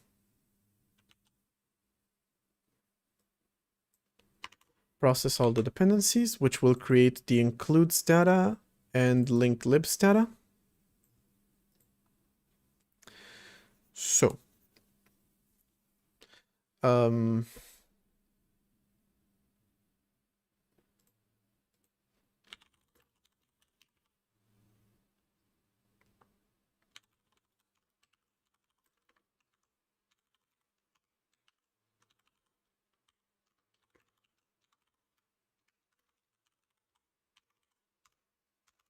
okay. What do you do? Essentially, the includes gets, well, if strlen of the dependencies include is bigger than 0, then you do includes equal to append includes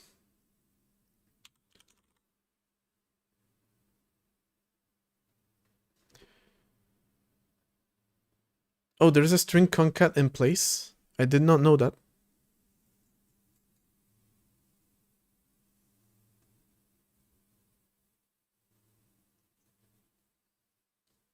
Which does what append does. So I want to get rid of it right now.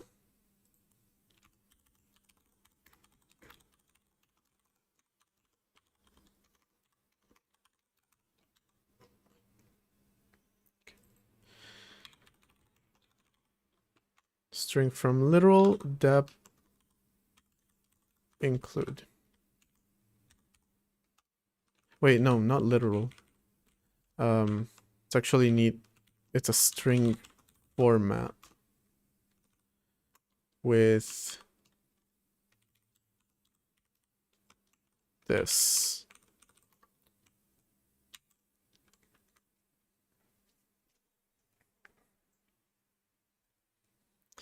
Okay. So how does that... Well, that only handles the includes. So I need to do the same thing I'm doing here for the links. And that is link libs. Well, I might as well stop using this. String concat in place. Link libs. And string format.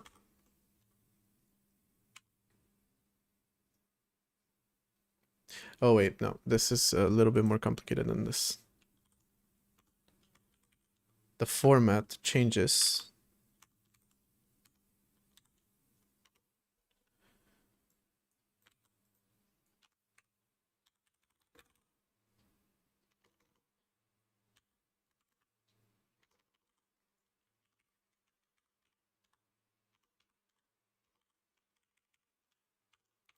The format changes depending on the dependency type. For dependency local,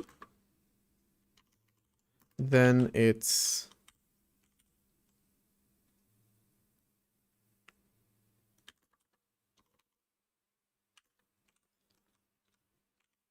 just the name of the dependency include, well, the dependency link, and break. For the system, then it uses the format of L and then the name of the dependency. So LC, LM. And for the framework, don't know if there's a space or not. Kind of forgot. Yeah, there's a space. Can't tell between Jester and the bedsheet. That's very normal.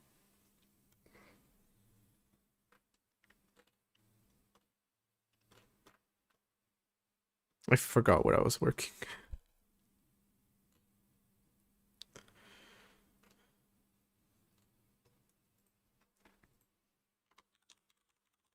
Framework with a space. There we go. That's going to create whatever this is and include it in the... Yeah, but it always should have a space at the end, so...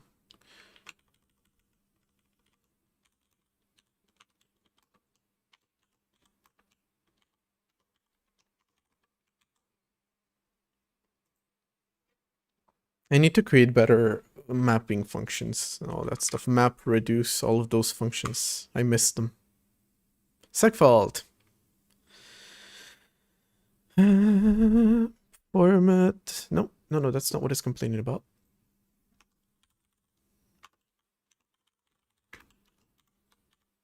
If you can just tell me what L data is.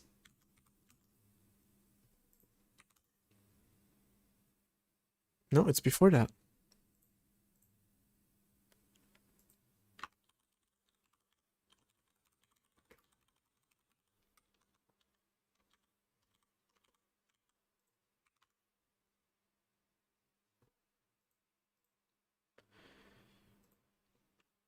Is it the include?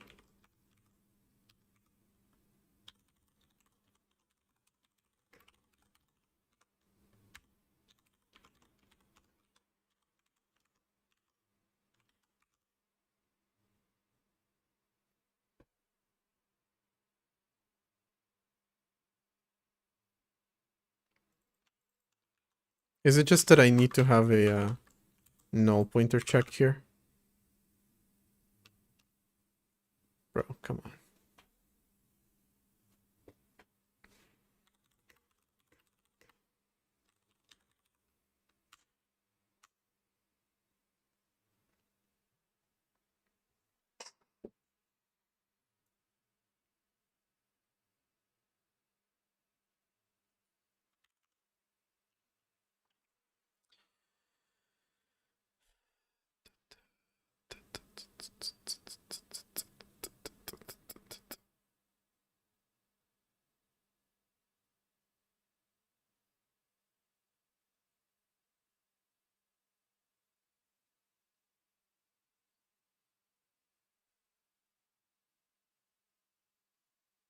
That's interesting.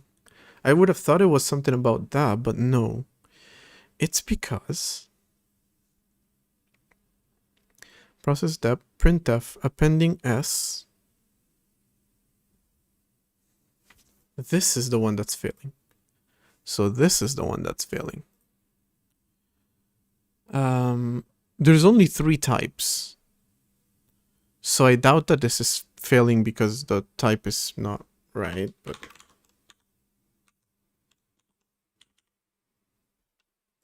probably just putting garbage in there.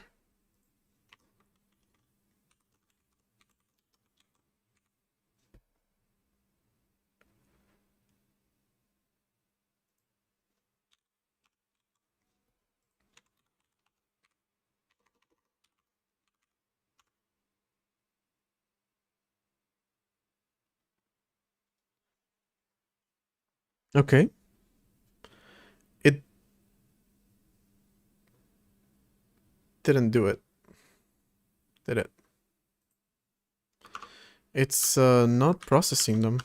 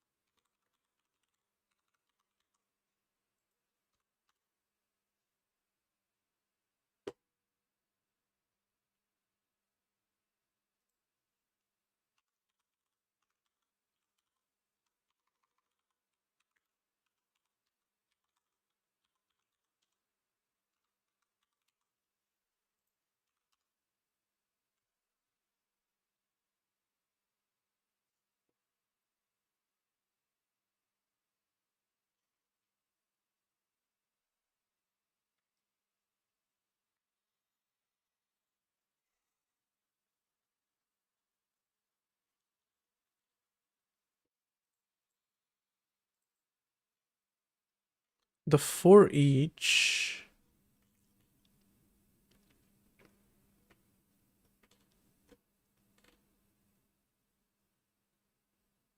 gets called on the data,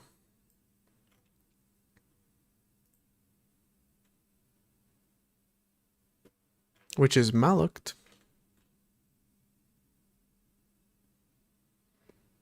So what the hell are you complaining about?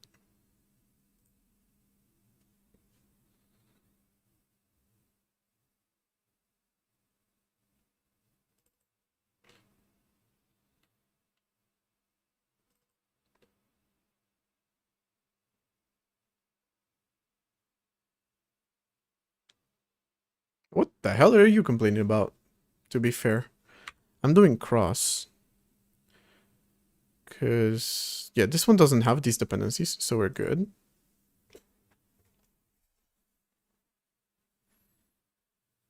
Oh, I forgot that I need to actually substitute this. But I haven't done that yet. And I don't know if I'm gonna do substitutions. This might be a good place to stop once I fix this anyway.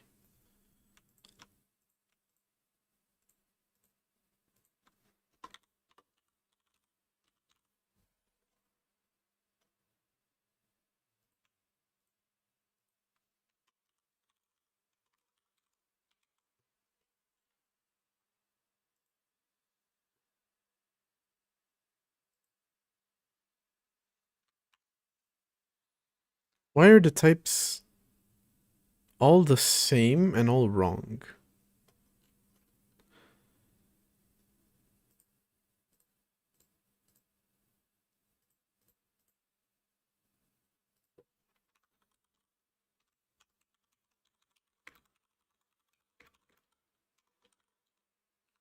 Yeah, whatever.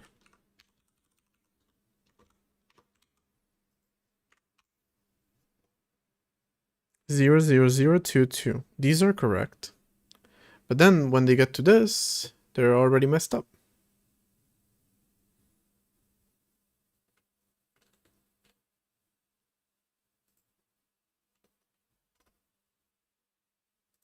When we've already established that for each,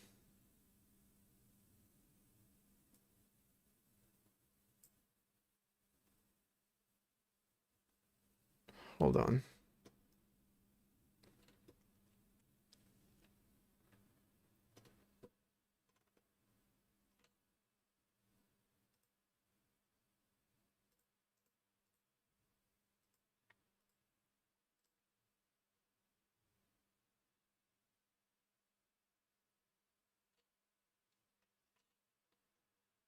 Is for each maybe, yeah, the list head is maybe getting overwritten or something? I don't know.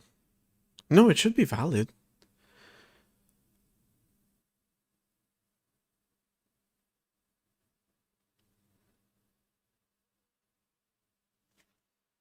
Next and head are getting explicitly set, so it's not like... I don't know, man.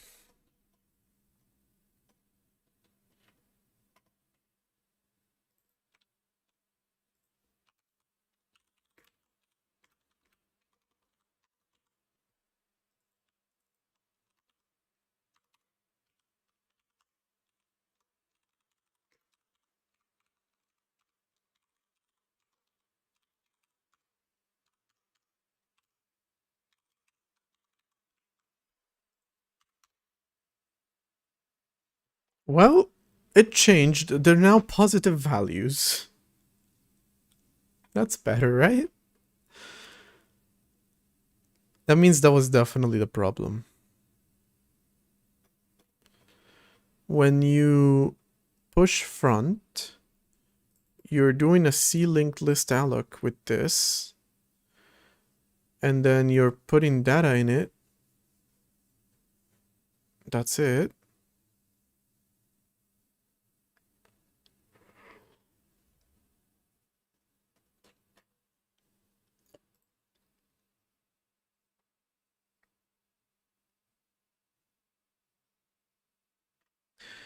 Are you doing any other kind of allocations anywhere else? You're doing here, which I'm already mem setting. And you do it here, which I'm mem setting. And then nowhere else do you do allocation. Nowhere else do you do allocations.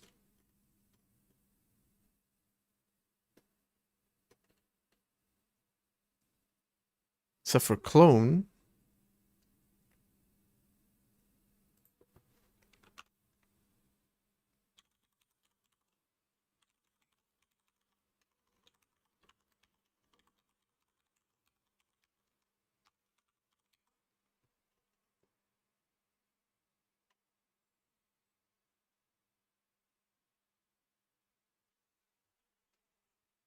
I'm gonna have to implement zalloc, because what the fuck is this, bro?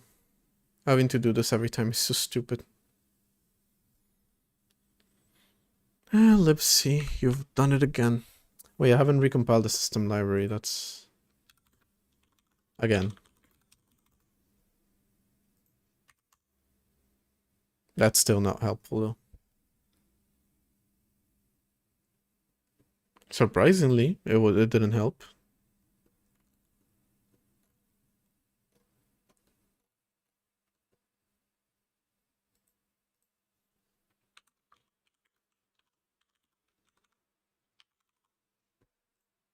Alright.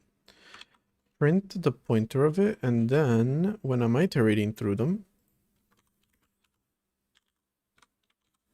print the pointer of that. Okay. 38890, 38830. These are the exact same pointers. So who's overriding them? All of them, every single one of them is being overwritten with the exact same value. That's annoying.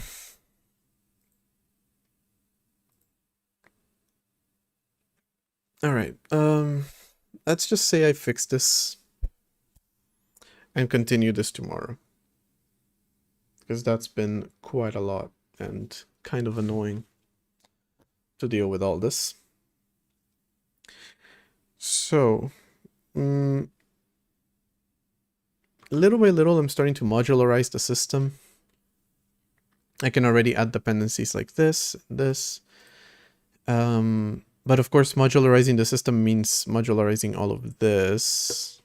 These functions also need to be modular, which means this logic needs to be modular. But like I said, one step at a time. All right.